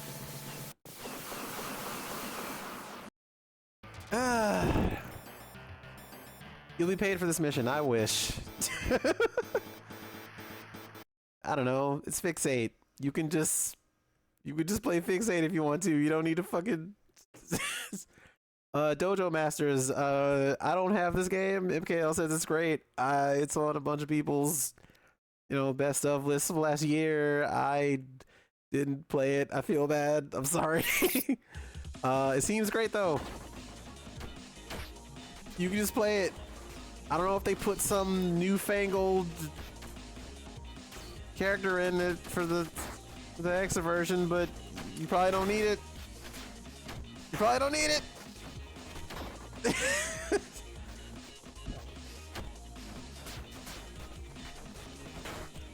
Crushed. Untackable. Does this game have 4-player? 4-player of this in like a tourney scenario would be sick. Actually, I'm not gonna lie to you. Local and online. Rollback. It's got all that shit. I'm sure this Combo Breaker probably didn't have this as a side game this year, but it should have. Damn it. That sounds really good. $15 for that thing. It's not a exclusive. We watched the Daybreak Slam thing already. We already watched that Asuka clip, which was unfortunate. Vanguard Princess is a tough one to talk about because there are multiple versions of this. The one you want is probably just this 2D-FM version and not the one you get when you search it, because when you search Vanguard Princess, you get all kinds of weird shit. Like, there's a mobile port of this game on here, and you don't want that because the life bars on it are very generic. It's like they slapped it into like the aforementioned Eigo manga, I think, has the rights to this thing now, and they put this weird Like, look at this art. Do you see the problem here? Like, these two faces look. Wait, Also, yeah, Anons should be on something that is more widespread. I wish Anons would. Yeah, like you can just get the free. You can and should get the 2DFM version. If you really want to pay for the like $5 thing. Unfortunately, I think that money might go to Ego Manga. Who, there's an article I think on correct me if I'm wrong. I think Super Combo already covered this. There was like a months-long argument about who actually owns the rights to this thing. And mostly it was just so, yet again, another case of like industry middlemen, not that dissimilar from what we've been discussing this whole stream. They slapped these sprites into a mobile port that looks way worse than the game. And this is, no thanks. No thanks. Don't do it. Don't do it. Don't do it to yourself. Rage of the Dragons, you probably don't need this on Nexa either. I don't know what the fuck they would do with, I mean, Qbyte has a version of it. Qbyte and Pico have their own issues, but you can also, if you're cool like that, you can just, you could just play it. You could just play it. NGM-264. You can, in fact, you can just play this video game. Evoga doesn't exist anymore, you know, obviously. Or do they? Someone go to evoga.com and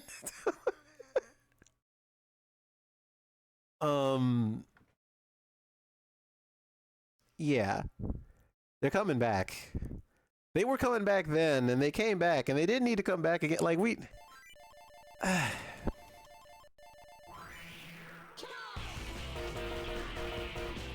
Look. I'm just...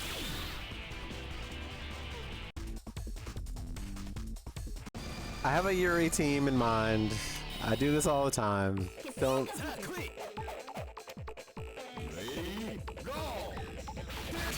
Oops.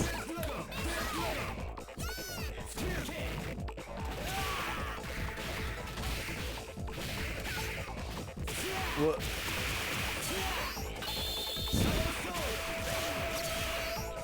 Oh good, there's no wall hit on that side. Or on this stage, rather.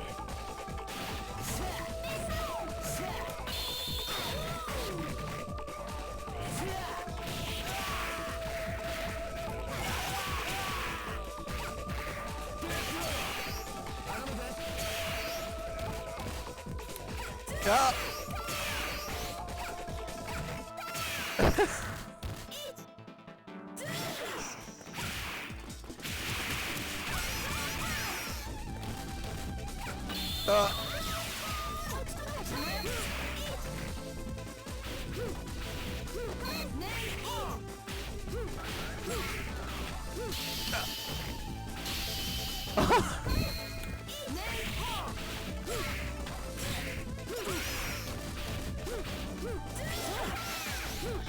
You ever think about him? Yeah, that's...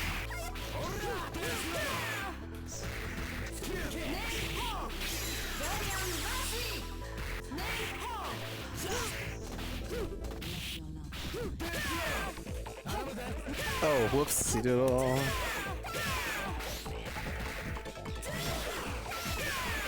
I should get it as a second part.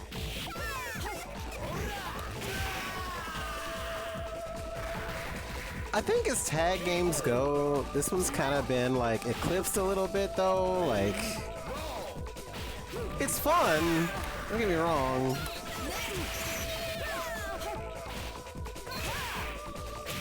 Oops.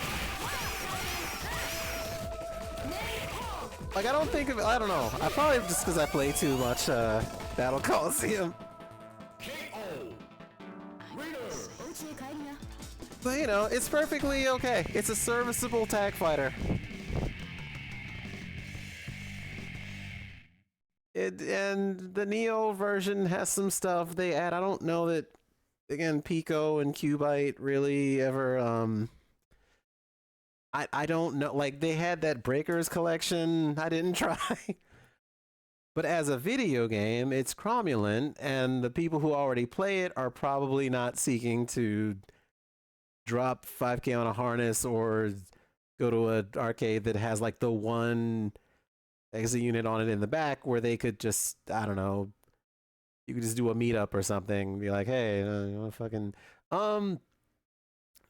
Breakers event, like Chicago. Okay, speaking of which, this collection, I don't remember if this collection has Breakers Extra on it. It has Breakers and Breakers Revenge.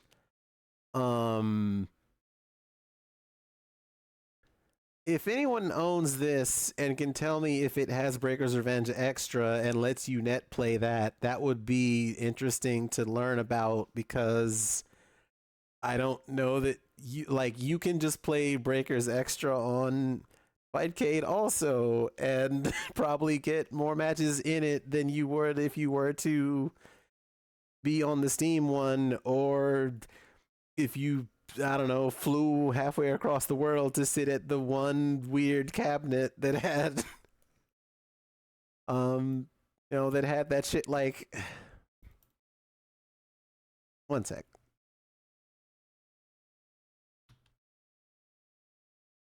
And granted, again, that is a hack, and it's not something you stand to profit from. But again, part of what we are discussing in this stream is just the idea of that, like, maybe you don't need profit motive for some of this stuff. In fact, maybe that's a bad motivation.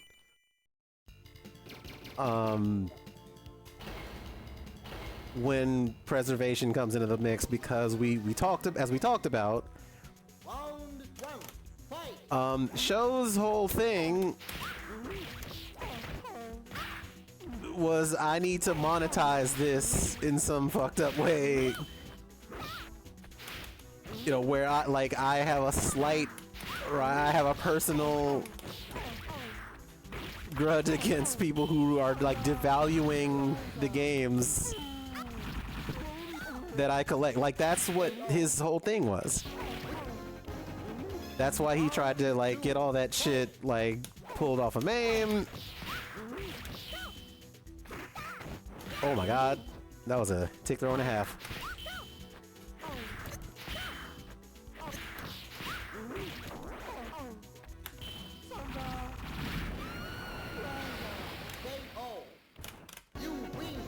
Yeah, I don't know. You can just play Breakers Revenge whenever you want.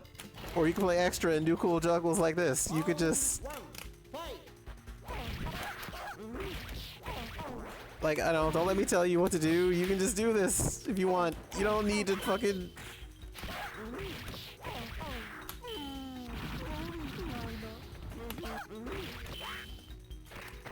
Oh no.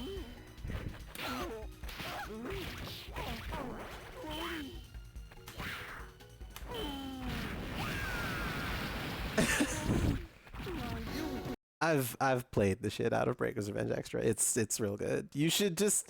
I don't know what the extra thing does. The extra like little, you know, Chicago groove is that they threw in there to be an exclusive. Like, I don't know what they did. I kind of don't care. As one of the people who enjoy like Vanilla Revenge is kind of just dominated by 3 to 4 characters who make it hard to play that game, and then you play extra and you can it's way more varied and open-ended like a Marvel game would be. And so you should at least try that once because it's really funny, and you can steal rounds after KO, post KO, and that's really rare and never happens anymore. Like, that's unheard of in modern fighting game design. You should play those. You probably don't want to do it in that capacity where it's on a thing that you fucking pay through the nose to have other people do. Anyway, I don't know what Air Gallet is. Air Gallet is probably on here. It sure as hell is. I've never seen this. Let me take a look at it. Yeah, PL doing swag combos. You can and should expose yourself to that, but don't, you know, do it for the express benefit of a guy who many in the industry have noted as a fucking creep. Like, Mayor Garrett blows your socks off. he blows your socks off. That's what she said. Did you hear her say it? In a second, I'm gonna. My socks are gone. They're gone now. Haven't even. I'm just setting my buttons, and then I should probably get. Hold on. Oh, I gotta eat something in a minute. Presented by Bon Presto. Ah, good to know. A name you can trust. Air Garrett blows your socks off.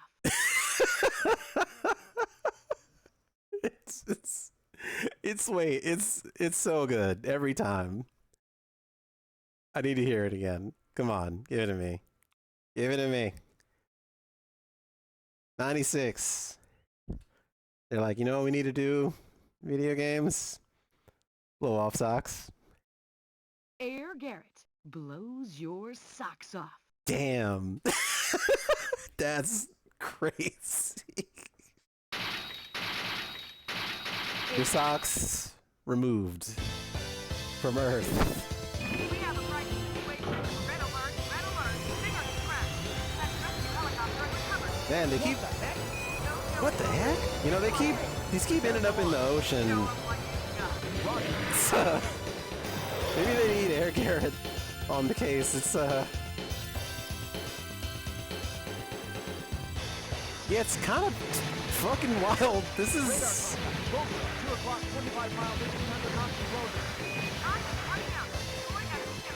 Man, they are yapping. It's like some. You know how in Raiden 5, like there's a lot of dialogue? They're doing that, but back then. This is like some Strikers 1945.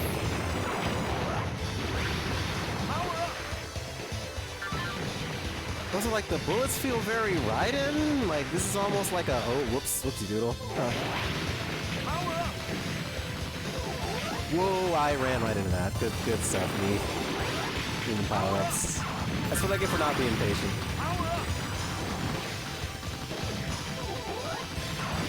I wonder how this game handles rank.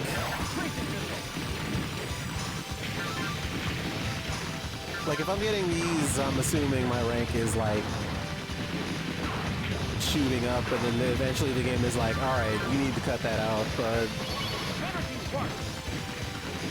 Or if it's one of those games where you bomb to reduce it at certain points, and then they're like, oh, that's not so bad. Shit. Continuing before the boss, that's a good sign.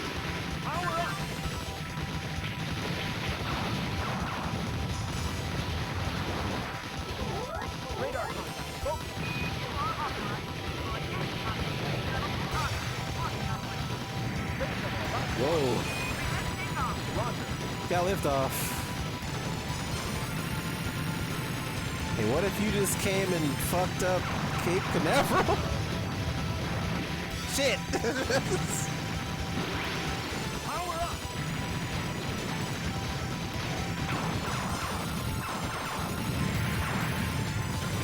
Oh, that's mean. Okay. Power up! No thanks!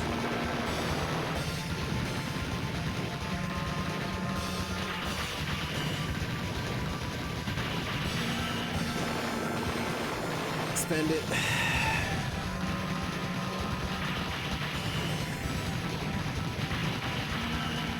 I wasn't ready. Congratulations on completing stage 1.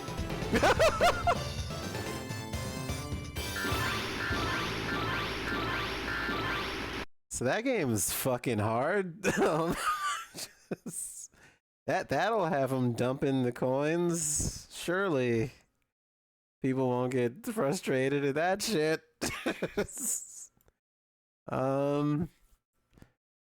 Eartheon, like Yuzo Koshiro recently, you know, the goat, the literal goat of this shit, posted up that this game has a Steam page now. Unfortunately, Eartheon is, you know, Ancient's first foray in quite a while. This has a limited run publishing behind it, which sucks because I want to play this. Like, but I don't think anyone should support limited run. It's yet another one of them dilemmas. It's got, you know, it's got that Thunder Force energy.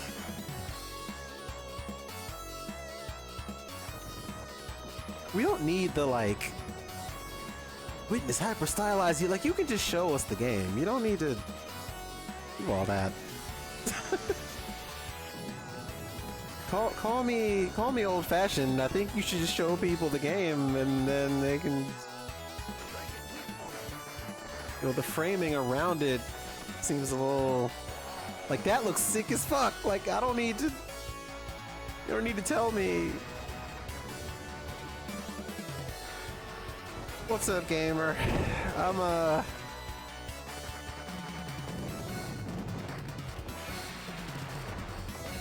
lamenting. Oh, this is the lament portion of the stream.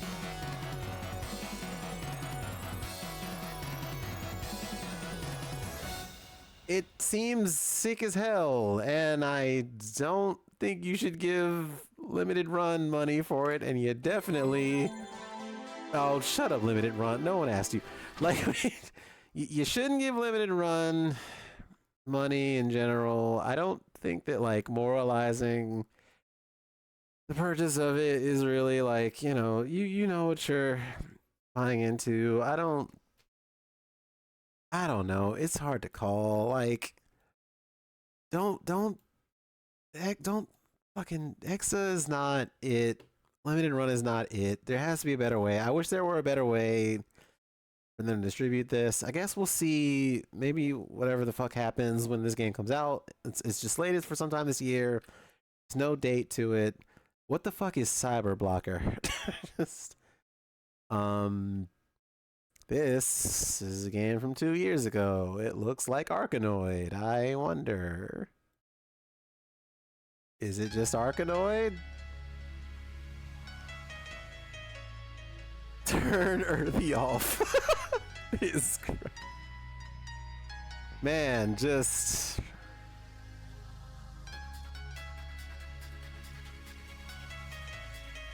Yeah, like Gex involved in that too. That's a whole other stream, maybe, is talking about Gex and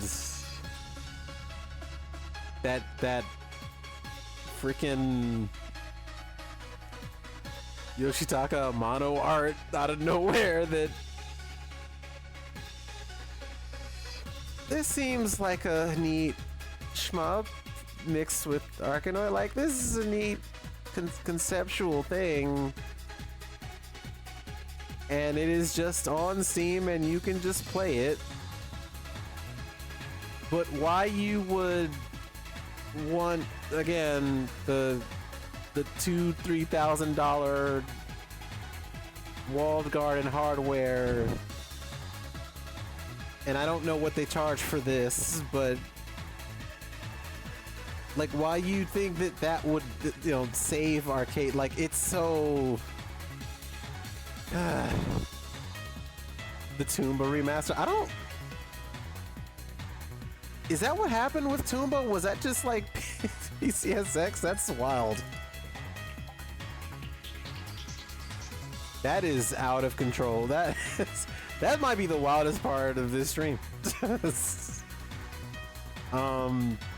The Carbon engine. You gotta be a little wary when people start throwing around buzzword stuff like Carbon engine, Blitz netcode. Where it's just something with a registered trademark behind it where you're like, hold on, what are you trying to sell me?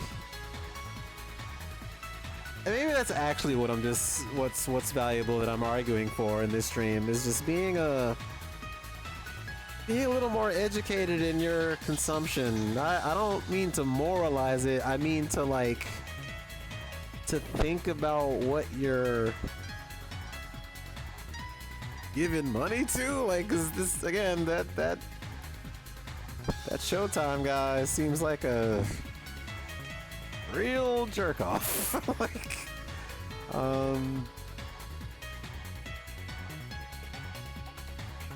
this reminds me of like the Galaga Legions DX a little bit.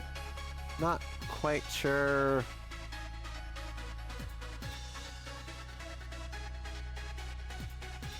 how this lines up with like you shoot these balls. I guess the goal is you control this platform and only that can hit the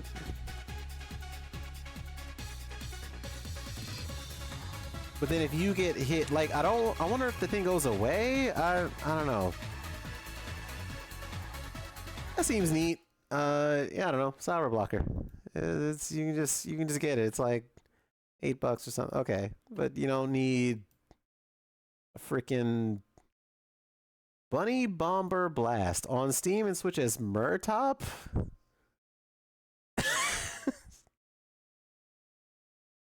Okay.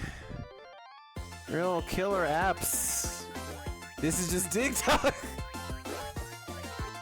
Or I don't know. There's probably some wrinkles to the Dig Dug here. This appears to not have the inflation. You need inflation to be a Dig Dug.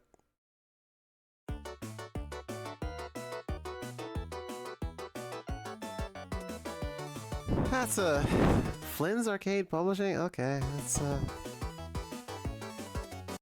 right. That's a video game. I don't know. Is Flynn's Arcade like a? They have any tie to the Tron thing? Did they just like jack that name? That's wild. Wild Guns is you should just get Wild Guns Reloaded because that game whips. I don't have it yet, but it's awesome. You might already just have this because I think this has gone on sale a bunch.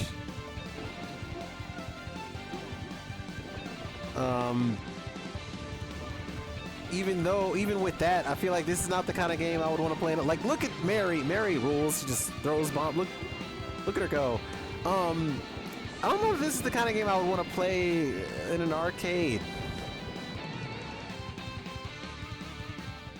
Like, you should just sit with that game and really internalize and appreciate the essence of Natsume Atari. Like, that game whips. Yeah, I don't know if Disney nobody tell Disney about Flynn's Arcade. Toxic Crusaders, I thought this came out, but I could be wrong. And the problem with this one is kind of a broader thing where a lot of beat 'em ups are starting to look alike. They got a demo for this. But it's like it's one of them Shredder's revenges.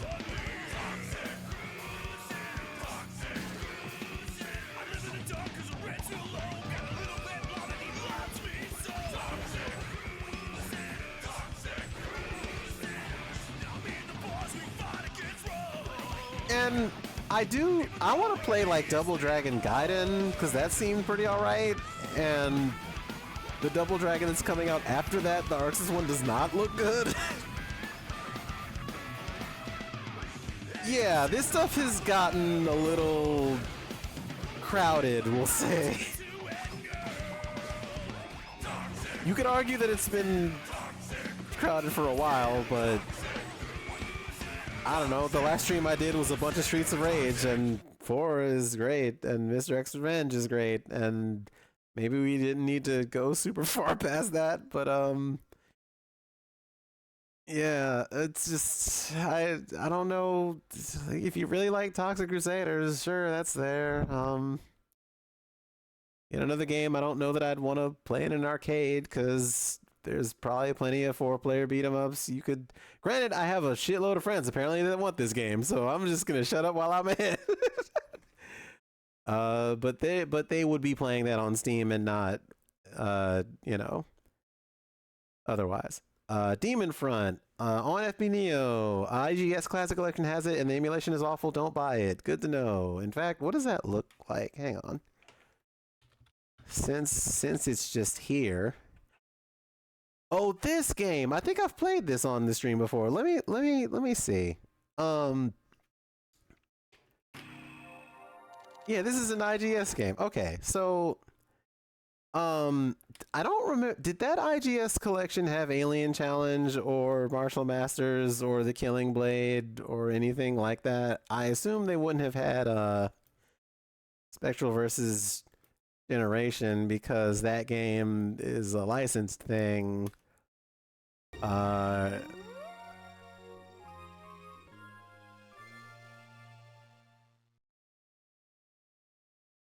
Oh man. That's a font to see. Okay. Did it just? I thought it did it twice. Oh, okay. They needed one of them metal slugs, and they were like, let's make a metal slug. And I don't know. Y'all like that metal slug? It's a pretty good game. That rabbit did a flip.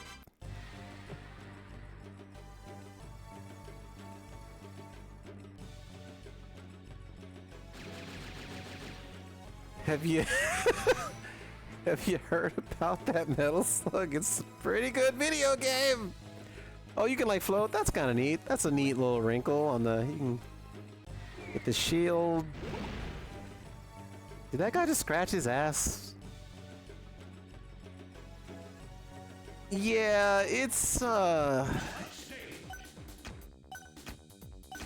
horn, claw, or eyes. Horn?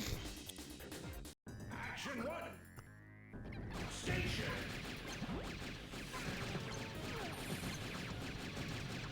Oh, you can like float around. I mean, it's there. They're trying stuff. I don't. It's just that it's like so blatantly what it is. Like, are you really gonna pull up to the Exa machine and be playing this with just free of? That is a real goofy looking.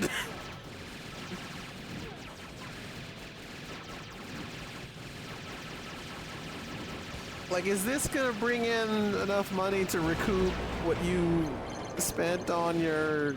I don't know. This is not.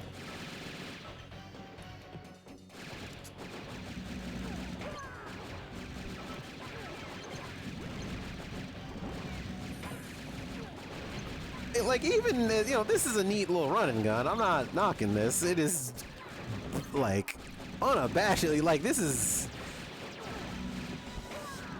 like, they're not even trying to hide what they're doing, but in the context of arcade run and guns and how far we've come since, like, really?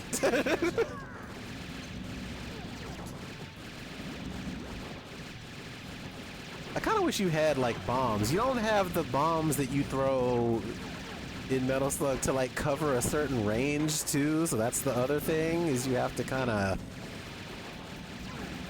mitigate that with this shield, I guess, but they're not really like throwing stuff at you in a way that makes it interesting. I don't know. Oh, there's our not. It's not that tank, okay? It's a different tank. Shut up, though. Oh. I went into the hole.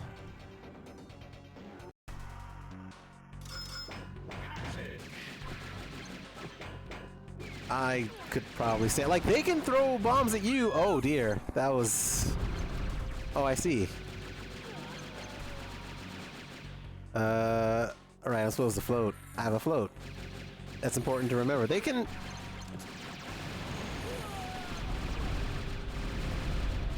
I don't know, I feel like, what's that game, Gun Force? The one they did before that? Nazca Corp? Like, I'd almost rather play that. Or Dolphin Blue. The Thomas Wave one that felt like that, but then also, like, weren't they putting out another one? Like, they got that dev team back together to do a newer game. Oh, whoops. I was rambling too much about games. I don't know, you could play those, you could play Hardcore Uprising, you could play Operation Galaga that came out. Fucking, we got new Contras out and no one's like, I don't. But in an arcade sense, like, you just, I don't know, if you want to play one of those, you can just do that, and, you know, whatever clout you get from being the top scorer holder of Demon Front is that worth more on an exit than a normal? I don't know. But anyway, you get Deck the Tattoo Assassins, which we talked about, and again, I wish all that Scolaris guy being kind of a jerk and disguising their intentions to take the hard work of people like Colette and people who are really doing the groundwork to fix that ROM and, you know, those sound drivers to make that game more, you know, feasible and presentable. Them taking all that work and just, you know, not crediting anybody, like, that does not sit well with me. I don't like that. I don't like this whole unpaid labor exploitation shit. Don't fucking do it. Don't support it. I sure fucking don't. And let's go back and this was MKL a year ago talking about this. Publisher and platform creator. Like, it feels quaint now to think about this a little bit, but I want to go back and get some context here. A little bit about some new indie fighting games. Shout out to MKL. You should follow him. Fighting games that are going to be, unfortunately, rather inaccessible to a lot of the fighting game community. So let's talk about Exa Arcadia. Okay, a brief overview. Who is Exa Arcadia? What do they do? And why are we talking about them? So Exa Arcadia is a publisher. What about Londraki? Platform creator. They have made an arcade platform that kind of works like the Neo Geo MVS did back in the day. So if you remember the Neo Geo, many of the machines had multiple slots for multiple games.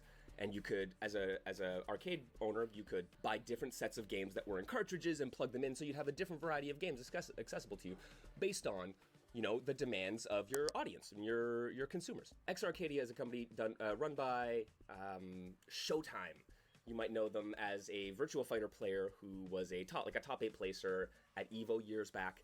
And they have gone on. I also want to point out, it was like 1 year. It was that one, 2004 arcade platform. Over the last several years, right? If that's the same guy, that was 2004. Deals with a bunch of indie developers to release games exclusive. That also kind of got bopped by Chibi. Sorry if I remember, but that's unrelated. It's actually really good. Like, I love the MVS format.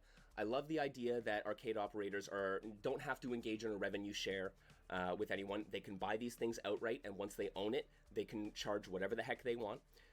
So, right, if you were an arcade in whatever, frickin' Massachusetts or in Cologne, Germany, and you wanted to, you know, bring in an Exa machine, you could get an Exa machine, you could get a few games, and you could charge whatever you want. You could charge a door fee and have it be on free play. You could charge per play, right? There's a whole bunch of ways to do it, and all the revenue is yours to keep.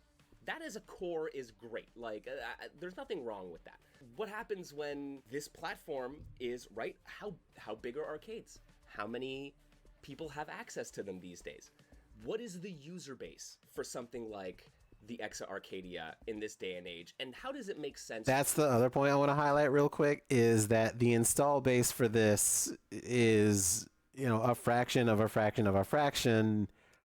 But, from what we've talked about, like, and these niche games, like, it's, you're asking you're asking for that 5K buy-in, that you claim is like saving arcades, and we looked at the stats, and it's like, 0.006 of every 1 yen is your return on that.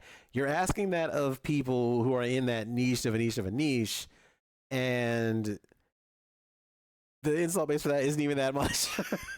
So it's like, it's not the main collector base. It's like you got to be like three sicko levels beneath that, and then be like talked into it. But like, we already know that the aftermarket value is like, you're not getting these serviced, like, just, I don't know. Anyway, for developers to become exclusive to that platform, right? Yeah, and in Germany, you don't think there are any arcades anymore, right? They're few and far between here. I know of literally one. Yeah, we talked about TRF in North America. And this is not for TRF, like, as previously stated on the stream, TRF was posting, stream VOD after stream VOD, and most of the time when they did that, no one was playing. Like, you would cut to the camera of the room, because it's the size of a room, and mostly people are just playing Project Justice or some shit in the corner, and one guy is practicing Guilty Gear off in the corner, and these streams are running overnight of Exa just rotating through the games with no one on the cab, and you start to wonder what the electricity cost of that is. Lack of trying, right? Like, this is not for lack of me searching these things out. I know of one of them in North America. Let's talk about the reason this has come up now is because EVO Japan just happened, and at EVO Japan, Exa Arcadia announced a lot of exclusive games. Now, last year, their big announcements were, for fighting game stuff, were Dynamite Bomb and Axel City 2, which I wrote about in Okizine. I've talked about them a lot here on the stream. That's like two 2D fighter maker developers that Exa Arcadia is working with Kodakawa, and Kodakawa has an exclusive rights to the Maker Series games, and they have partnered with Exa. So, hey. I'm still not sure I believe that part, by the way, because we saw that Reddit post that was like, that might be a lie about them owning the rights to like Interbrain's 2D FM, because that would involve like a couple of hurdles. Like, either at that point, the people who used to be on like Interbrain or like worked at Arcadia Mag, like, either they don't care or they don't know what is being talked about. Like, we did see that, like, again, Showtime is very tied in. Like, he's hanging out with the Mikado owner, or at least posturing to be like in that position. But like, what proof is there of them having that license? Like, that's so weird to say. Andrea Jens wrote that article about 2D FM and the ways that it's this sort of lost thing, and there aren't a lot of devs who use it anymore because it's from the GeoCities Japan days. My bad, I didn't mean to pause there. But even that, it's like that engine is a dying breed, like almost more so than the arcades. So you're gonna find the few devs still who have projects still tied to it and snatch their thing from under them, and that's weird, man. It's all weird. You have all of these games coming out on this platform now. So it was a couple of games here and there last year, and you've had some like a handful of them over the years. So let's scroll down here through the list of arcade games. Bayani is currently available. We just played a bunch of this and looked at a bunch of this. Recognize. I do want to get to kind of the meat of the.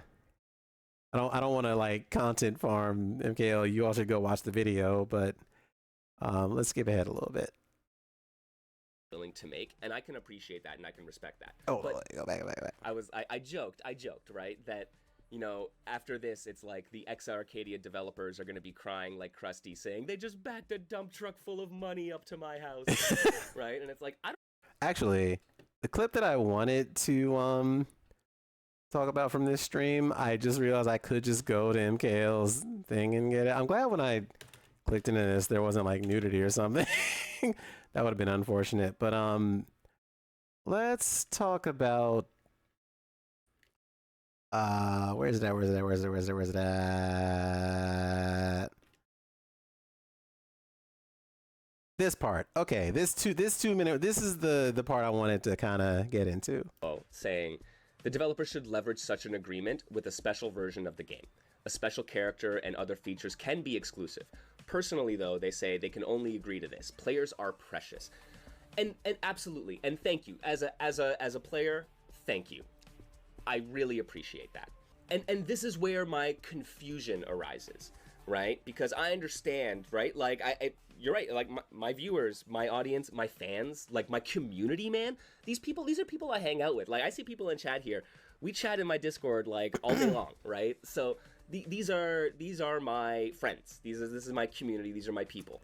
I'm not really sure on the specific version of 2DFM, but that would also go against the thing where because again, like the declaration is like they're not a developer, right? They're publishing. Like there was that conflict in verbiage we talked about earlier, where some people are like, "Oh, they're just a publisher." Some people are like, "No, they developed this, and don't you dare look into, whoever's labor is not getting, paid in return for the labor on Tattoo Assassins being what it is." Like there's no chance that I have not seen the people who worked on getting that thing, up and running have not received the credit for doing that. But then this, that one guy, I'm blanking on the name now. One sec, Andy. Sorry.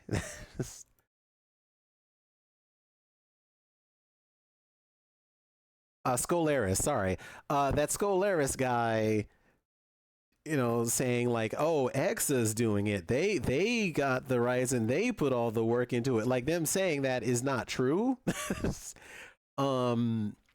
So it, for them to say that they have their own version of it and that's their trusted, like that's their thing where they can just slot in whatever 2DFM game and then stand to like make money off of it, is like, what is that deal like? Is that the dump truck of money? For a 2DFM game? That would ring a little hollow to me. Like, I don't get it. Is it worth, is it worth the walled garden part of the platform is my confusion. Right. And I can't imagine doing any of this at the expense of them. Right? So, like, if someone came to me and was like, "Hey, Threads has an exclusive streaming deal, and here you can go on Threads," right? Or like Kick. Oh god, Kick streamers. Like, I would be hard pressed to justify that, in spite of how much I understand that could help me making my art and getting it out there and producing the stuff I want to make. I understand that, but that's it, man. Like that is precious, and we shouldn't lose that. The thing about Kick too is people go to Kick when they want to espouse things that are not in the realm of what's acceptable in the TOS, usually some form of bigotry or something like explicit in ways like, something like gambling, where it's like this is explicitly forbidden by the thing. In the case of Exa, we already talked about that, like, hot pink club, like that thing that they were doing to try and, like, muscle in on the AVN and porn trade shows. Those kind of gatherings and conventions, and that's what they wanted to do. So that's their version of kick streaming, basically. Like, you know, they want to break into that market share, but them doing it with, again, games that already have some form of horny thing you can get on Steam. If you want a horny thing like that has a very cishet, you know, male gaze to it, which unfortunately lines up with the thing again where Showtime was on the Gaming Guy forum being a creepo and telling people how he used to, like, you know, deal with young girl, like just weird shit. Just and just being a creep to like again, Brandon Sheffield talked about this. I don't want any of that to come back on those people, like any kind of like retaliatory thing. But just it seems like by all, like, it doesn't pass the sniff test that guy is probably not like some kind of chud. Like, it just feels gross. The more you look into it, it just feels gross. And I don't think you should support it.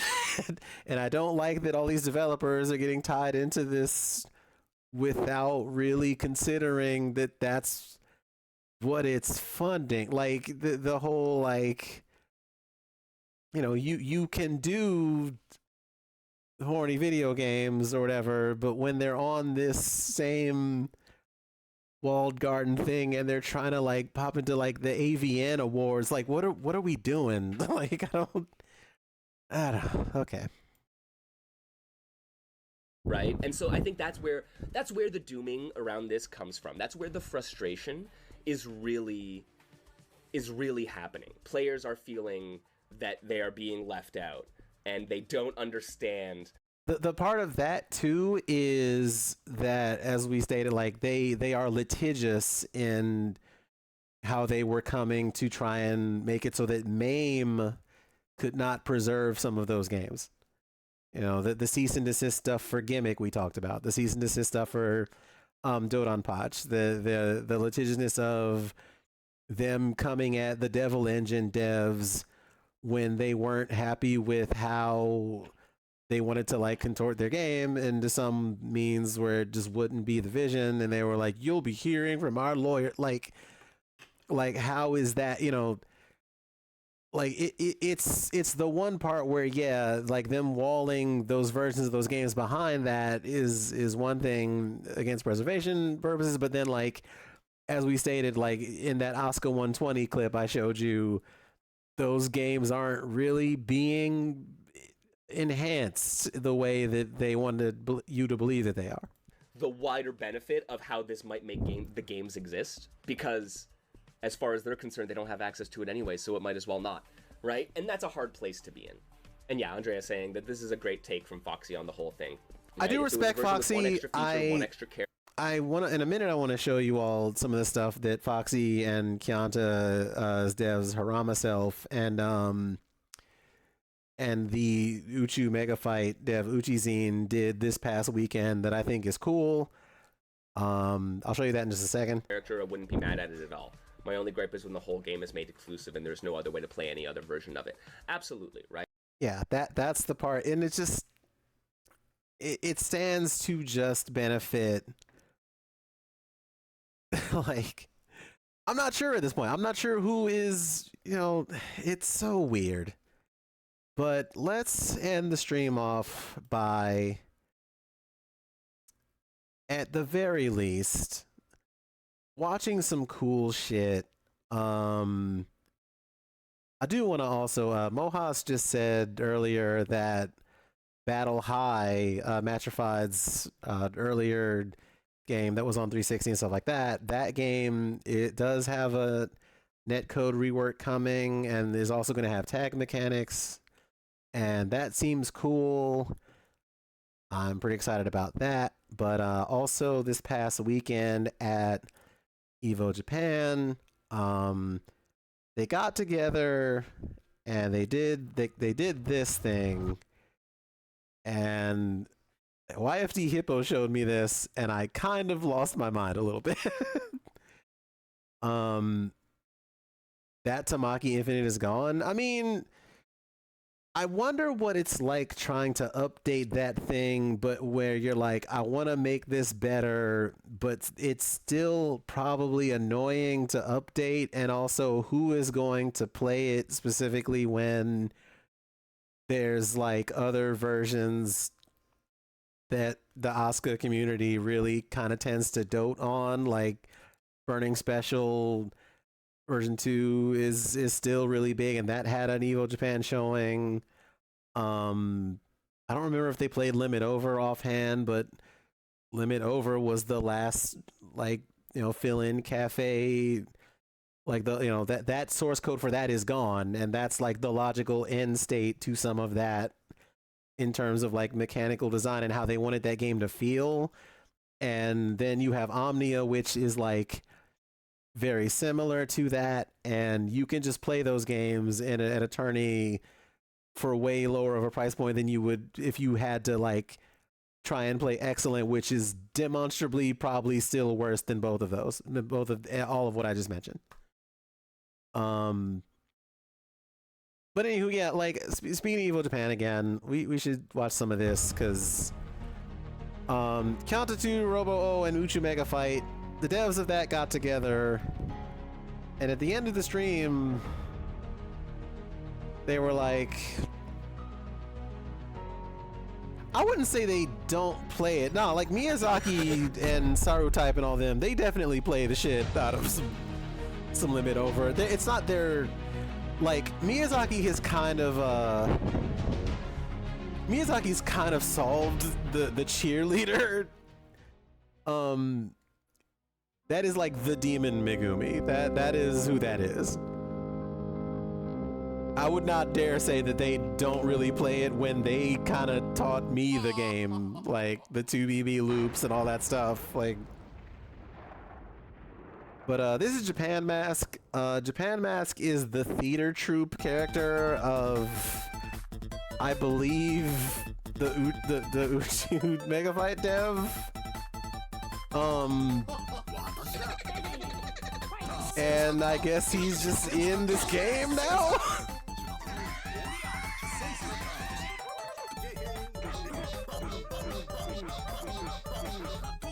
Just looping this dog. I don't know if that's an infinite. It sure looks.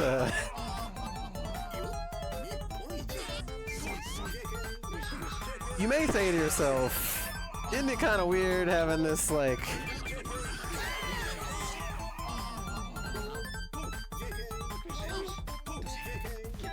This guy got claw wall dive. He fell.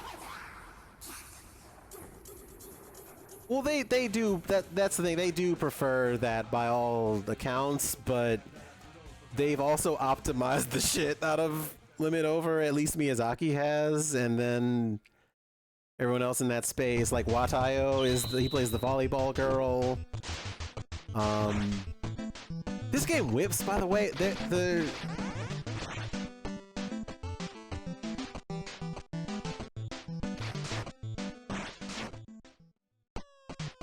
So, I know there's a version of this that's in the works called like Super Robo-O that's going to be more of like a SNES thing than a NES thing, but this looks really good still.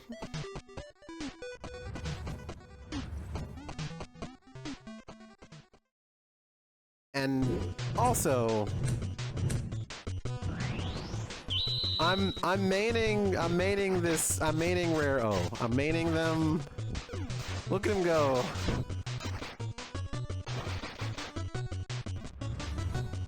Clearly maining. Clearly, also this exists now. Miyusha popped in there for a second, which makes me wonder if Miyusha's gonna be playable. Probably not, but who knows?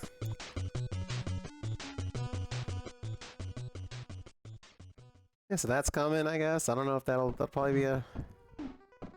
Here's some dev footage. They were nice enough to do all this. We can probably set up some buzzsaw Uki off that. Like this is sick as hell.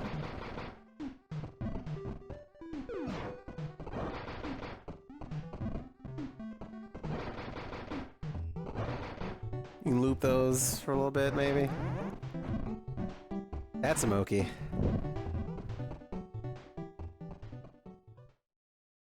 Pretty excited about that. And then there's this. It's Kanta.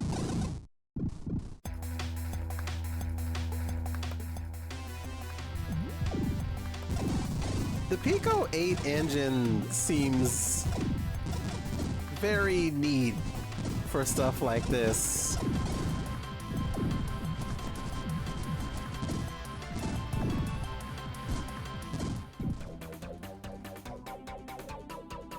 At that counter stage.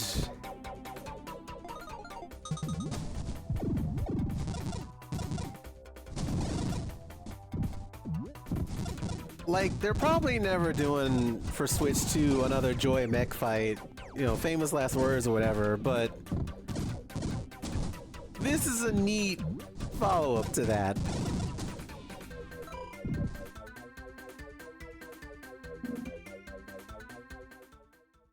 Also, Gyanta, like, above and beyond in terms of just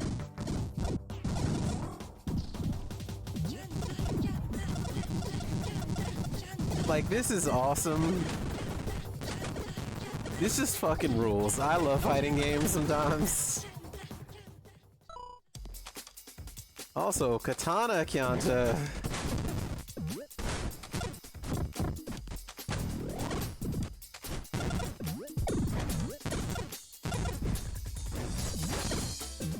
Like, that's just, it's so fucking cool. Like,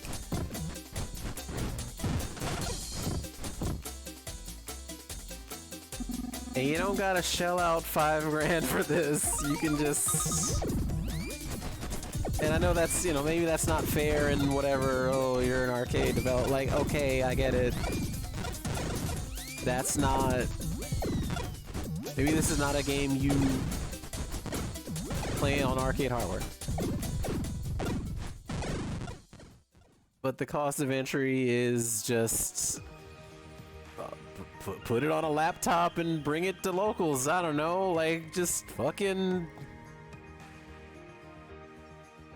You know, like, that's so much more of a lower bar than, you know, what collectors or industry middlemen counterfeits think that you have to do to get people to pay attention when these indies are doing cool ass shit like this. And that's where the meaning is for me, because they understand, like, art. I don't know. Like, they understand art in a way that CEOs like Showtime fucking clearly don't, from my perspective.